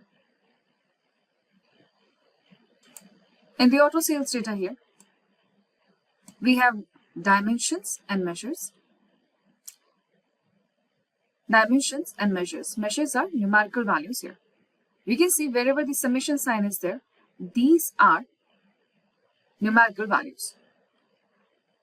For example, First we have here is cost to company.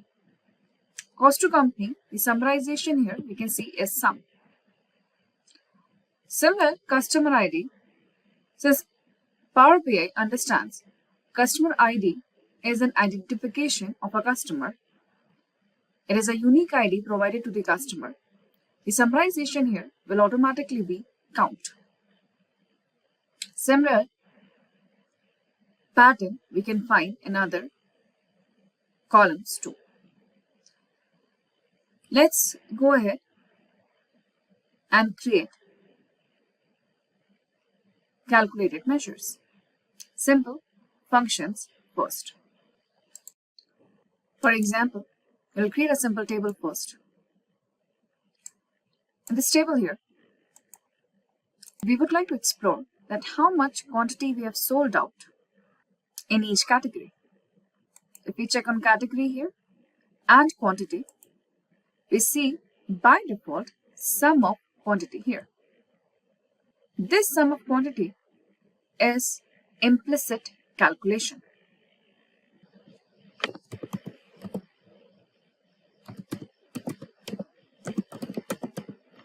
Implicit calculation here means this calculation is decided by DAX. Now when we go ahead and define the calculation by using modeling, that will be called as explicit calculation, where we are going to use DAX functions and statements. Let's see difference between both. To add the measure here, we can add the measure from new measure here. We can also go ahead and right click on table and click on new measure. We can also click on modeling and add a new measure from here. So let's go to the table, right click on a table, and let's add a new measure from here. When we click on new measure, observe here, a formula bar is opened up where it is directly writing measure equals to as a name. In the data pane, on the right hand bottom corner, we have a measure here. This measure is getting saved in data pane on right hand corner here. We can see the item is a calculator right there, right here. So let's rename this here as total quantity. Make sure, as a standard practice, we do not leave any spaces. Later on, if we are trying to reuse this aggregate calculation, and if there is a space in the name, we will not be able to reuse it in any other calculation. Now we want to sum. We'll use the predefined function, aggregate function, sum. A simple sum function here. If you want to read more about it, you can expand it from the arrow. It will give you a simple explanation. This is true for any of these functions here. We select the sum from the drop down here. As usual, we can see the parenthesis will open up. It will give us the syntax right here.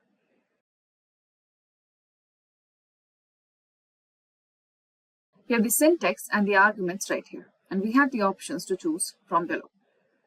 Now we want to go ahead and calculate quantity, so we will simply go ahead and type Q in the drop down. We have quantity with the help of tab in our keyboard.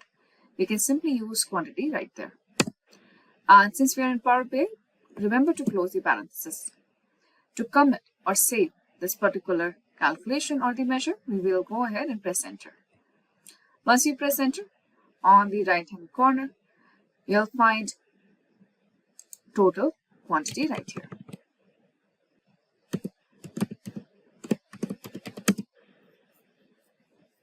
Total quantity sold right here. As you scroll down, you can see the measure is created here. Let's check and utilize this measure in the same table. We can close this from here. Select the table. Let's add the total quantity sold.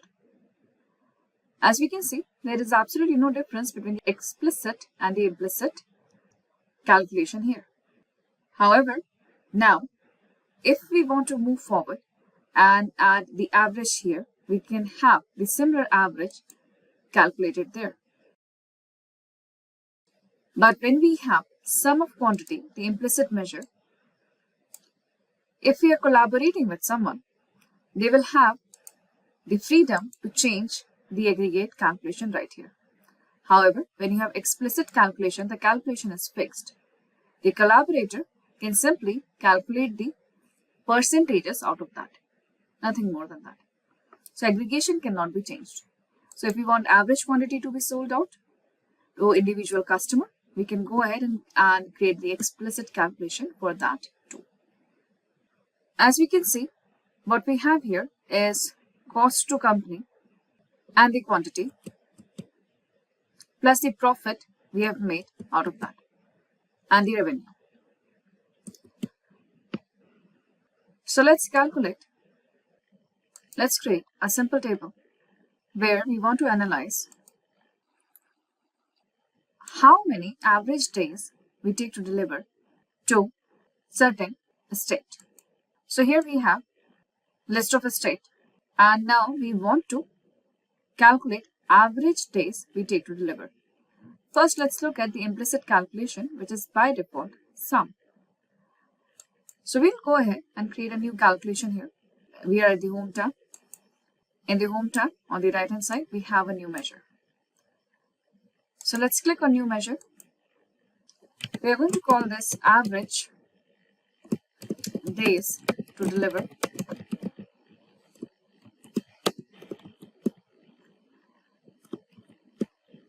To avoid the spaces, you can also add underscore sign.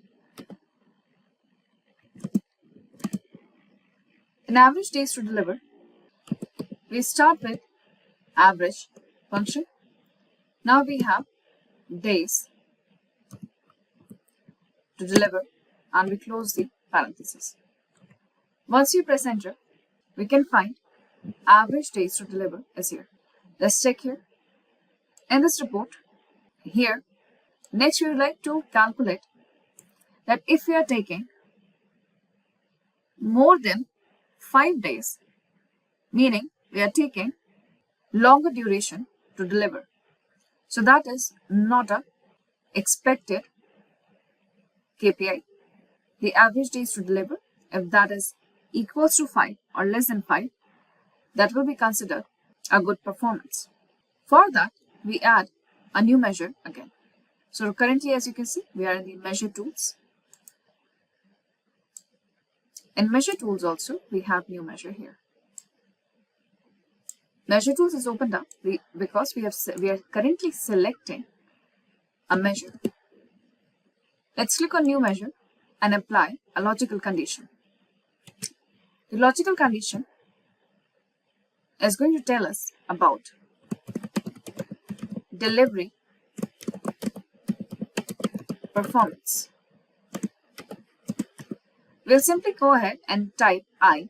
In the drop down we have if. In the if here, see the syntax, it is pretty similar to Excel. Logical test is here.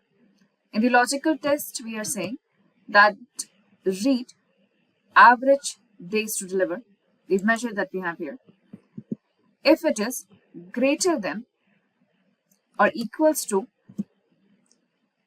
5.5. If condition matches, then the performance needs to improve.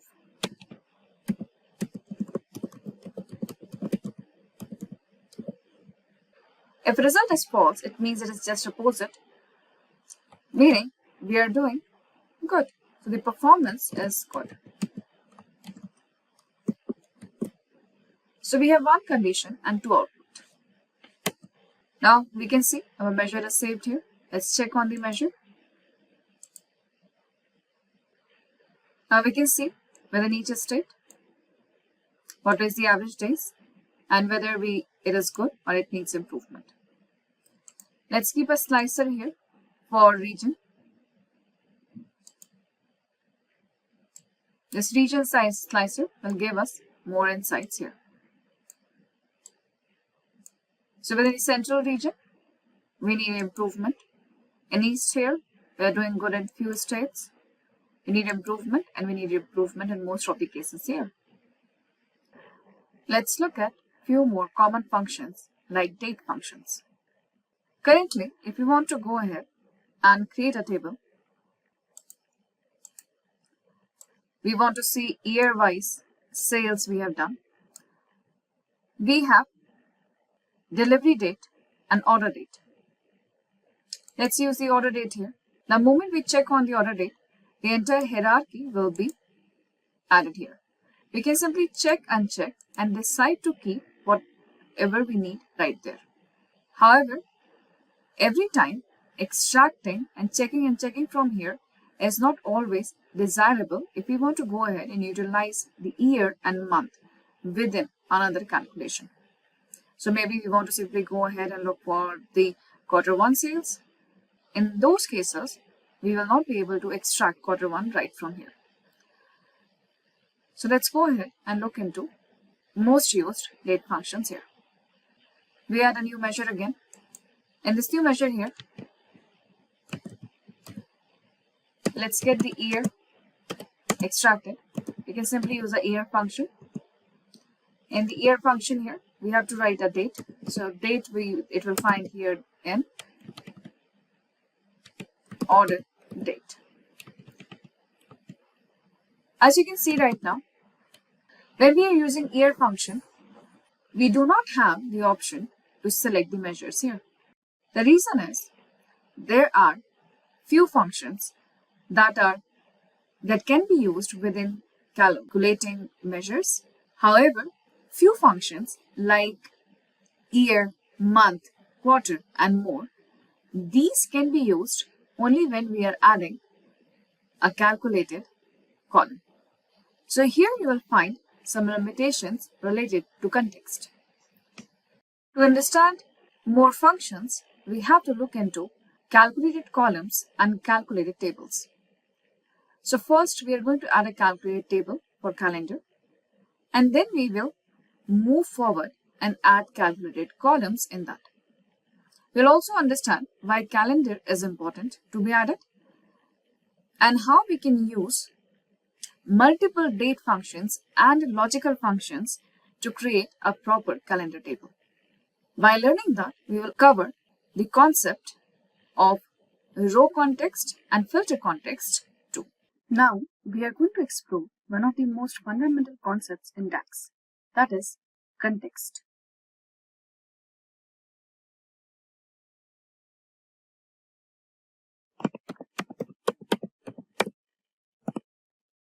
Understanding context is absolutely essential for writing effective DAX formulas. There are two main types of context: row context and filter context.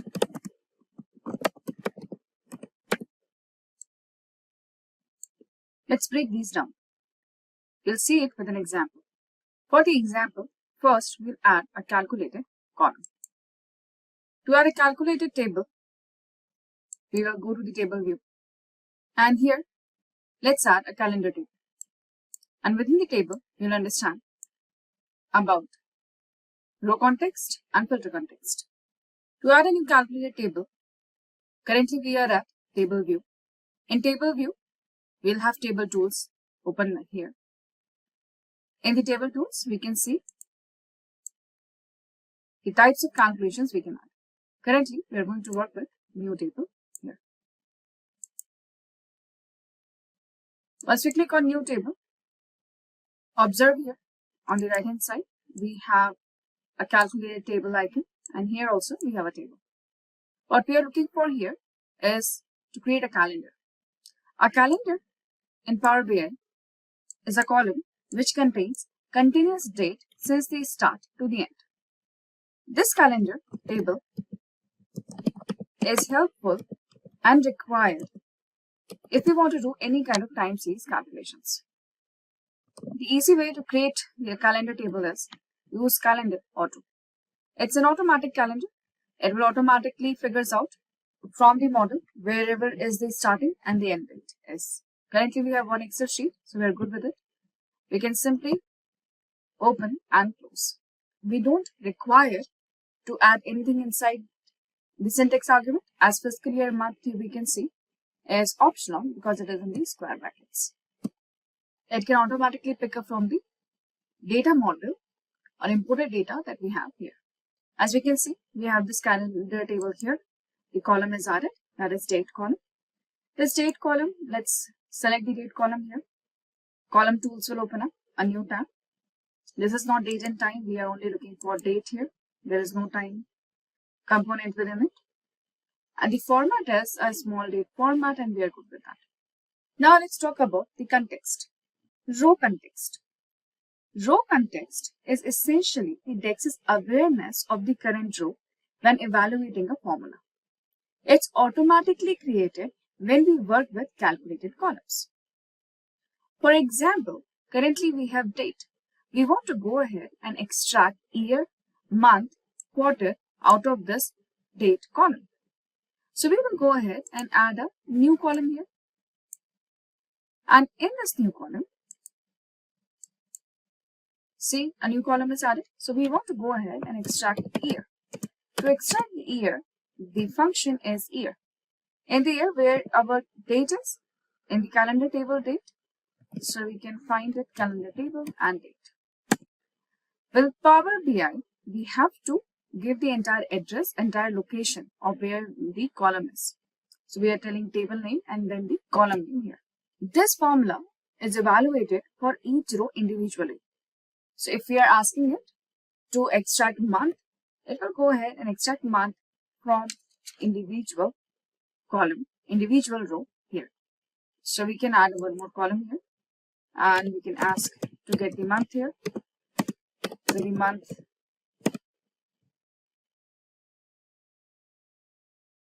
calendar table here. You will have the month number.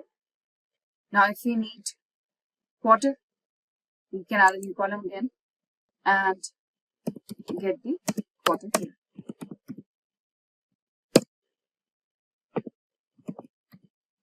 We get the date again. From the date, extract the quarter. And both the cases, it is going to be numbers. As you can see, it is January, quarter is 1. So this year is always seen as calendar quarter.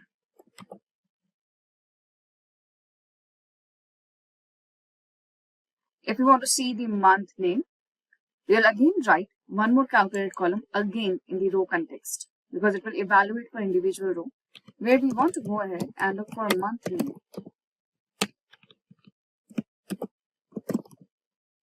For the month name here, we will go ahead and use the custom formatting, that is the format option. It is parallel to text function in Excel. In format function, we will give the value and format it. To extract the month name, we will use the function format.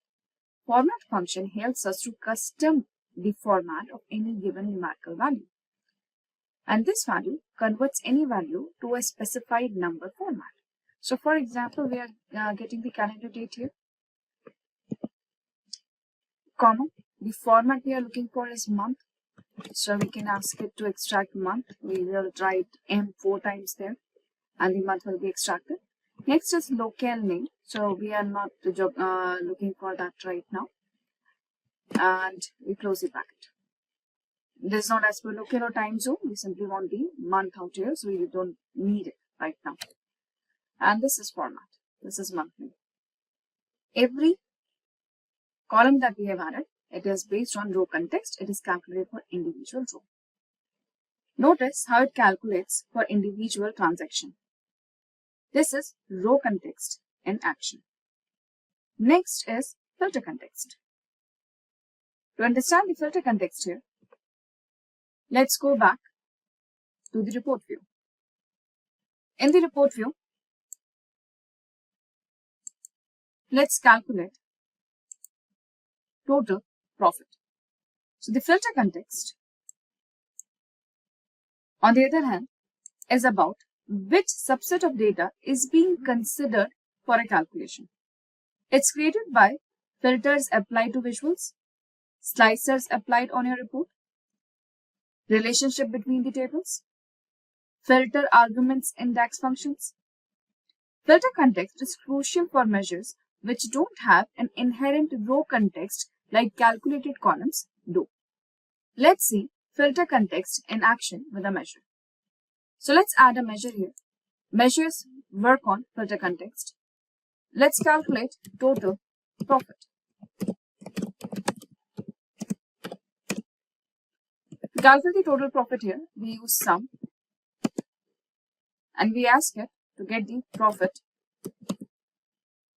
from the data. When you place this measure in a visual, for example, showing profits by region, when we place this measure in a visual showing profits by region,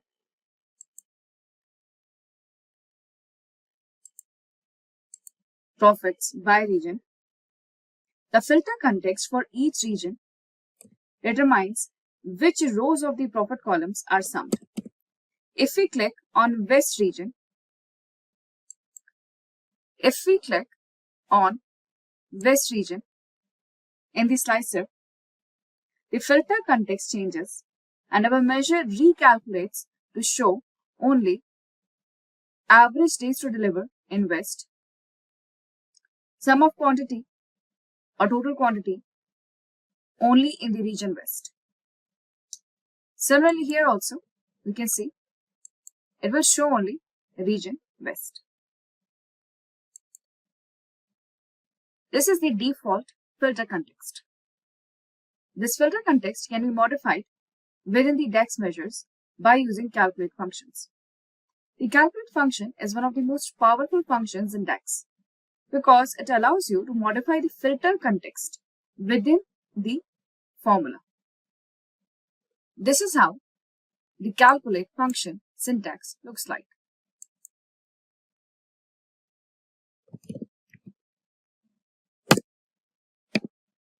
As we can see here, calculate function evaluates an expression in a context modified by filters. If you look at the syntax here, it says that first you give the expression and then the filters are applied. So for example, we want to calculate the profit only for certain category of product. So let's see here, certain category of product, we have hatchback, MPV, sedan and SUV. So let's calculate the profit only for SUV. To do that, we'll add a quick measure here. I'm naming this as SUV profit. And here we use calculate. And calculate, we are simply asking them to calculate the total profit. So here I'm using total profit. You can also go ahead and write sum of profit. In both the cases, it will go back and re-execute that particular DAX. Now here, we will go ahead and give a filter. A simple filter will be that go to auto sales category, which should be equals to SUV.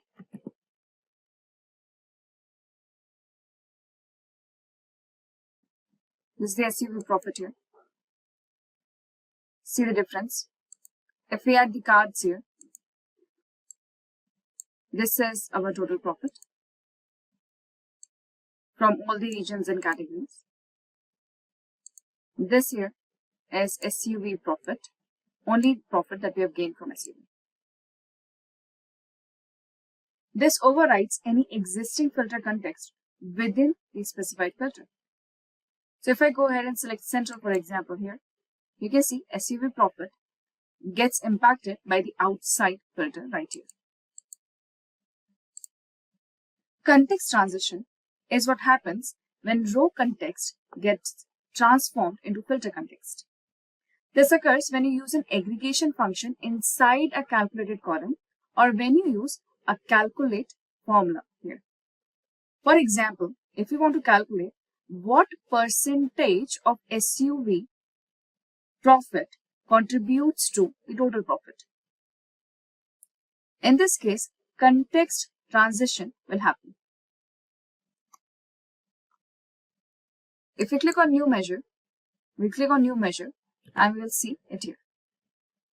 So we want to find profit contribution. We want to find profit contribution percentage of SUV.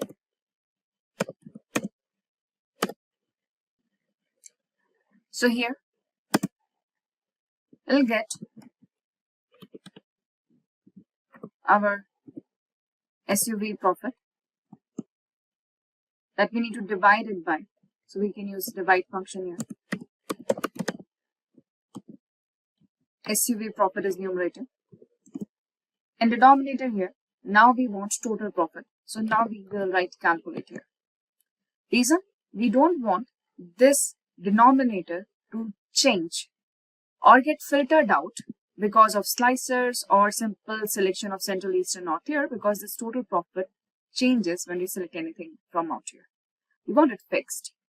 So SUV profit is going to be fixed. It is from SUV. In the calculate here, we want to fix the total profit value. So we type calculate and we need total profit here. And here we use all function. This all function returns all the rows in a table or all the values in a column, ignoring any outside or even inside filters.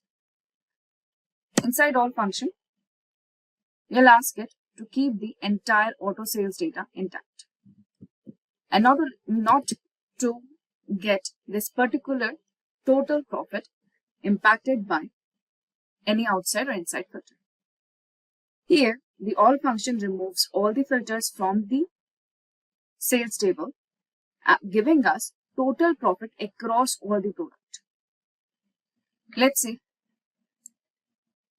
Let's implement this to see which product contribute most to our overall profit. I'm going to add a card here, multi-row card, and let's see the profit percentage here. Let's convert into percentage too. So it is in general format right now. Now it's percentage. See. So the SUV contribution here is 25%. If I convert this into a simple table right now, maybe we want to see in front of category, you'll find that it is only giving us the SUV percentage here. It doesn't understand this at all, meaning this is a fixed percentage answer that we get. However, if we go ahead and add fuel type and we don't see the category here, now we'll have a correct percentage right there. So while calculating this here, it is able to hold on to the total profit calculation right there. So this is your profit contribution as per the fuel type. And see here, this is not 100%, this is 24%. That is only for the USV. That is only for the SUV. The same can be applied to calculate profit contribution for each product. I'll copy this here and let's create a new measure. Now we want profit contribution for all product here. Or let's say each product here. So now here we do not have SUV profit here. Instead of that, we will ask it to get the profit. And now here we are asking it to fix the profit right there. This total profit always gets filtered out. However, the second total profit, which is used within the calculate function and with the all function, this is going to be fixed in the output. When we calculate it like this, and now if we go ahead and create another visualization where we want to see each category contribution and profit.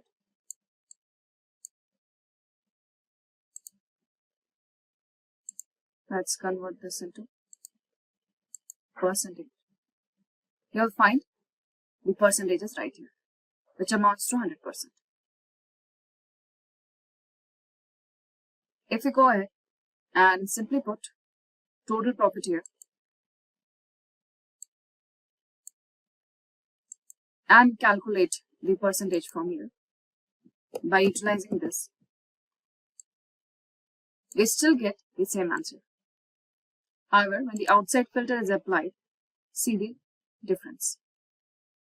If I'm filtering right now with the central, which is the interaction right now, if we are selecting central here, now we know that in the central, the all over contribution of these is 7.32% within central out of the entire profit. However, here we see 16% for hatchback and likewise. Reason? This particular profit contribution is coming always from the fixed total profit of 601.78, entire total profit. So these look same, but this profit contribution cannot be impacted from the outside or inside filters here. Now that we understand the context, let's explore some advanced DAX functions that leverage these concepts. In this session, we will analyze auto sales dataset by using PowerBI Desktop. Continuing from the previous topic, we have an understanding of context in PowerBI DAX. Moving forward from here, we will guide you through every step from connecting to the data, exploring the data model, defining key metrics, using advanced DAX formulas like time intelligence, forecasting, dynamic titles, etc., to building rich reports and dashboards. By the end, you will have a solid hands-on understanding of how to turn raw auto sales data into actionable insight with professional visualizations. Throughout the tutorial, feel free to pause and try each step yourself. We will also provide explanations for the main concepts and formulas. Let's get started. Open your PowerBI Desktop. We can go to Get Data and click on Excel workbook here or here. Browse and find auto sales data. Click Open. In the navigator preview, select the table, the sheet 1, and click on Load. Power BI will import the data and display it in Fields pane on the right. This creates a new table in your data model. At this point, check that order date and delivery date columns are recognized as date or time types. Under the column tools, this is the date. And numeric columns like cost to company, profit, quantity, revenue are numeric. Let's go to Power Query to adjust the types. To go to Power Query, go to Home tab and click on Transform Data here. This redirects us to Power Query Editor. This dataset now serves as our fact table of auto sales record. We can check the data types right here. From decimal number, fixed decimal, whole numbers to date, time, and the binary too. These numerical value can be converted into fixed decimal number, that is currency. We always add a new step. From here, we will go ahead and first rename from sheet 1. So let's rename this as sales.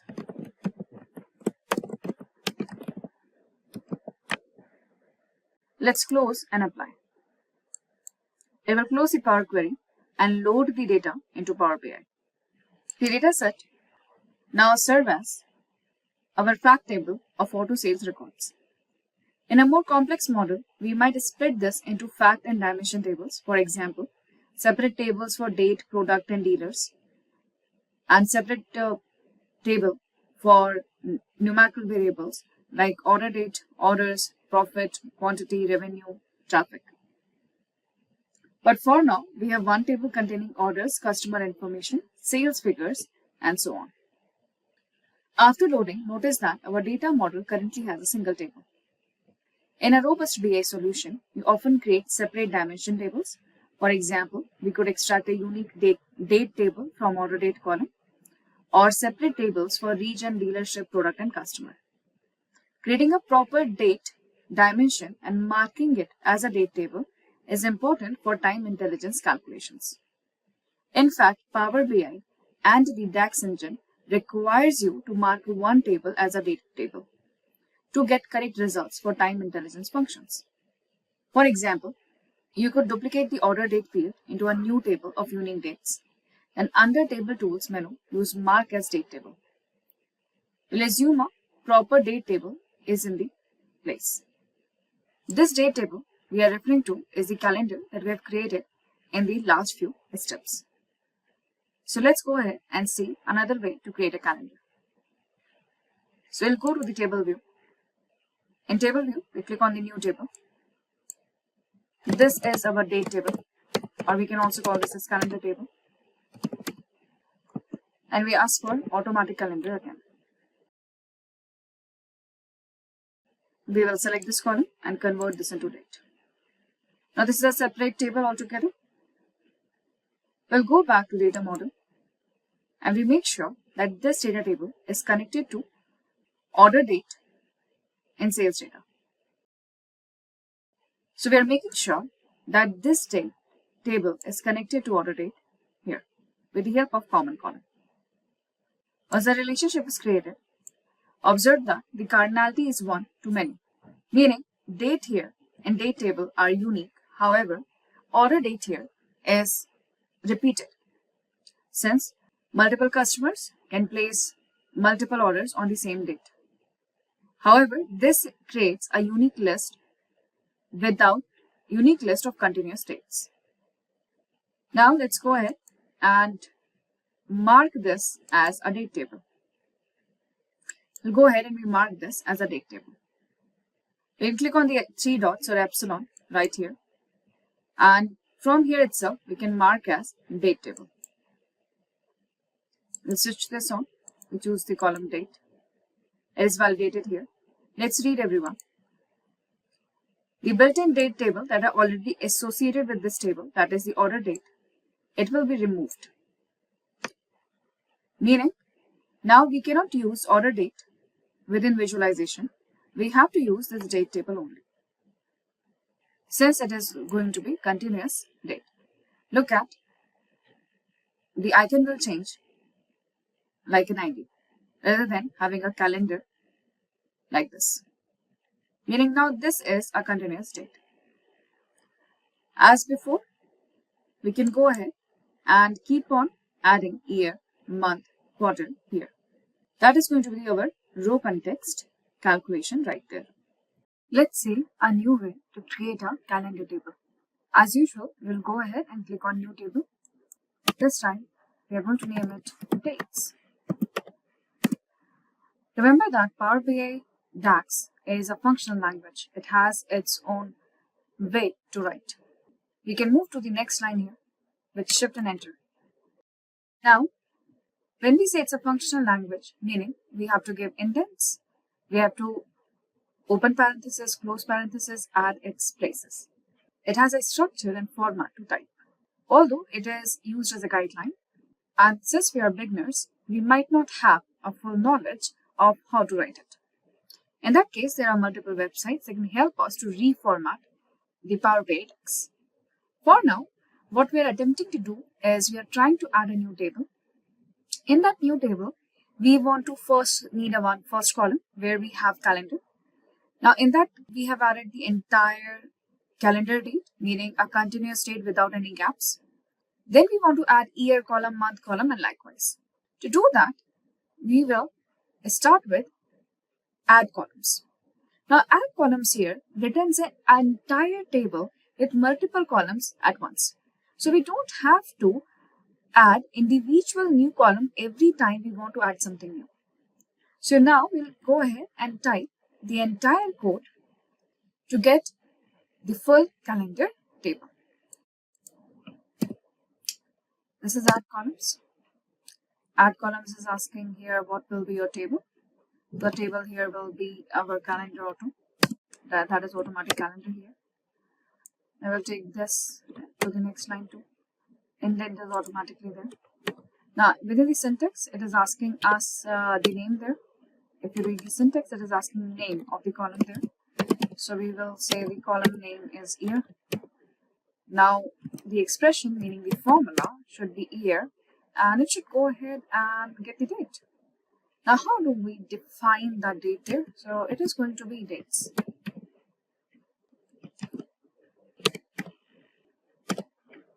Here is the date column right there. Close the parenthesis, comma. We need month, so we're getting month number. The function is month here, and here we have date. Likewise, with shift and enter, we will move towards the next line, and we can keep working with new columns right here. Now we don't have to add columns every time and write them separately. It saves us so much time. Editing is easier. We don't have to work with individual columns anymore. Adding, deleting, and managing your columns becomes easier. These are the exact same functions we have already applied before.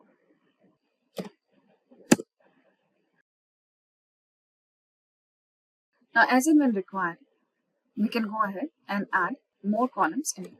Currently, I am adding some basic columns here. Let's see an example, then we'll keep on adding the columns. And see, here we are. In a similar manner, we can also go ahead and add the quarter name for year. So here, let's see, we have 2024 quarter 3. So we are utilizing our format function again. We are extracting year, then we are concatenating it with quarter here. So likewise, we can move forward and add more columns in here. Now, once we have our date, that is our calendar table, and the sales data here, first, we will make sure that our date column here is marked as date table, so that it is recognized as a date table here. We'll also make sure that in the data model here, this date is connected with order date to determine the relationship properly. And now order date will not be used for visualization purposes. Now we will use the date always from the dates table. Now let's move forward and understand DAX. Now we create key performance indicators as measures. You will go to report view. You will go to modeling tab and click on new measure. In this new measure here, let's define few KPIs here. First, we have revenue. So the first measure here will be total sales. We'll sum the revenue. This sums the revenue field across all records. Let's add one new measure. Units sold.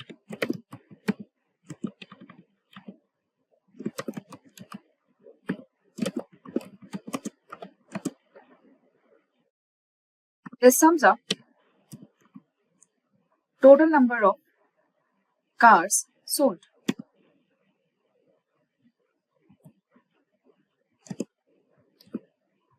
Make sure your home table is sales data, meaning the formulas are getting saved within the sales data only. Our data has a profit column. So we right click and hit our new measure. To illustrate, we can write gross profit here. So let's calculate gross profit. We do have cost of company. So let's figure out the sum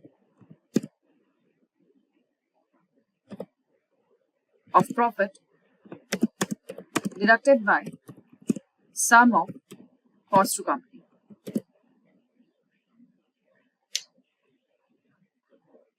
This follows the example of a profit measure as an aggregate difference. We'll add a new measure in sales data. Since we have a difference, gross profit. Let's find out profit margin percentage here. We define the profit margin percentage by dividing the entire profit by revenue. This will compute the profit as a percentage of revenue, avoiding divide by zero errors with the help of divide function. In divide function, numerator is sum of revenue. Denominator will be revenue. The numerator is going to be the profit. Denominator is going to be revenue. Sum of revenue. Alternate result, even if we leave it alone, it will be 0. Divide function helps us to avoid divide by zero errors. Now we can move forward and create visuals here. We can go ahead and figure out, let's see, total sales by individual region. We can choose to create simple bar graphs too. So first, let's figure out a simple table for region-wise total sales. We can convert this into a simple column chart.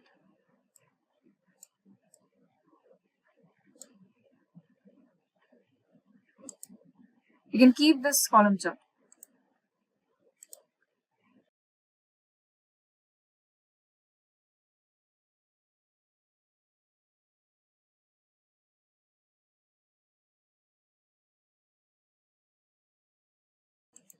This is region by total sales. You can go to the format. We can switch on the data labels right here. Currently, data labels are in billions. We can choose them to keep it at the outside end. In the values, let's fix the units at million.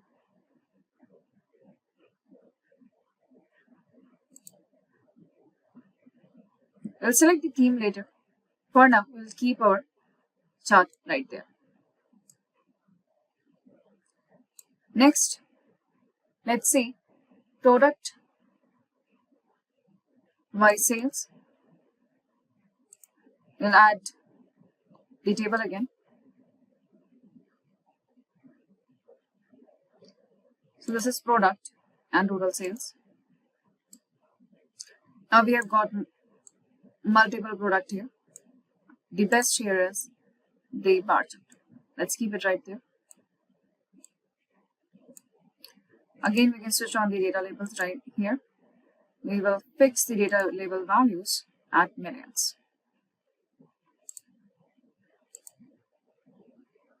We can make it bold to make the color appear here. Let's decide the decimal values to be 0.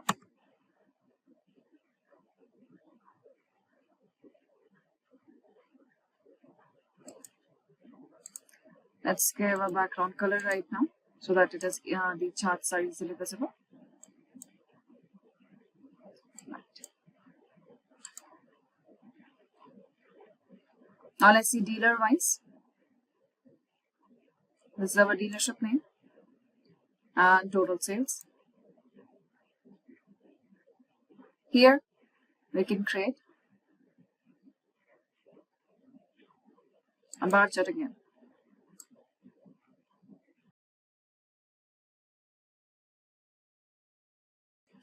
That's total sales by dealership here. As usual, we'll go ahead and switch on the labels. And we fix our labels with display units millions.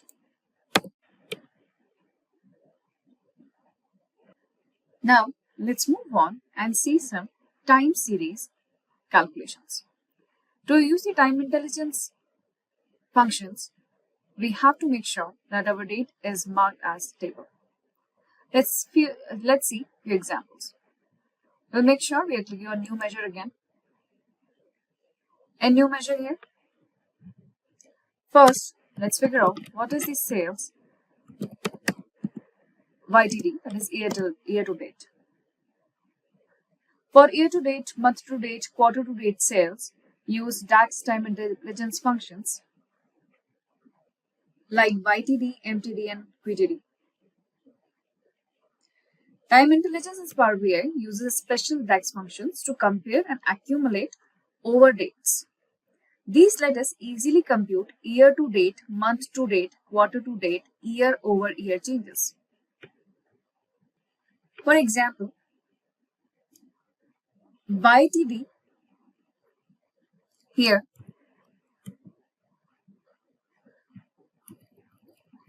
total YTD here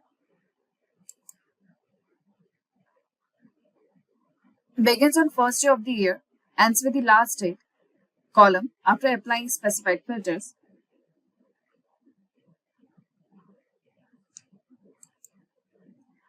Can sum the revenue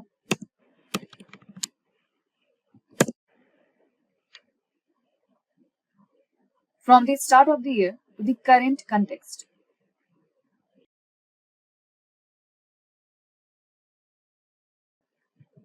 Dates we are looking for is from the dates table right here.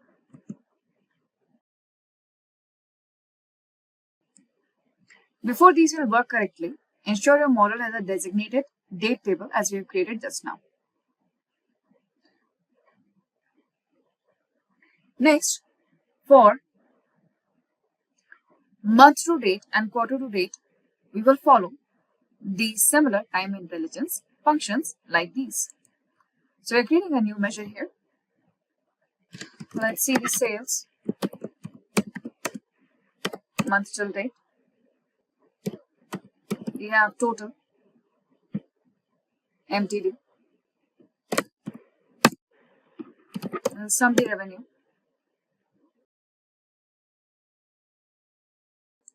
Same will be followed with sales QTD.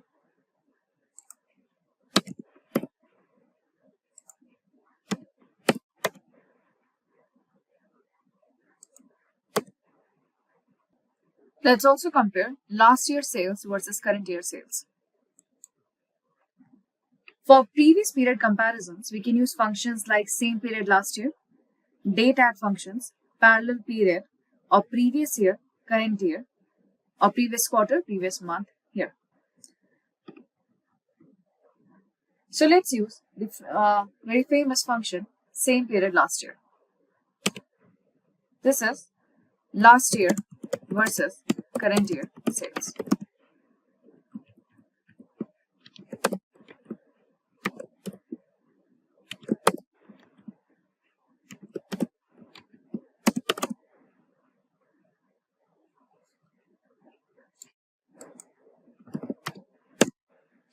We use the calculate function.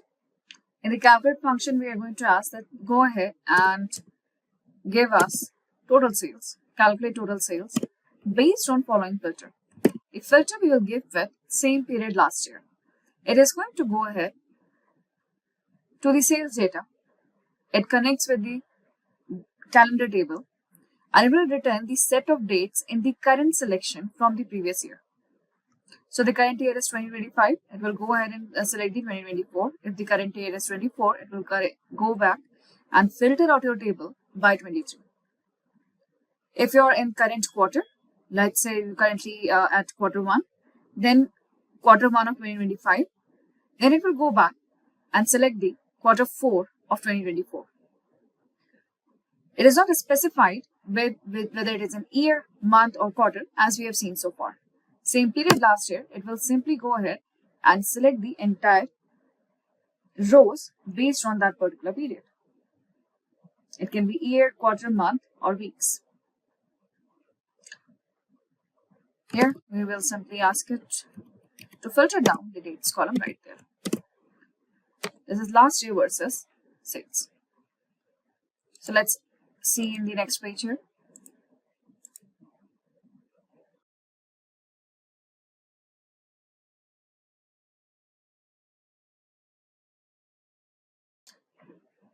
I'm adding a multi-row card for now.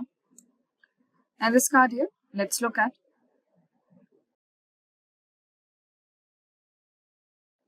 Let's add a table here.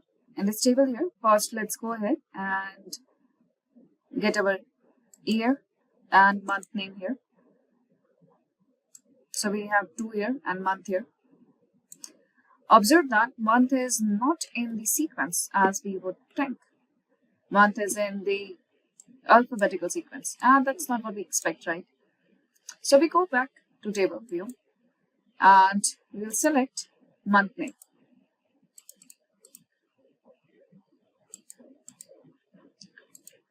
Highlight month name here and ask it to sort by month number. When you go back, you will see now that it is properly designated. The sorting is fine. Now let's add the calculations we have done so far. This is sales year till date. This is quarter till date. This is month till date. As you can see, this is January, February, December. So the numbers you will find are absolutely different. This is yearly, quarterly, and monthly. Now let's compare last year sales with current year sales. For that, we add one more table. Here, we are going to add year first. And let's add last year versus current year. What we see here is just 2025 sales. Let's add month name. Let's add quarter for now.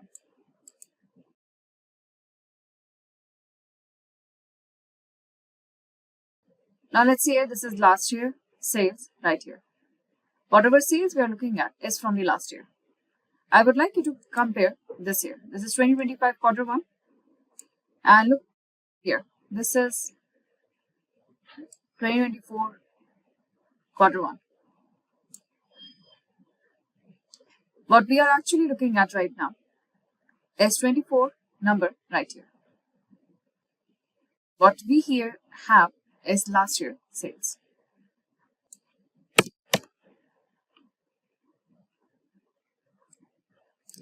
Let's bring this year sales here and immediately you'll see the difference.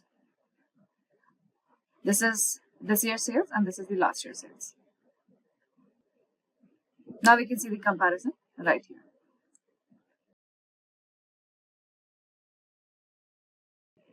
To compare last year with the current year sales, we need to create more DAX measures. This is where the KPI measures will come in force. So let's compare profit for individual year. So right now we have last year's sales with us and this is current year sales. If you want to see how far we have went from year on year or period by period, how far we have come around here, in that case we have to go ahead and see the comparison whether last year is greater than current year or not. First, we'll create we will create new measures here. When we click on the quick measure, a pane will open up. Here we have certain inbuilt calculations here. We can aggregate as per category. We do have filtered calculation, and here we have time intelligence function right there. We can talk about year to date, quarter to date, month to date as we have written here. We also have an option for year over year change, quarter over quarter change, and month over month change here. Since we have seen the last year sales, let's see how do we track quarter over quarter change.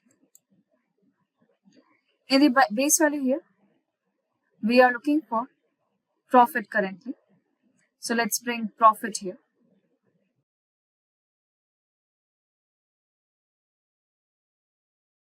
In date, we can click on add data. This is the date right here. Number of period is 1, we are fine, and we click on add. Wait for a few seconds here, and the function is written for us. So currently, Power BI has used a statement.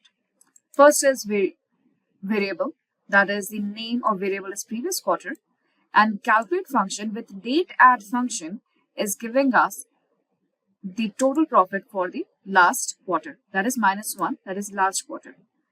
And now it's dividing it by the total profit here. Let's go ahead and bring this percentage profit. It is formatted in percentage automatically. Let's bring this percentage profit right here in the table. And here we are. Now we can see quarter on quarter growth right here. These are few examples of time series analysis. Now let's go ahead and create some visuals. We apply the functions that we have calculated, the measures, into some visualizations. Then we'll learn about analytics and Power BI. Let's outline the report pages we will build. First, we are going to create a dashboard overview.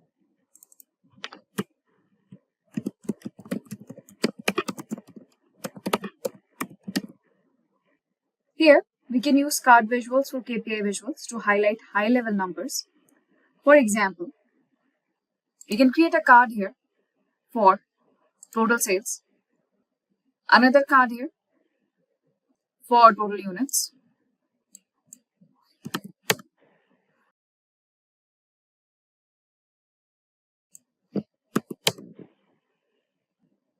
so this is the card visual here for total sales. Following up the same here.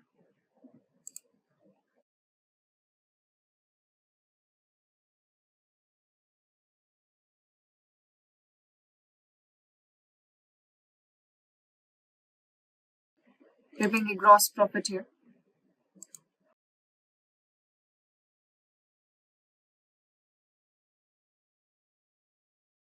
We can add it for total quantity, that is units sold.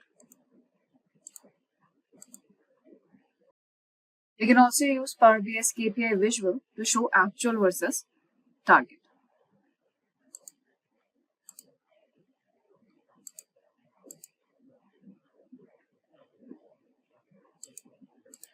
Here is our KPI visual.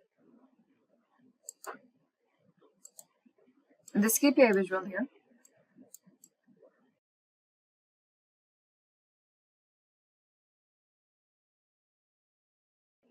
let's look at total sales here. As per month, as compared to last year's sales. Once it is filtered down to last year or month, we will be able to see the axis.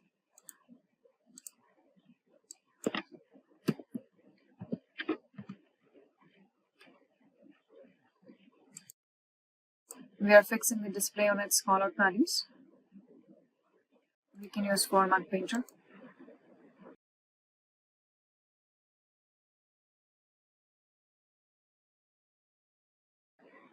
With colors here, we can see whether we are above the goal target or not.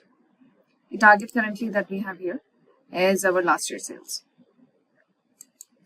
Next, from this page here, we have our total sales by region, total sales by dealership, total sales by product here. We can keep all of that at dashboard overview. The theme can be set and designed later.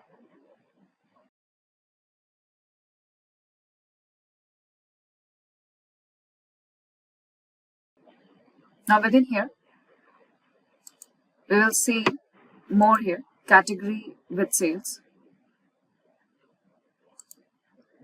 We'll have one more chart here for region, for state and sales.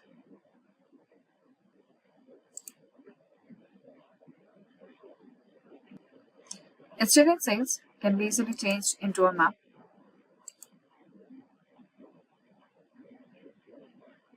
We'll keep a small map here.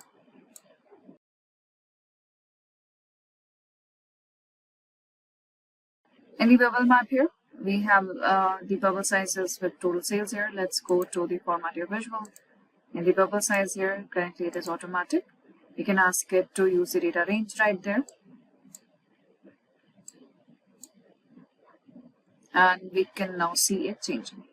You can also utilize the legend here or the color here as per the region here. That's great. Now we cannot have, now we don't need the title at all. So we can go to general here, switch off the title. We have got the legend right here. We are fine with the legend right now. We can keep it at the center. This is category by total sales. We can convert this into a donut chart. In the donut chart here, we will switch off the legends right now and we go to detailed labels. In detailed labels, we can ask you to only keep the category and percent of total right here. It is not properly visible here. We can go ahead and change the font style and font size to make it more visible. To quickly design it, we can go to view here and apply a certain thing for a quick design.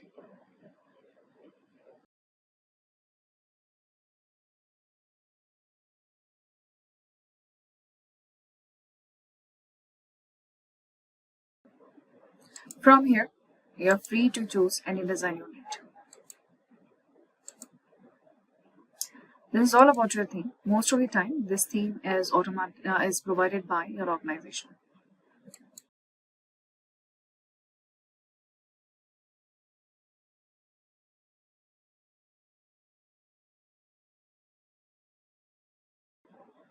Currently, I am sticking with a very simple theme right there. This is our dashboard overview. Next, let's create a sales trend page here. So we'll go ahead and see the sales trend page here. In this sales trend page, let's color the background.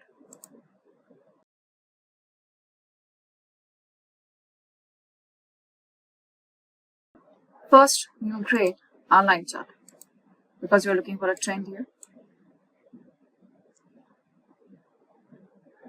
From here, we'll add the year and month right here with year and month and total sales.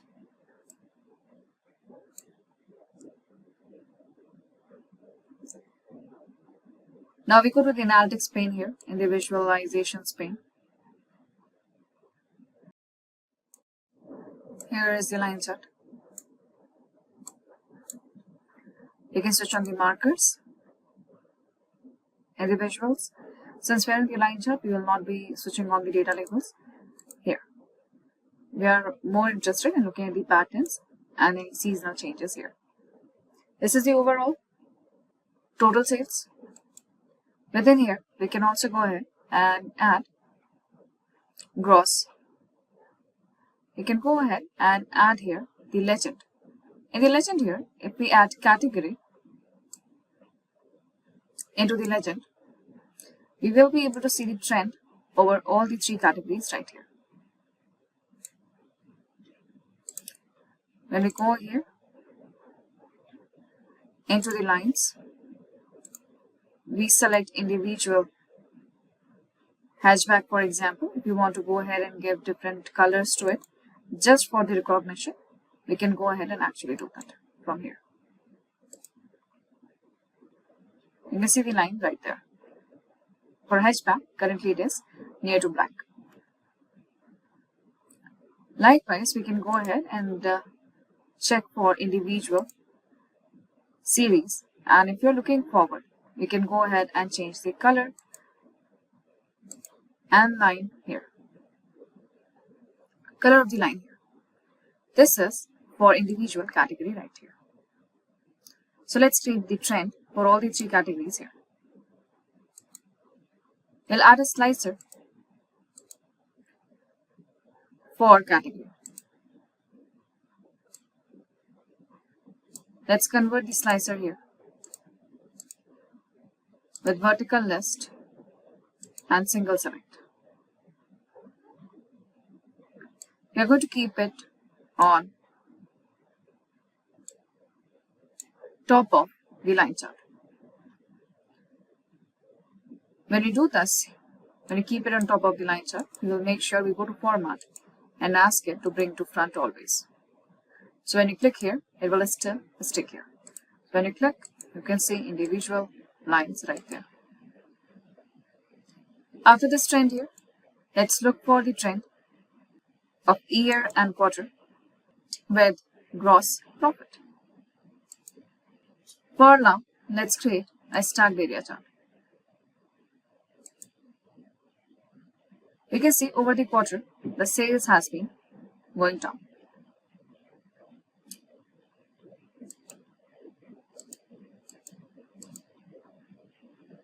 Here, let's add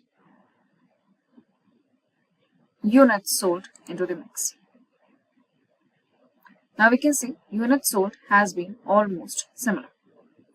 Very little difference here.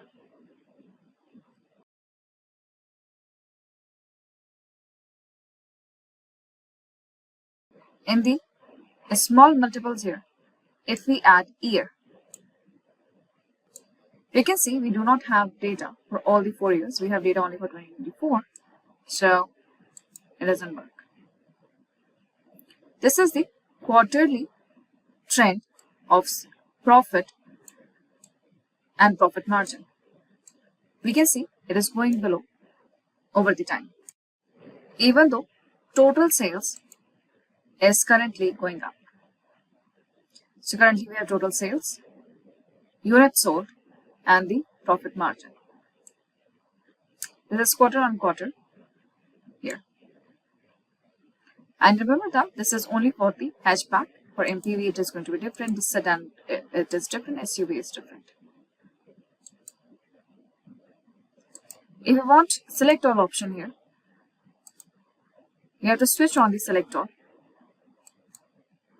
here. However, when you say single select, all option will not be available. If you want all option, then we have to make sure that this is just checklist, not an individual selection. In the quarterly one here, we can go ahead and switch on the data labels too. See here, data labels doesn't make much sense, it looks crowded. So if anyone wants to look at the data set, they can simply hover the cursor over there and they can easily see all the 3 numbers right here in the total.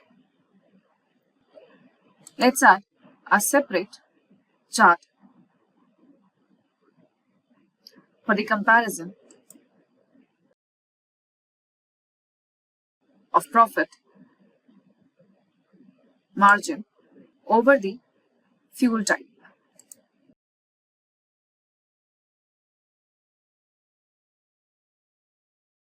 Let's bring quarter here into the legend. Now we can see in every quarter how within petrol it was lowest in the quarter 1. It went up. This is diesel and here.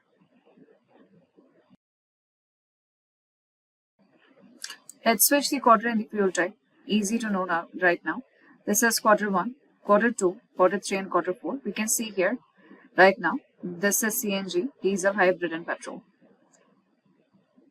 Now this quarter is aggregate quarter for individual year. We do have only 1 year. So let me show you by adding the slicer here. If I add a slicer here for year,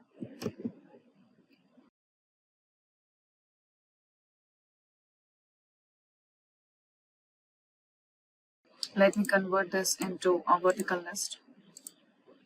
We see you have only 2 years, but 2025 we have absolutely no data. For 2024 here we have the data. So we are good with 2024 individual quarter right here. The numbers doesn't change. Remember that. Go to format and make sure you bring it to the front. So this here is our profit margin for petrol, diesel, hybrid and CNG auto vehicles right here. You can easily see right now if you look at CNG here. Alright, so CNG has been for quarter 1 and quarter 2, it has been the lowest. In third quarter, it was giving the highest profit margin, and fourth quarter it goes below. Similarly, we can track diesel, hybrid and petrol. Petrol definitely shows us the increasing profit margin. Next year, we'll add with performance versus targets.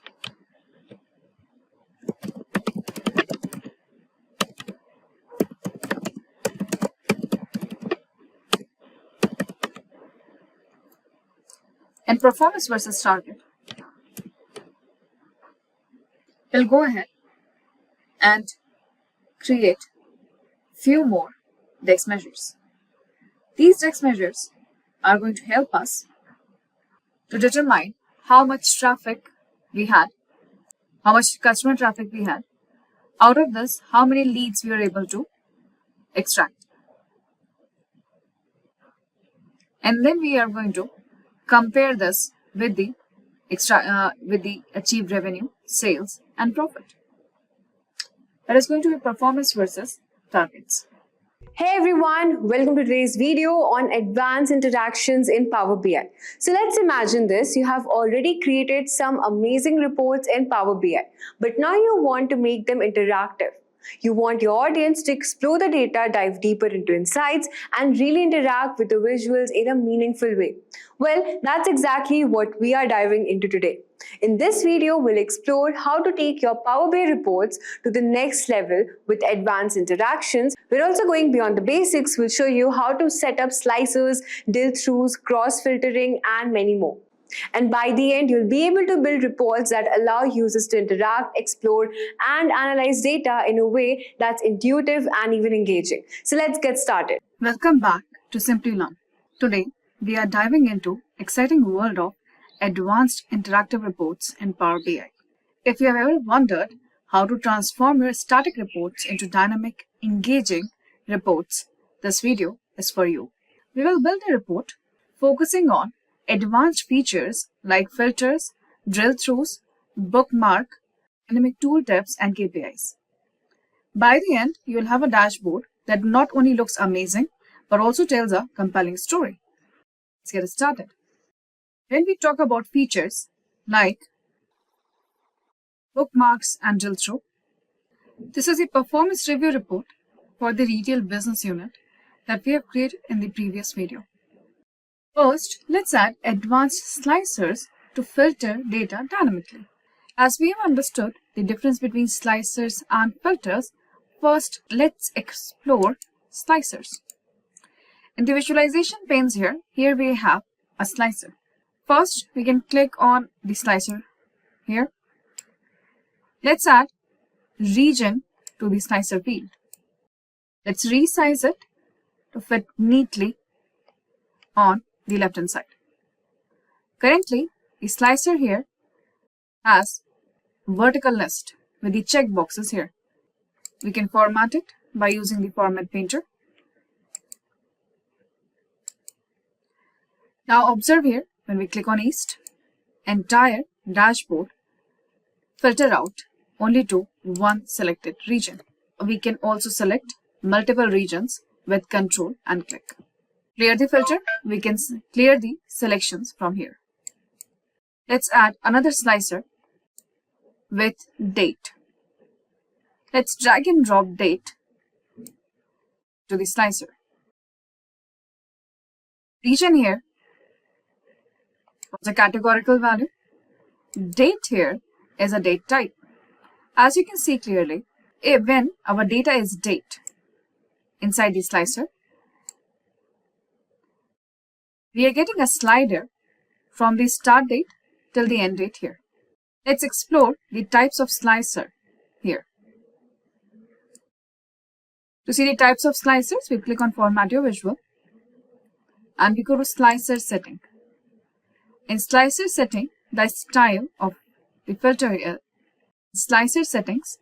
The style of the slicer is between the to date, then before the date, after the date. We can also find relative date. Relative date is if we want to go ahead and look for last, next, or this. It can be last month, last week, last year, or this month, next month, year.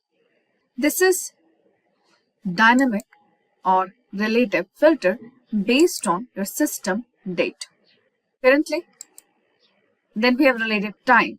If you have date and time both, you can also use relative time filter, which is quite handy to do hourly analysis. Currently, we are going to keep at between. This is the date slicer. Let's add one more slicer. This time, we will see new slicer with the lightning bolt. When we click on new slicer, lightning bolt, let's add customer type. Customer type, we can see there are two cards inside one single slicer. To understand this, let's go to Format Your Visual. We open the slicer settings here. In new slicer, slicer settings only give us the option for selection, what kind of selection we are looking for. In the layout, we have the option to select the arrangement currently. As we can see, we have two cards only, two types of customers. Instead of keeping a grid, we can keep a single row. The single row, we have two types, we can keep two buttons only. The new slicer will always have the cards inside it. It will not give us the option like vertical list between here. So this is the customer type. These are the two cards inside the slicer. I was setting the layout here. Let's use the Format Painter. After Format Painter here, it is quite visible. Buttons are not getting formatted. To format the buttons here, these are the buttons, we have more options for formatting. The new slicer gives us option to make slicers interactive like we are using an online application and to make it interactive with the end user. For example, when you hover the cursor over the corporate button, it darkens with the color. When we click here, it gets a shade darker, and when we select it, it becomes black in color. It shows the interaction. It also makes it look like we are actually pressing a button. So interaction is enhanced. To define these type of interactions, to customize these interactions, we have multiple settings inside buttons. 4 stages. First one is default. What is the default without selection format setting? When we hover, how it should behave when someone hovers the cursor over the buttons. When we press the cursor, how the change should look like. And when any button is selected, how it should look like there. We are going to start with default. Default, the background is white. Border is fine. In the fill here, let's follow the color here. You can increase the transparency too. If you want, you can also add an image. Currently, we are filling the color. We do have the option for shadow and glow. Now, when we hover over it, see here, it is now changing the color. We are fine with that. If it is changing the color on hovering, this is what we were looking for. Now on press here, it is giving us the third color, which is not good. So we will go ahead and choose the color from similar family, and it will get a little bit darker. Here I will reduce the transparency too. Now hovering is lightening up the color. Pressing is making it a shade darker than before. On selection, it is turning black here. Now we select here the state selected, and instead of black here, we will simply give the same family color here. Now let's see here. Hover, press, leave. Hover, press, leave. It looks like the end user is interacting with the buttons.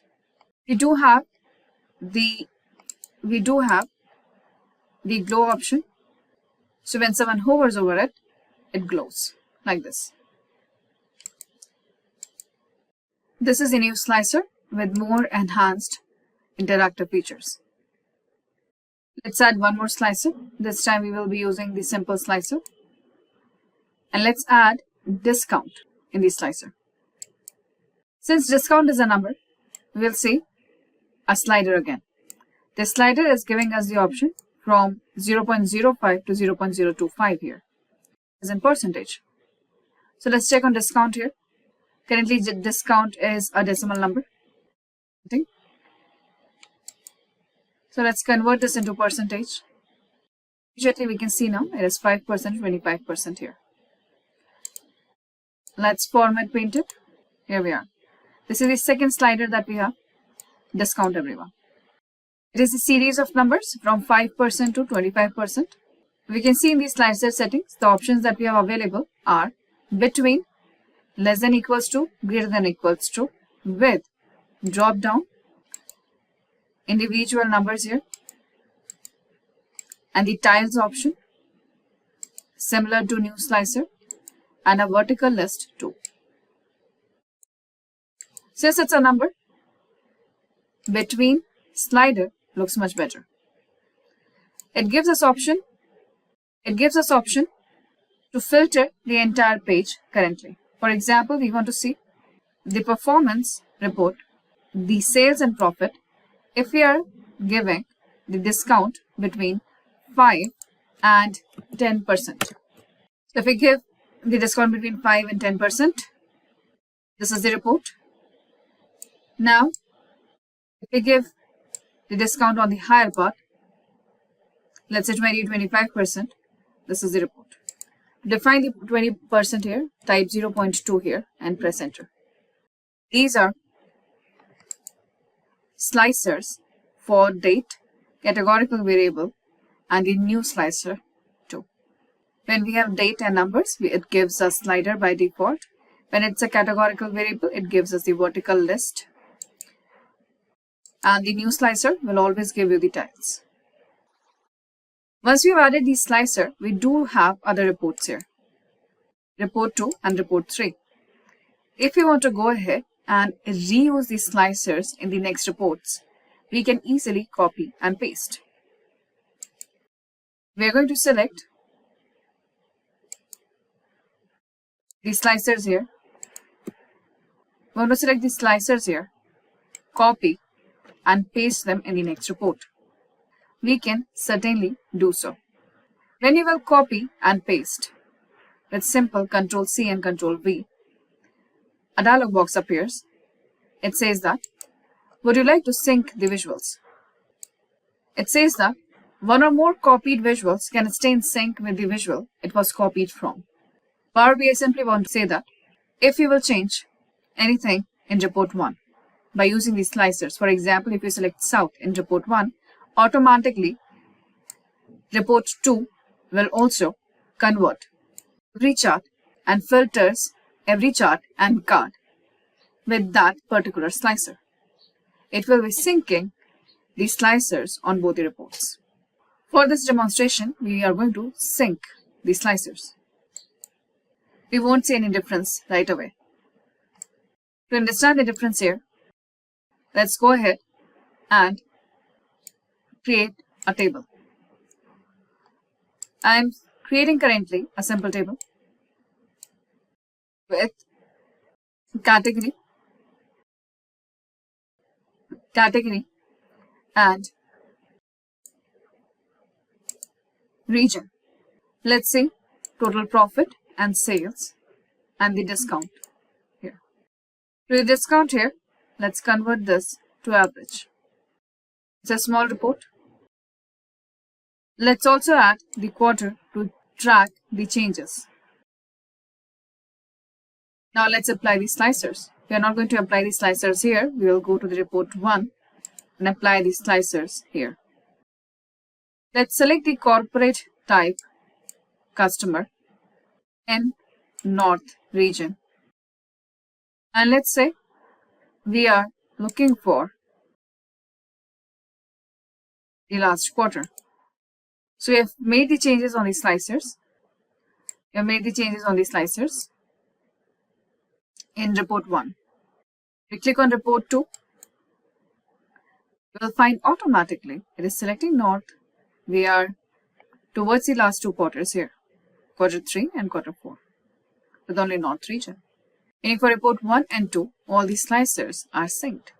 If we don't want to sync the slicer, we can still copy and paste. However, then both the slicers will be independently filtering the connected pages and graphs. That was types of slicers. Let's move forward with other component of the dashboard, that is drill through and drill down. First, we'll go to drill through. Drill through here enables users to navigate from a summary report to a detailed view of a specific data point. So let's set up a drill through from report 1 to report 2. To add drill through, we need one bird eye summary report and another detailed report. In this performance review report, we can see analysis by region, category and customer type, year and quarter, and the state.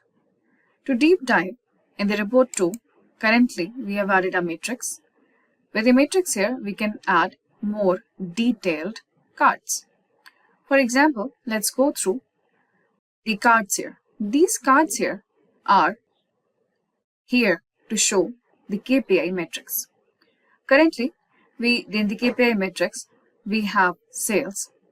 In one card, we can add only one metric. So here, this is the sum of sales, as we can see. Let's format it here. However, the title font is too big. We can go ahead and change that here.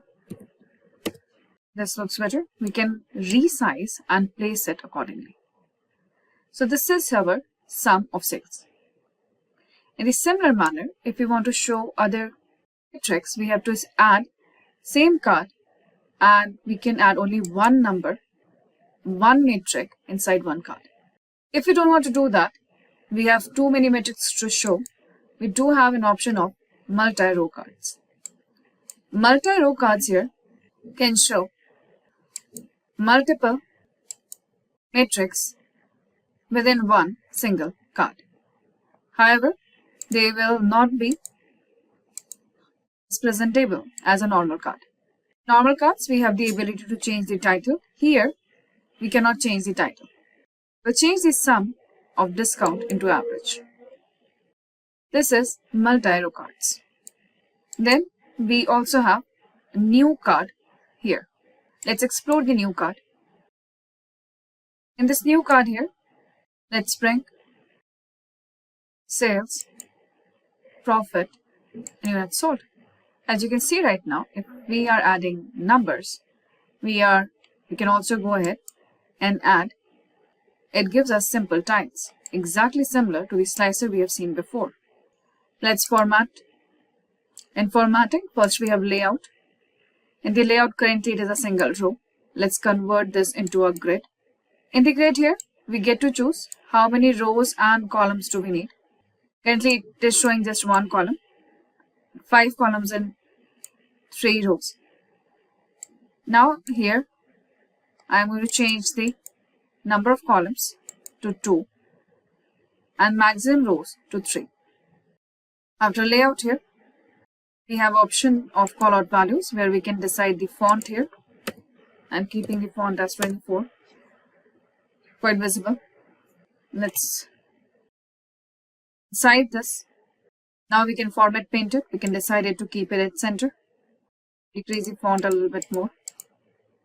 After the value settings, here we have the layout for vertical alignment. We have card settings here. These are the cards here. We can choose the shape of the cards. We can decide how far they are from the border, the alignment of the cards, and the background color of the cards too. Here we have the card settings. For this also we can use the format painter. Here we have got cards too. In general settings, under the effects, we will have the same background and border options here. Remember that these are for the back card visual, not for these buttons here. We can select the background color, increase the transparency. Looks much better now. You can also give a visual border with the increased rounded corners. Currently this is our new card. In this new card, currently we have added only numbers. Let's add a dimension or a categorical value like customer. When we add a categorical value like customer, let's say currently customer type selected one is retail. But if I click on corporate, it will remain corporate. However, if we clear out the slicer here, it will still get stuck at the first customer corporate, which is quite misleading. Usually, adding dimensions inside the cards is avoided, unless you have a very good option to make it work. So inside this card, let's add the fourth metric that is left. That is our discount. Now we are going to have 4 cards here inside a grid. Sum of discount doesn't make sense. It should be average. We can go to the drop down and convert this to average of discount. So now we have KPI matrix available with us. We have got KPI matrix, everyone. With the KPI matrix here, now we have a detailed report. Now let's set up our drill through. I am going to click on report 1 in the back. And let's observe. In the report 1 here, below the visualizations, we have drill through cross report available here. When you hover over the cursor, over the cross report here, it gives you an information that it allow other reports to use this page as drill through destination. Meaning, we need to decide which will be our micro report and which is going to be our macro detailed report. Destination is the micro report. Currently, report 1 is from where we want to start, which should take us to the report 2. So this detailed report should be switched on for drill through here. To set up the drill through, there are a few pre-requirements. The pre-requirements are the report 1 is currently using category customer type, region as a categorical variable with the sum and profit. In the page 1, we also have a state and year and quarter used. These measures and dimensions should be used in report 2 also. If we go now to activate the drill through, we simply switch on the cross report and report 2. Switching it on, we need to add the drill through fields here, which means that which chart will have the ability to give us the drill through option and to filter out the report 2 on the basis of that. To add this here, let's go ahead and add region, sales, profit, and category. We are dragging and dropping. We have added category, profit, region, and sales. So we've added all the 4 here. You'll find that these looks like filter cards.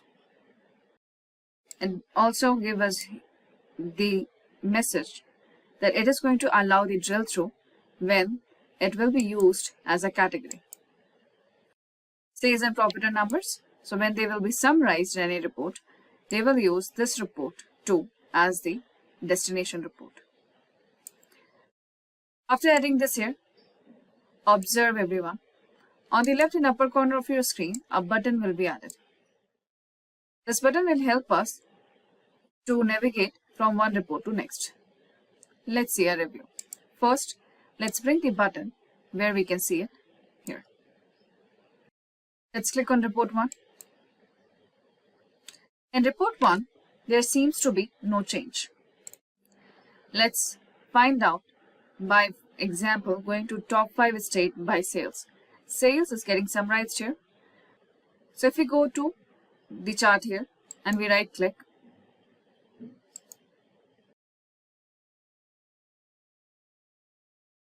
We select, for example, Scotland, and we right click here. It allows us the drill through to report to, meaning we will be looking at the entire report only for Scotland.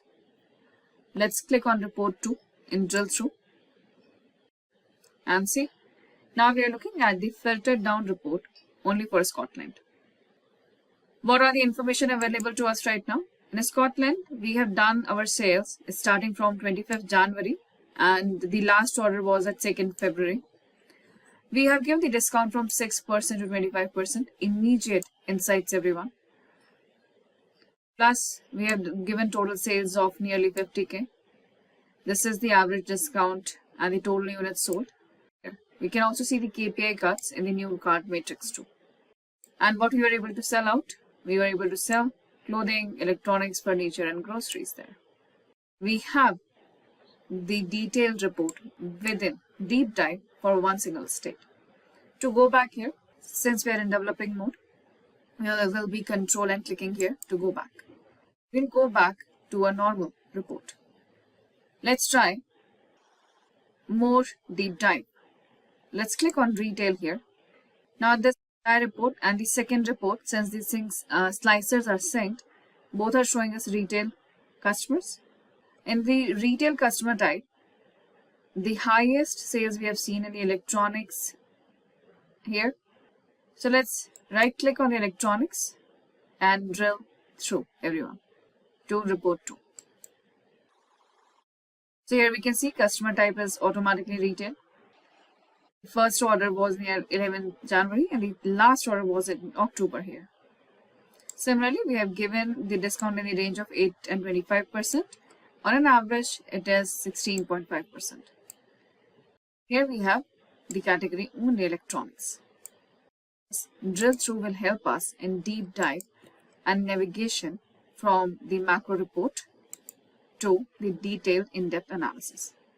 Thus, to navigate from a macro summary report to a detailed in-depth view for a specific data point and KPIs. Talking about navigation here, bookmarks are a fantastic way to create dynamic navigation. With the bookmarks, we can set up a before and after view. We can set up a navigation with the help of buttons or with the help of bookmark navigation buttons too. So let's explore how bookmarks and navigation work hand in hand. Let's take an example for bookmark. To understand the bookmark better, let's go to the View tab. In the View tab, we have Filters pane here, then Bookmark and Selection.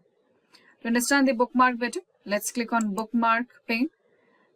And Bookmark pane has to be opened up with the Selection pane. Why? Selection pane will tell us the list of the objects that are present in this particular page. And what is a bookmark? A bookmark here will help us to create multiple views within one single page. In real time, bookmarks are used used in a book where we go ahead and we place the bookmark on a certain page number so that when we come back, we can go ahead and simply go to that bookmark and restart exactly from that page. In a similar manner, in each page, we can set up multiple bookmarks and each bookmark will give us a separate view of one simple report. For example, let's create a simple bookmark here. So currently we have these objects and the slicers here.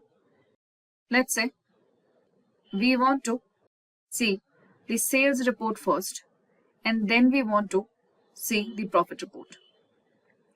So let's create some space here. A profit report, everyone. Now this particular chart should appear later. We want all these three charts first. And later we want the sum of profit by region to appear. So we want two views. One view is entirely for the sales and the second view where we have the detail for profit is also added here. Let's set up a bookmark. To set up the bookmark here, our objective is absolutely clear. In one view, we want to see all the 3 charts, but not the second one, not the profit one. In another view, we would like to see all the charts together. We'll use the selection pane here to select and show, hide the object. As we can see in this selection pane, we have the show and hide option here. For example, we want to go ahead and the profit chart. So I'm selecting the profit chart here. The moment we select the profit chart here, observe here, sum of sales is automatically highlighted in the selection pane. Now we can hide it here. You click on hide this visual. Now it's hidden. And don't worry, it is just in this view here. Once you have hidden this here, we will go ahead and click on add. As soon as you click on add, this bookmark 1 do not have profit visual, only sales here. So we can go to the 3 dots here or epsilon and we click on rename. I'm going to name this as sales report, so we know only sales visuals are there. Next, we need all the visuals at one place. So let's unhide this visual here and add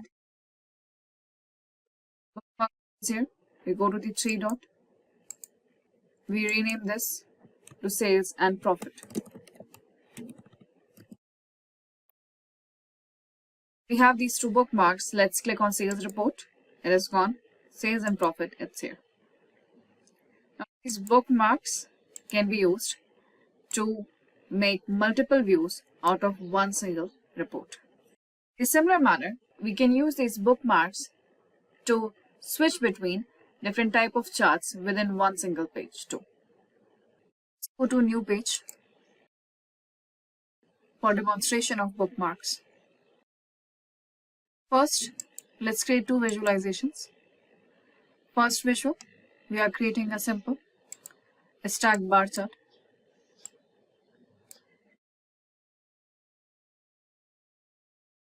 For category and sales. A simple bar chart, everyone, for category and sales. I'm keeping it right here. Next here, let's create a line chart between profit and our date hierarchy.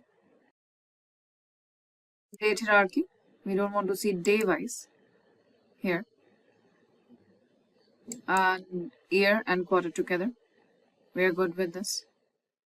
This entire profit trend is for all the regions. We will scroll down under the visualization and we drag and drop region into small multiples. Now we can see the trend for individual region here. You do have the option to add legend here. The legend, we can add customer type. Now we can see trend of profit for each customer type. Let's format them. First formatting, we change the color of the line here. To series, we select corporate right now. And I'm going to change the color for corporate. Then we select retail series. I'm going to change the color of retail to the red family for now. Changing the colors, we have the option to switch on the markers. So here we have a very clear view of all the trends for the profit. We have a quick format for the background too. So here we have our 2 charts ready. Both the this here is for sales and this here is for profit. Now we want to switch between sales view and the profit view. So either we want to see the sales analysis or we want to see the profit analysis. So let's place these charts here first and let's enhance the bar chart here. In the bar chart here too, we will scroll down. In the small multiples, we add region. In legend here, we add customer type. So, the same color. We will go to the bars. In the bars, we select corporate. Corporate is blue in color. Then we select retail, which we have kept red family color. Be consistent in the colors, everyone. And now here we have sum of sales by category and customer type. And here we have profit by month and year. Now we want to switch from sales report to profit report here. To do that, we are going to utilize bookmark. Expand bookmarks and selection pane. Observe that we are in the report 3. However, we can clearly see previous bookmarks too. To complete the report, I am going to copy the slicer region into the report 3. When I paste the region here, it will ask us, would you like to sync the visuals? This time, we will not sync the visuals. Plus, we will change our report slicer from vertical list to a tile. Once we have the slicer, now let's create a bookmark. Create a bookmark here. First is the sales bookmark, another will be the profit bookmark. So first, we are going to hide sum of profit, that is the line chart. We add the bookmark, we rename it, and we will say this is the sales. Next, we view the sale and hide, and we click on add, and then we rename again to profit. Now we can easily switch from sales to profit here.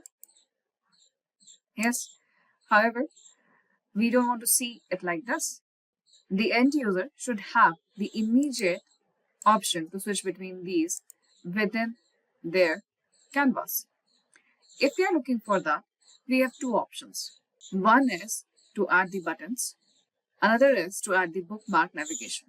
So let's see the newly added bookmark navigation button. In the Home tab, we have View tab. To add the bookmark navigation, we go to Insert. On the right hand side, we have got buttons. And here we have Navigator. In the Navigator, one navigator here is Bookmark. When you click on Bookmark Navigator, on the left and upper corner, we can see the list of all the bookmarks at one place. However, we don't need all the bookmarks here. We need only sales and profit. If we go to the Format Navigator, here we have the option for bookmarks. By default, it is going to select all the bookmarks here. If we go to the drop down, it doesn't give the option to select which bookmark we need. So let's see how we can make sure that we can only see sales and profit. Go back to the bookmarks pane. We will control and select sales and profit. Control and select sales and profit. Say both are selected. Now go to profit and right click. When you right click, you will have the option of group. Let's group them together. It says group 1. Let's rename the group 1 to report 3. So you will remember that this is the report 3 group. After rename, we go back to Format Navigator, and to view all the bookmarks, to view the selection between the bookmark and the group, we have to add or refresh the report again. So I'm going to delete this here. Let's remove it and then go to buttons again, Navigator, and click on Bookmark Navigator. Still, all the 4 are here. Now we go to Format Navigator and Bookmarks. When we go to the drop down here, we have the option right now to select. Go ahead and select Report 3 Group. And see, now we have sales and profit. Now with Control, click on Sales. It is sales. We click on Profit. It is profit. To make the buttons look better, now we have options for formatting the style of the buttons. These 4 styles will remain with default hover, press and selected, similar to slicer. However, we will have more options here. Here we can also change the font styles too. I will give you a quick style setup to make it look like the buttons are interactive. First, the default style is the white filled text. Let's change the text to a slighter bold font. After the text here, we'll go to the fill color, which is going to match one shade lighter than the background. The border here will look same. Right now, we are not giving any shadow or a glow. This is the default view. We can see that in the profit. Now, when we hover over it, it turns white. We go to the hover here and we'll ask it to make it one shade darker. And in the text, we'll ask it to increase the font by 1. Now see, it looks like we are hovering over it here, a small change. After hover, we have press. Currently, when we press, it looks like we are pressing it here. In the text here, it will remain same. To the fill here, it gives one darker shade. So when it is default, we hover and we press. Now the selected view is black. We change the selected view right now. Back to the darker shade here. Plus, we increase the font size with the bold font. See the entire process? This is hover, press and select. Hover, press and select. So now our bookmark navigator is working. However, our report looks like we are jumping from one page to other. Now we don't want end user to know that. So we are going to make sure that both of them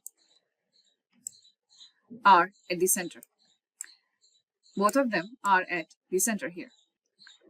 When I go to profit, go ahead and set the profit here too. Now let's check this sales, this is profit. Looks like we are changing the entire dashboard with the help of a few buttons. You can change the entire dashboard from sales to profit. You don't need to create 2 separate pages for that. Bookmark can also help you to switch between just one single chart within the entire report. This is how we can use a bookmark for navigation. Bookmark has major uses. We will explore the bookmark in an entirely separate video dedicated only for that. Now, let's go to the next option to make dynamic report. That is dynamic tooltip. Dynamic tooltips let users see additional insights when they hover over visuals. So what is a tooltip, everyone? When we go to a certain report and we hover over any chart, whether it's a bar chart or a tree map, a white colored dialog box opens up. This is called a tooltip. So currently the tooltip is saying estate and the sum of sales. We go here to the tree map. It is giving us more options here. So let's go ahead and see how we can go ahead and give a dynamic tooltip. To do that, first let's add a new page. In this new page, first we have set this page as a tooltip. Whatever we create on this page, it can be used as a tooltip. We'll go to Format Your Report page. And here we have Canvas settings. And Canvas settings, the default is 16:9 slide. We will go to the drop down and here we have the option of tooltip. The height and width is here. Now here we have a tooltip. We can see that the canvas is quite small. We can click on plus to zoom in. Now here we can design a tooltip. When we say design a tooltip here, so for example, if I go to this report here and hover over, we should be looking at a deep dive analysis within the Scotland. So right now we can see top 5 estates by sales. If I hover over the Scotland, I want to go ahead and see more details about it. So for example, in the page 1 here, I will open up the data pane right now. And let's say we want to see that how much profit we have gained in that country. Plus, we'll also add category for the details. Now, it has automatically chosen a type of a chart. Let's go ahead and convert this into a stacked bar chart. Easy to read the names here. We can go to here and switch on the data labels. For a tooltip, the name is quite huge. So I'm going to go to general right now and switch off the title altogether. We can see category and country and sum of profit. You don't need the, now here, let's format. We don't need to see country. We know these are the country names, but we do need the name of sum of profit, but we don't need the numbers here. And the numbers are indicating what kind of category it is. So we do not need this title here. So let's format. In the formatting here, in the first formatting, we go to y-axis. In the y-axis here, we need the values, but we don't need the title. In the x-axis here, we need the title, but not the values. Then we have legend. The legend, however, we don't need the title. We can see all the 4 are here. Plus, since it's a tooltip, we will decrease the font size here. So this is a small bar chart, everyone. First, let's explore edit interactions with filter and highlight. Once we have a dashboard like this, we would like one chart act as a filter or highlight or simply do not interact with it.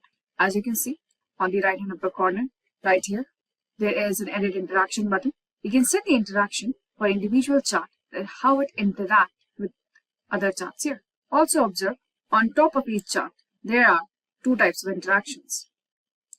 Either filter, highlight, or do not interact. We can find the set interaction feature within Power BI to gain more detailed insight within the dashboard. Filter simply filters the bar charts or the line chart or the map chart here or a simple table. Highlight simply highlight that particular bar or part of a bar or part of a line where these edit interactions are usually set by default. However, we might need to change it as per our requirement. So let's see how to do that. Now, let's look at the steps to edit the interaction. First, we have to select the chart which we intend to use as filter or highlight. Then, we click on Format tab. In the Format tab here, on the left and upper corner, you will find Edit Interaction under the Visual Tools.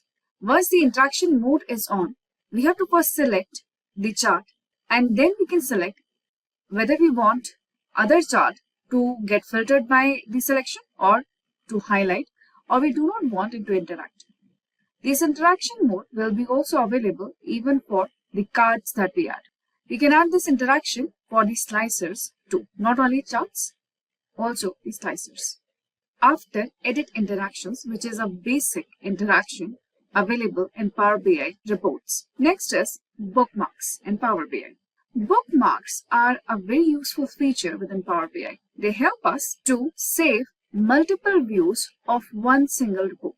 How do we use the bookmarks here?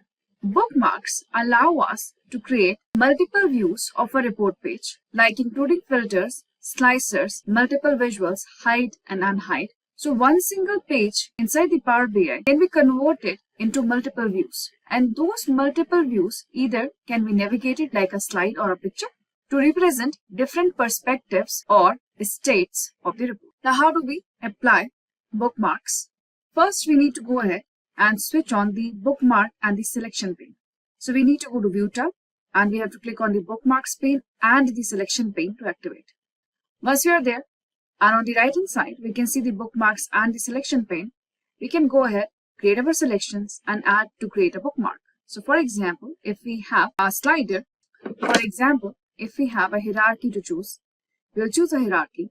When the hierarchy is freezed on our screen, we can go ahead on the right hand side and simply click on add a bookmark and name the bookmark. In a similar manner, if we have an entire dashboard, we want to spotlight one of the charts there, go ahead, select the spotlight and freeze that screen with the bookmark. Like this, you can also apply, for example, a country filter. So let's say you apply the filter for India and the entire data, currently the entire dashboard screen or your report screen is showing all the data that is related to India. Now, you can save or add that as a bookmark. Now we can switch between two views. First is the global sales and then sales within India. So we don't have to create multiple page reports here. By simply adding the bookmarks, we can go ahead and create multiple views and navigate through the bookmarks too. Let's go to the Power BI and see some examples. So since we have created multiple bookmarks, now we would like to navigate those views. This is very easy. There is two types of navigations, page navigation and bookmark navigations. In the new updates last year, now we don't need multiple shapes to be added, set the bookmarks, or we don't need buttons there. However, we can utilize that here too. To activate the navigation or use the direct navigation available here, we have to go to buttons drop down. So let's see these steps here. If we want to add, once we have created the views, if we want to add buttons, we have to first click on a chart. First you click on a chart, format and data drill option opens up. Go to the format tab. In the format tab, we are going to find buttons. Once you find the buttons there in the drop down, go to the last section and you are going to find navigation. In that navigation, go ahead and select bookmark navigation. Once you select the bookmark navigation, you will see the list of all the bookmarks and the views you have created on multiple pages. Now you can go ahead and navigate. Let's see the example in Power BI. Currently, we have seen we can directly activate the bookmark. There is an entire strip of the buttons. We can click and navigate to whichever view we want. However, we can also choose to switch between only 2 or 3 bookmarks, not all the bookmarks there. For that, we can use button and images too. Meaning, we'll go ahead, we create a button or a shape and we assign a bookmark to that. For example here, once we have opened the bookmarks and the selection pane here, we can link the bookmarks to certain chart or to a certain image or a shape. It creates an intuitive and a very easy visual user interface. These steps will involve, we insert a button or an image from the Insert tab. We select the button and we go to Visualizations pane. In the Visualization panes, under the action, we choose the bookmark and the action type. Action type will be the page of the bookmark. We can use this to switch between two charts within the entire dashboard. You can also choose this to simply switch between two entirely different views of a simple page report. Once we go ahead and select the bookmark we want to associate with that button or image, we have to do that for multiple charts together if we want to switch between the two views. For each view, we apply 2 different images. Once the images are done, we customize the button and image style for better user experience and to set the theme of the page. And if we want to go ahead and hide and unhide them, accordingly, we will place them maybe overlap with each other or maybe at 2 different places as per the requirement. And once the bookmarks are analyzed, we can simply click on that image, control and click, and we can switch. In the developer or the designing mode, once it reaches to the user, the end user will have to simply click and it will switch the charts. Let's see an example in Power BI. Next, we'll see working with parameters. Now, parameters are far more different than the interactions and the bookmarks we have seen so far. Parameters are simply one step ahead of filters. Let's understand what parameters are. Parameters are found in every BI tool. Parameters in every BI tool allows us to dynamically change the charts and the visual based on the user input. Usually, parameters are just the range of values passed from the outside by the end user. For example, we have a chart where we have sales versus countries. Now, we can give an option to the end user where they can simply change the x-axis entirely. They can change the country to category, from segment, from states, city. They will keep on changing the dimensions and the chart will automatically update as per that dimension. You can also give them access to change the y-axis. Maybe they want to see country by sales, profit, total quantity, total number of orders, and likewise. So if you want to go ahead and change the dimensions, maybe we want to go ahead and change the filter. For example, we want to see we usually go ahead and tell them these are the top 5 customers or vendors we are working with. We can also go ahead and give them the access that, okay, you go ahead and see whatever top n numbers you want to see, meaning they will have the option to change the filter value to 3, 5, 10, 20, whatever they want to see. And that's parameters. That will change the data display based on any categories or numerical range they are selecting. There are multiple use cases for the parameters. There are two types of parameters here. First is numerical parameter, other is field parameter. As you can see in the example here for the numerical parameter, we have given a discount slab and a slider. So we can simply click on new parameter there. We can select a what if parameter or a numerical parameter. We can give a simple number here. Once we create a slicer linked to the parameter, and it is always created, there is a simple checkbox there. Now, further, we can use text measures to incorporate into the measures, into the filters as we apply. And these measures give the end user the flexibility to input the values within the calculation or within the filter or within the X or Y axis to change and view the reports. In the field-based parameter, we can go ahead and change the X and Y axis. Field parameters are very easy. We will simply go ahead, add the parameters there. And as we discussed, we can simply change product category, region, country, or segment. We can also go ahead and change sales and profit. These text parameters are written automatically there. When you are creating the parameter, at the back end, it is simply writing a DAX. And we can utilize that particular parameter in multiple calculations too. Now, let's go ahead to Power BI and see how parameters work. This page we are going to use as tooltip. I'm going to name this as tooltip 1. And we will utilize this particular page as a tooltip for other charts and the reports. To create this as a tooltip, first thing that we do is we go here to the right hand side, format your report page. We go to the canvas settings here. In the canvas settings, we will go to the drop down and select the tooltip. Now, as you can see here, the dotted lines here are showing us the true size of the tooltip. Vertical alignment will remain at top. We can also keep it at the middle. I prefer it here. Inside this, we can add cards, visualization, or simple tables. Use it as a simple canvas. However, the size will be different. Now inside this here, we go back to build visual and let's add the new cards here. In the new cards, let's add our sales. We have our profit, discount, and the units sold. These are the 4 cards here. As you can see, all the 4 cards are simply added one beside the other in a vertical manner. We can go to the formatting here. We do have the option of layout. We can ask it to arrange in a grid. How many rows we are looking for? So we can increase the rows by 2. How many columns we are looking for? So we can reduce that to 2. Now we have a grid. After creating the grid here, we don't need to see the overflow. We have just 4 cards here. We open the callout values. In the callout values, as we can see, font size are too big. We will stick to our font here. We will reduce the font to 12. As you can see, this is the values font. So the value is smaller here. We do have the option. We can align it at the center too. Once the values are done, we are at the label, everyone. In the label here, we can decide what kind of labels we are looking for. We can also reduce the font size here and make sure we are selecting the font size here. Font style and font size. When the size is selected, we will keep the layout at the middle. Then let's go to cards. In the cards here, we have multiple shapes. We will let's go ahead and change the shapes here. We have the snipped shape here. We can change the shape. We can change the shape too by simply deciding here. The padding simply means the difference when the space between 4 cards here.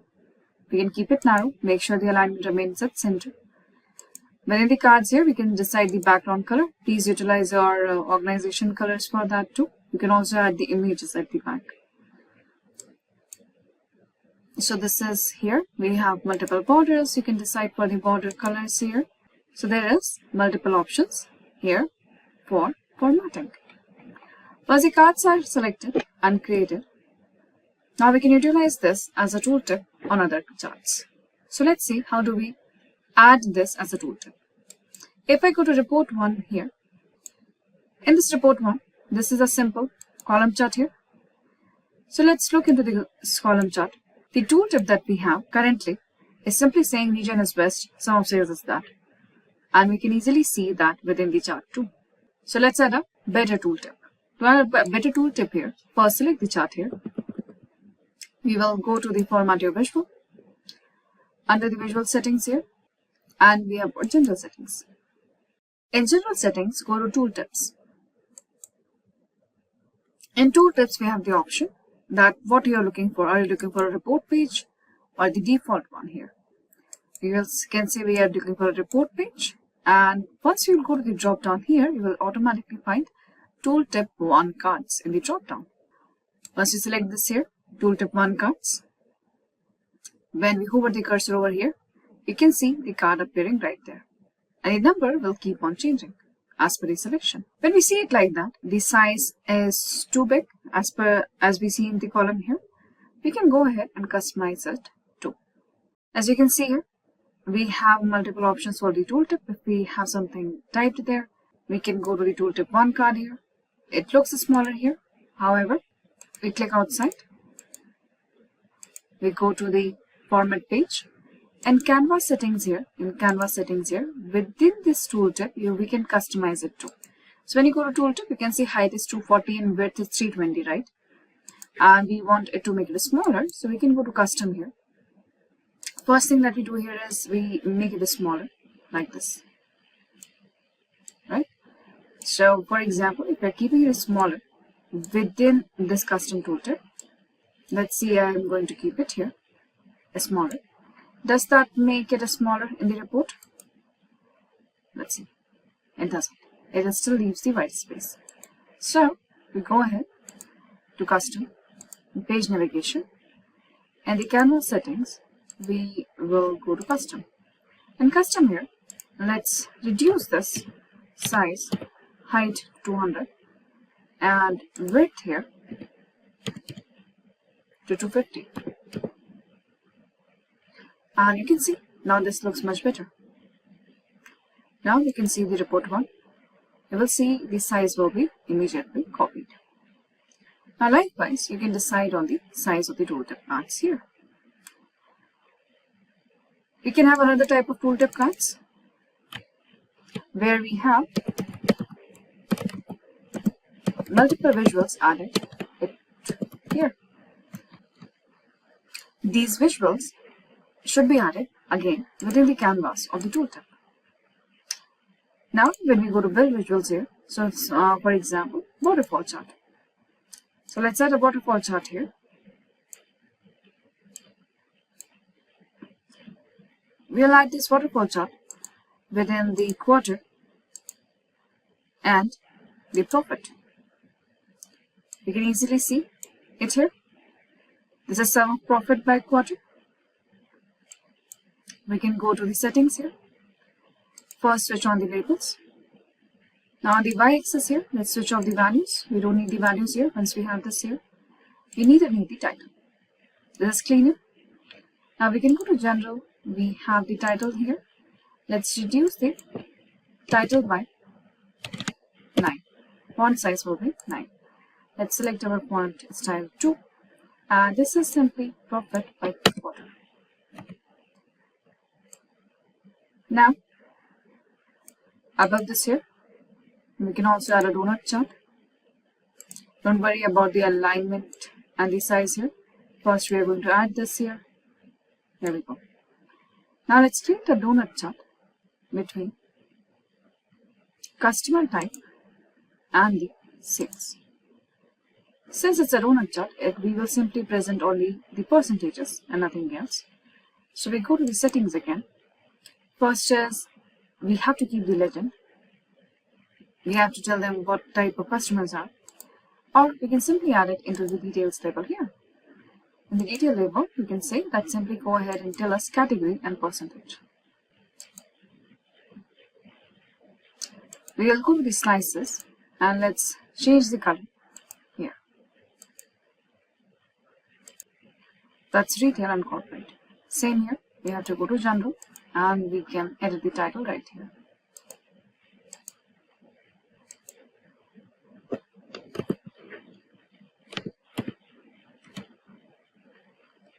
This is sales by customer type. It's a small tooltip. If you want, you can color the background too, or you can make the background purely transparent. So it can simply refer to the backend. These kind of reports, which is detailed there, right? These kind of tooltip can be applied to several other reports. So for example, this is our country sales and profit here, the bookmark that we have added, right? So for this here, let's add a bookmark. For this, let's add the tooltip. To add the tooltip here, we go to General again, we go to Tooltips, and now in the report page, just observe here, currently the tooltip has multiple text here, that is the automatic tooltip. Now we have tooltip card for visuals. Once we activate that, automatically you can see the entire chart right now is getting filtered out with the help of the dimensions and the category and region too. Similarly, if we click on profit here, we have another chart, right?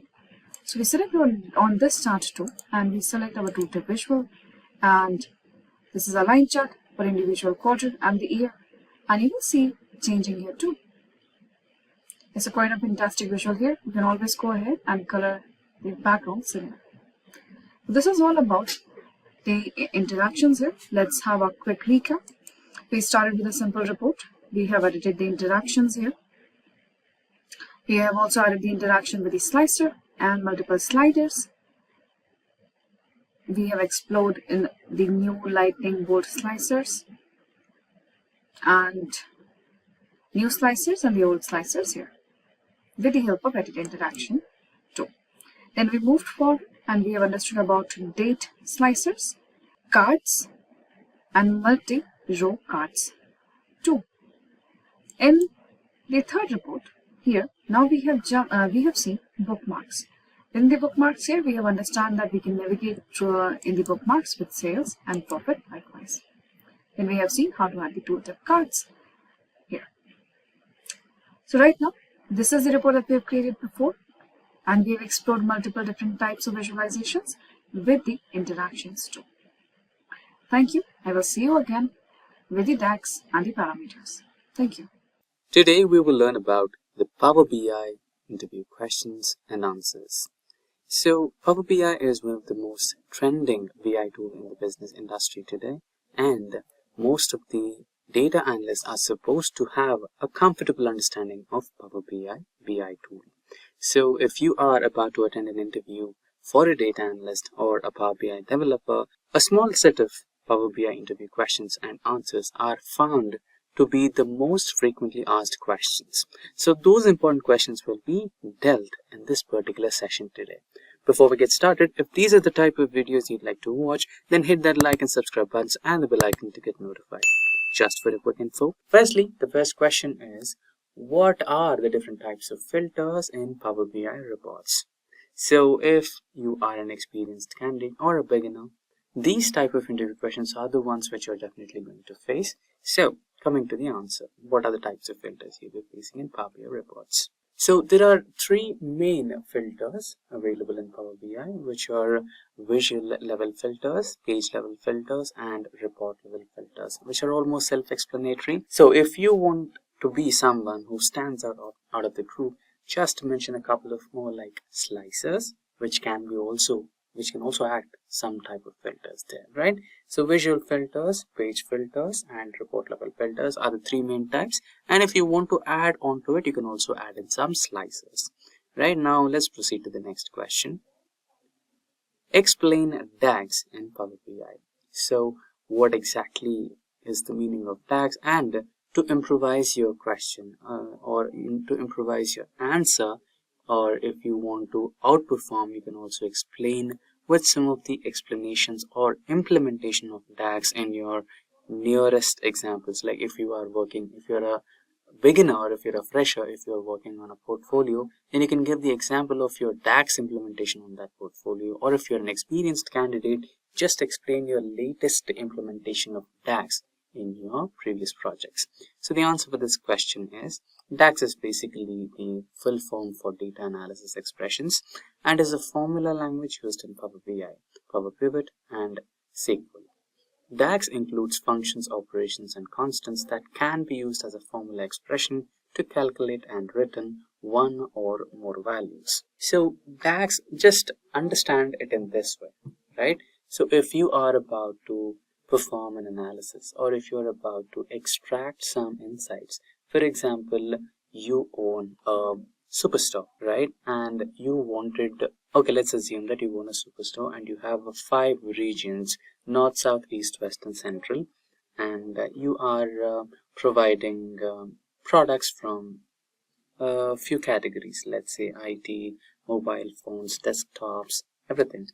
And now you wanted to identify one zone which is giving you highest sales in mobile phones, and you wanted to identify one zone which is giving you least sales in mobile phones. In such scenarios, you can just write up a formula equals to mobile phones product and products minus products which are less than a number, specific number. You actually wanted to identify products less than 100 mobile phones, right? You just want to know if there is any region which is selling less than 100 mobile phones. Then you can extract that. So the expression what you're writing there is nothing but a DAX expression. So apart from this example, you can also put up some complex examples if you're an experienced candidate, or if you're a fresher, then you can come up with some DAX expressions that you build on your portfolio projects. Moving ahead, we'll discuss the third question. How does Power BI integrate with other tools and services? So there might be a situation where you might have to get connected to different sources of data, right? So let's say you wanted to import Excel data as well as some service like a cloud service. You want to extract data from a cloud service as well. So how can you do that? And if you want to do that, can you do it, right? So that's the question. So basically this is a kind of question which comes up from two different zones. Can you integrate or can you connect to two different sources of data? Or in case if you can connect, how to connect, right? So it's like, is it possible to connect? This is also a question to beginners to test your knowledge on the fundamental knowledge on Power BI. They want to know if you can connect data from two different zones. It's not like two Excel sheets. They want to know from two different platforms altogether. Let's say I have data in Azure.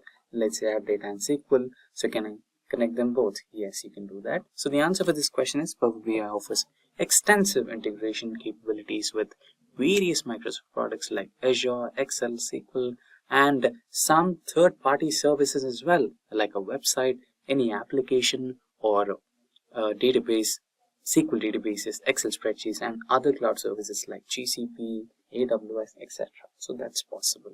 So you just have to, let's go for a demonstration on this. Not a complete demonstration.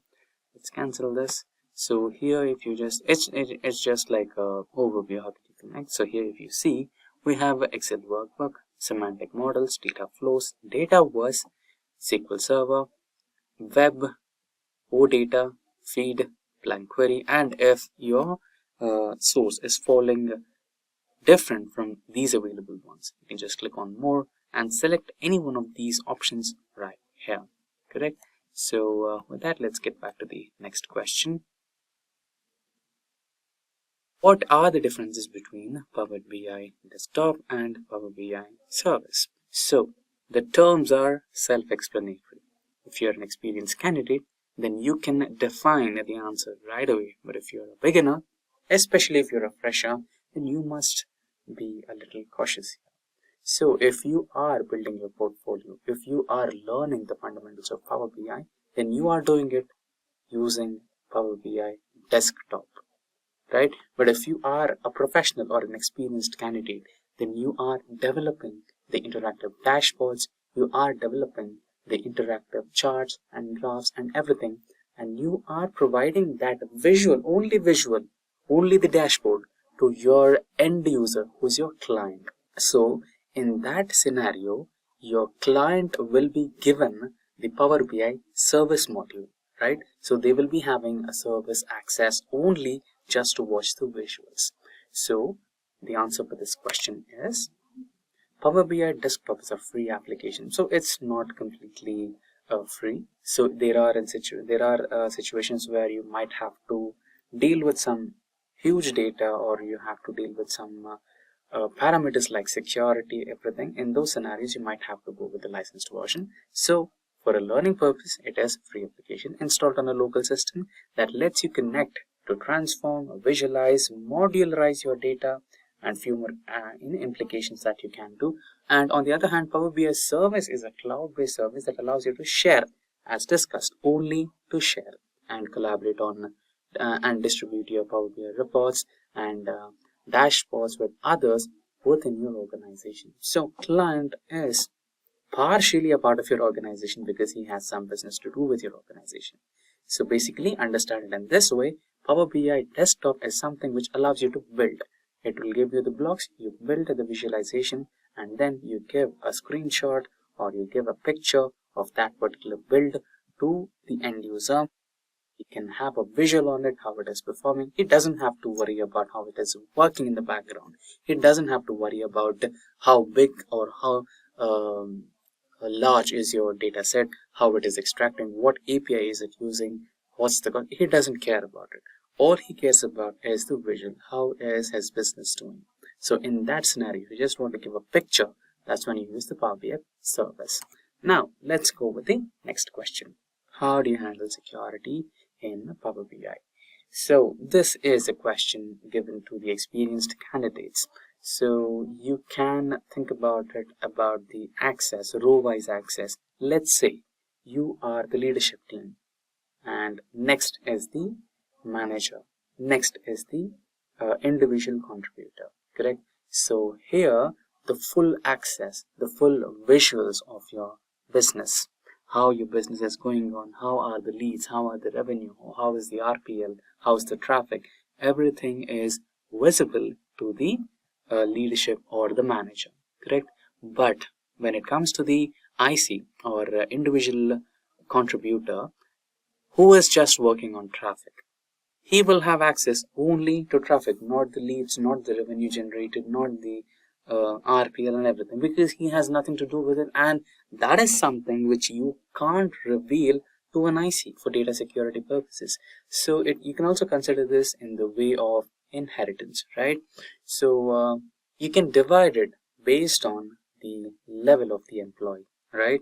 So level wise, you can provide the access to your employee, to your manager. If you're a developer, let's say, so based on the employee level, based on the manager level, based on the leadership team, you can give separate access to separate candidate. So the answer for this question is Power BI provides row level security, RLS, which allows you to control access. So you're basically controlling the access to the data for different users within your organization. You can define rules on the dataset that filter the data based on the user role. Additionally, Power BI integrates with Microsoft Azure Active Directory to provide authentication and authorization. Now, the sixth question. What is a content pack in Power BI?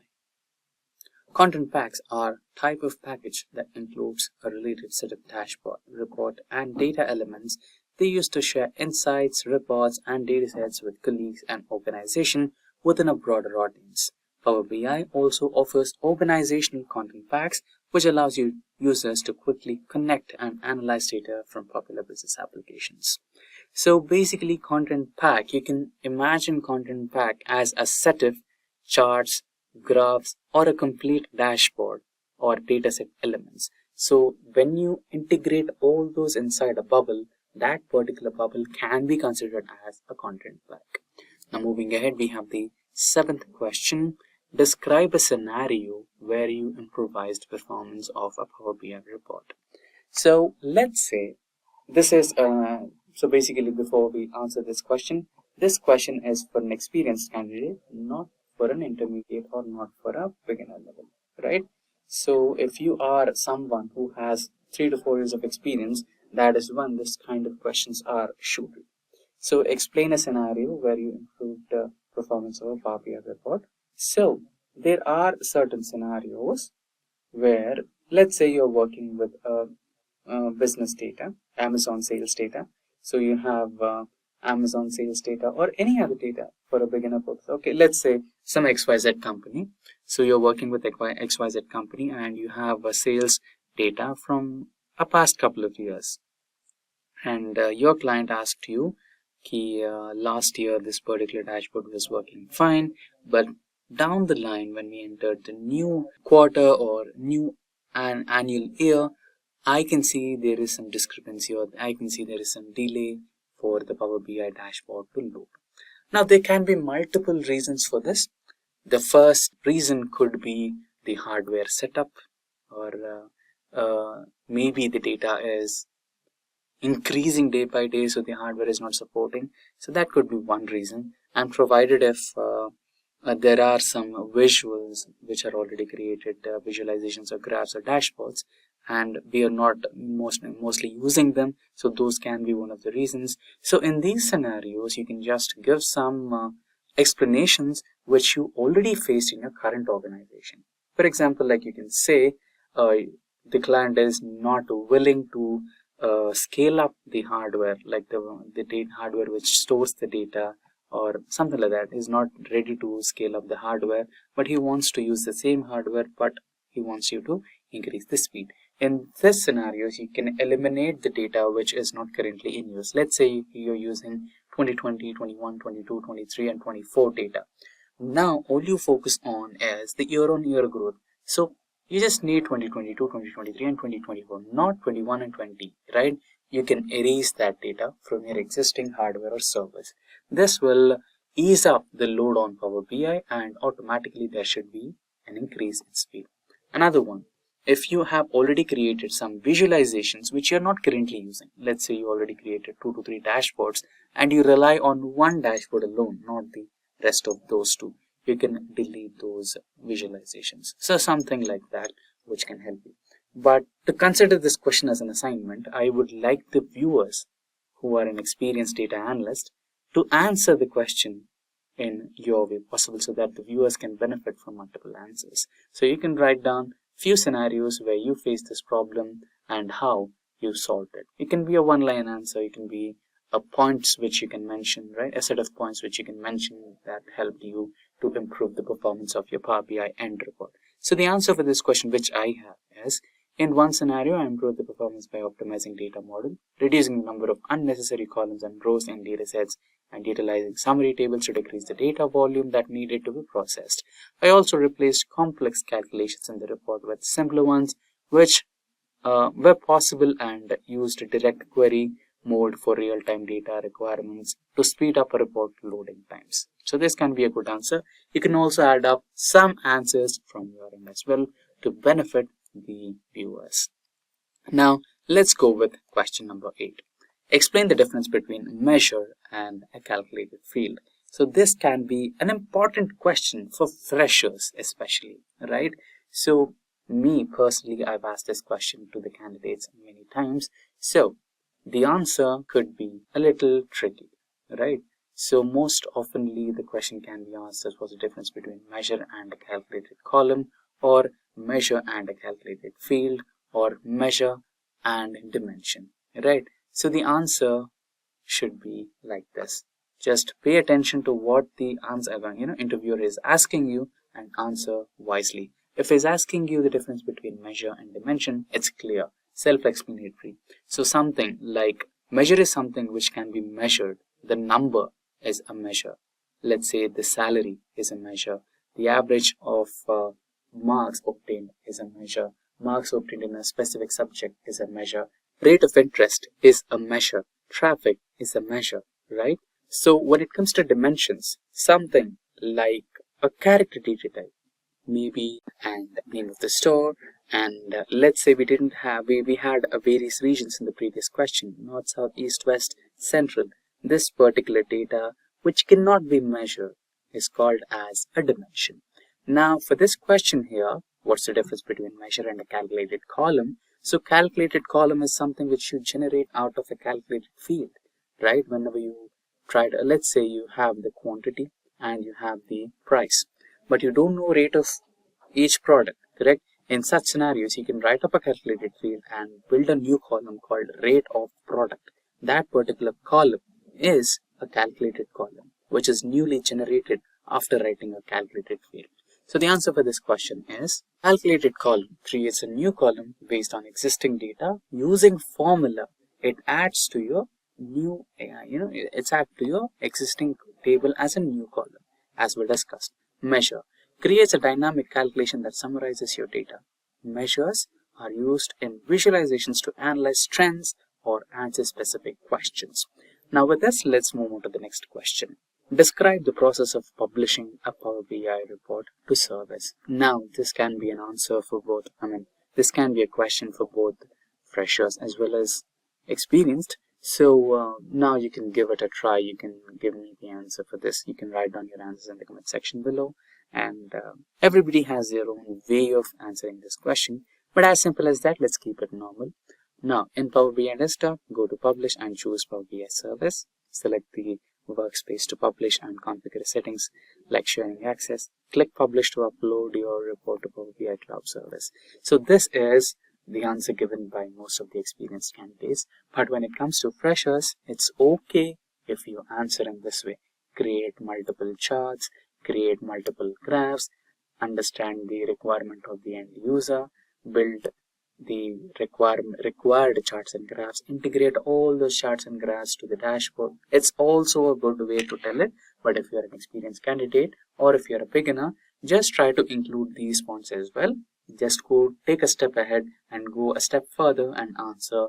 Include these points in your answer. Go to Publish, select Power BI Service, select Workspace, right? So these will enhance your answer and make you stand out from the other crowd. Now, let's continue with the 10th question. How would you handle missing data in Power BI? So this can be answered for both. This can be asked for both beginners as well as experienced candidates. So it's obvious if you're a data analyst, it's obvious that your data will not have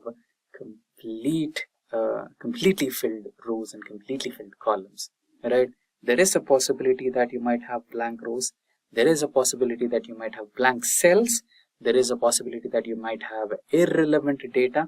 There is a possibility where it can be a typing mistake and you might insert special symbols in place of numbers and special operators in place of alphabets. Everything is possible. So in such scenarios, how could you handle, right? So there are multiple approaches. So let's say if you are going through some column which you feel is not mandatory to create your report, you can ignore those cells and you can just delete it.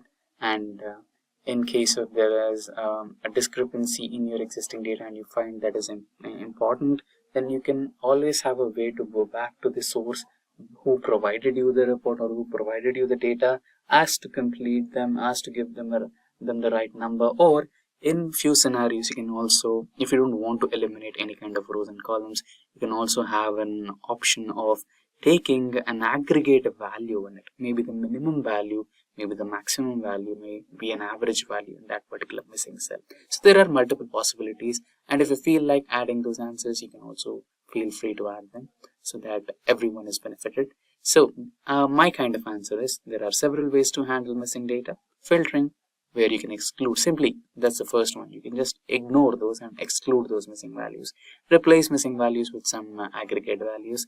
Custom logic, create a DAX formula to address missing values based on specific scenarios. Now let's move ahead with the next question. How do you connect multiple data sources to a Power BI report? So the answer is Power BI allows connecting various data sources. You can directly import, directly use live connections, or create composite model to improve and combine data from different sources. So this is not just the Power BI dashboard. You're here, it's not just the Power BI desktop. You're not just importing data. It's related to the real-time dashboard report. So if you have a report and you ought to connect some external source, some real-time streaming data, you can do that using some live connections and APIs. Now let's move with the next question. What are data flows in Power BI? So the answer for this question is data flows in Power BI are cloud-based preparation and management tools that allows users to ingest, transform, integrate, and enrich big data from various sources. They are designed to simplify data preparation and enable scalable data integration and storage across multiple Power BI projects. Now, the 13th question. How can you handle data updates in Power BI? So, this is also one of the simplest but also the trickiest question.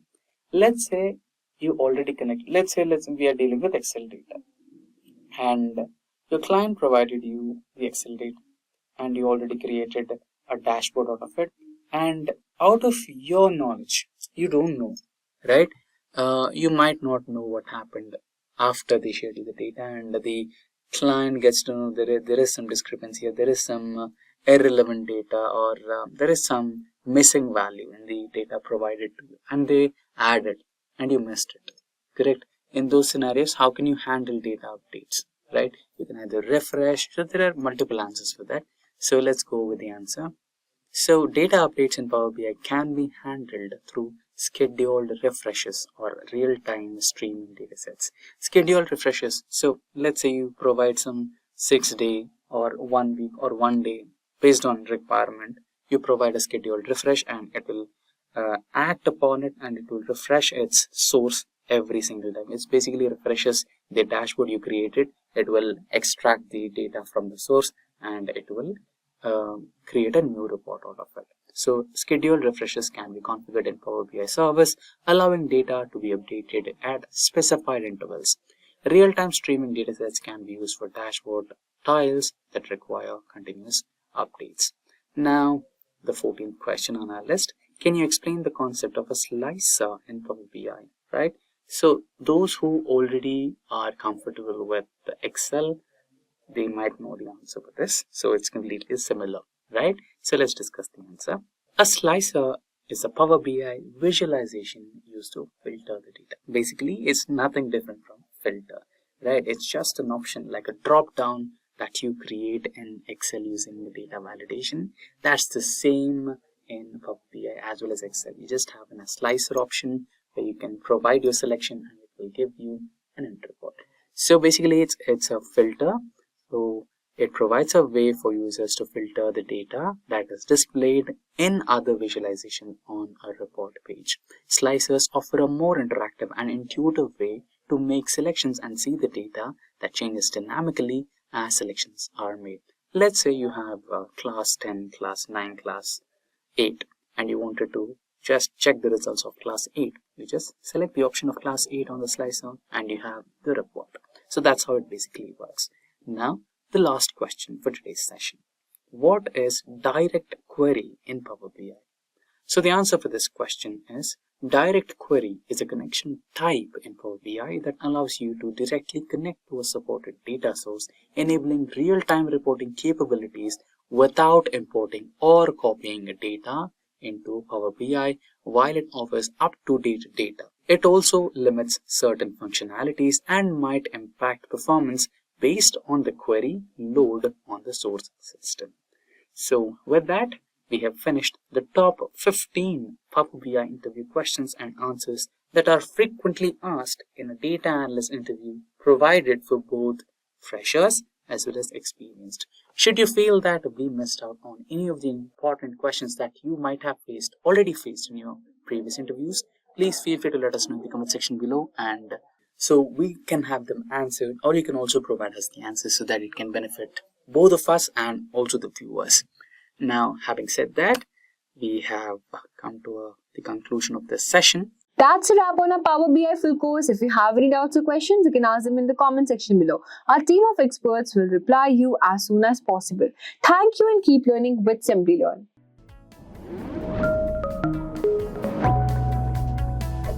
Hi there, if you like this video, subscribe to the Simplilearn YouTube channel and click here to watch similar videos. To nerd up and get certified, click here.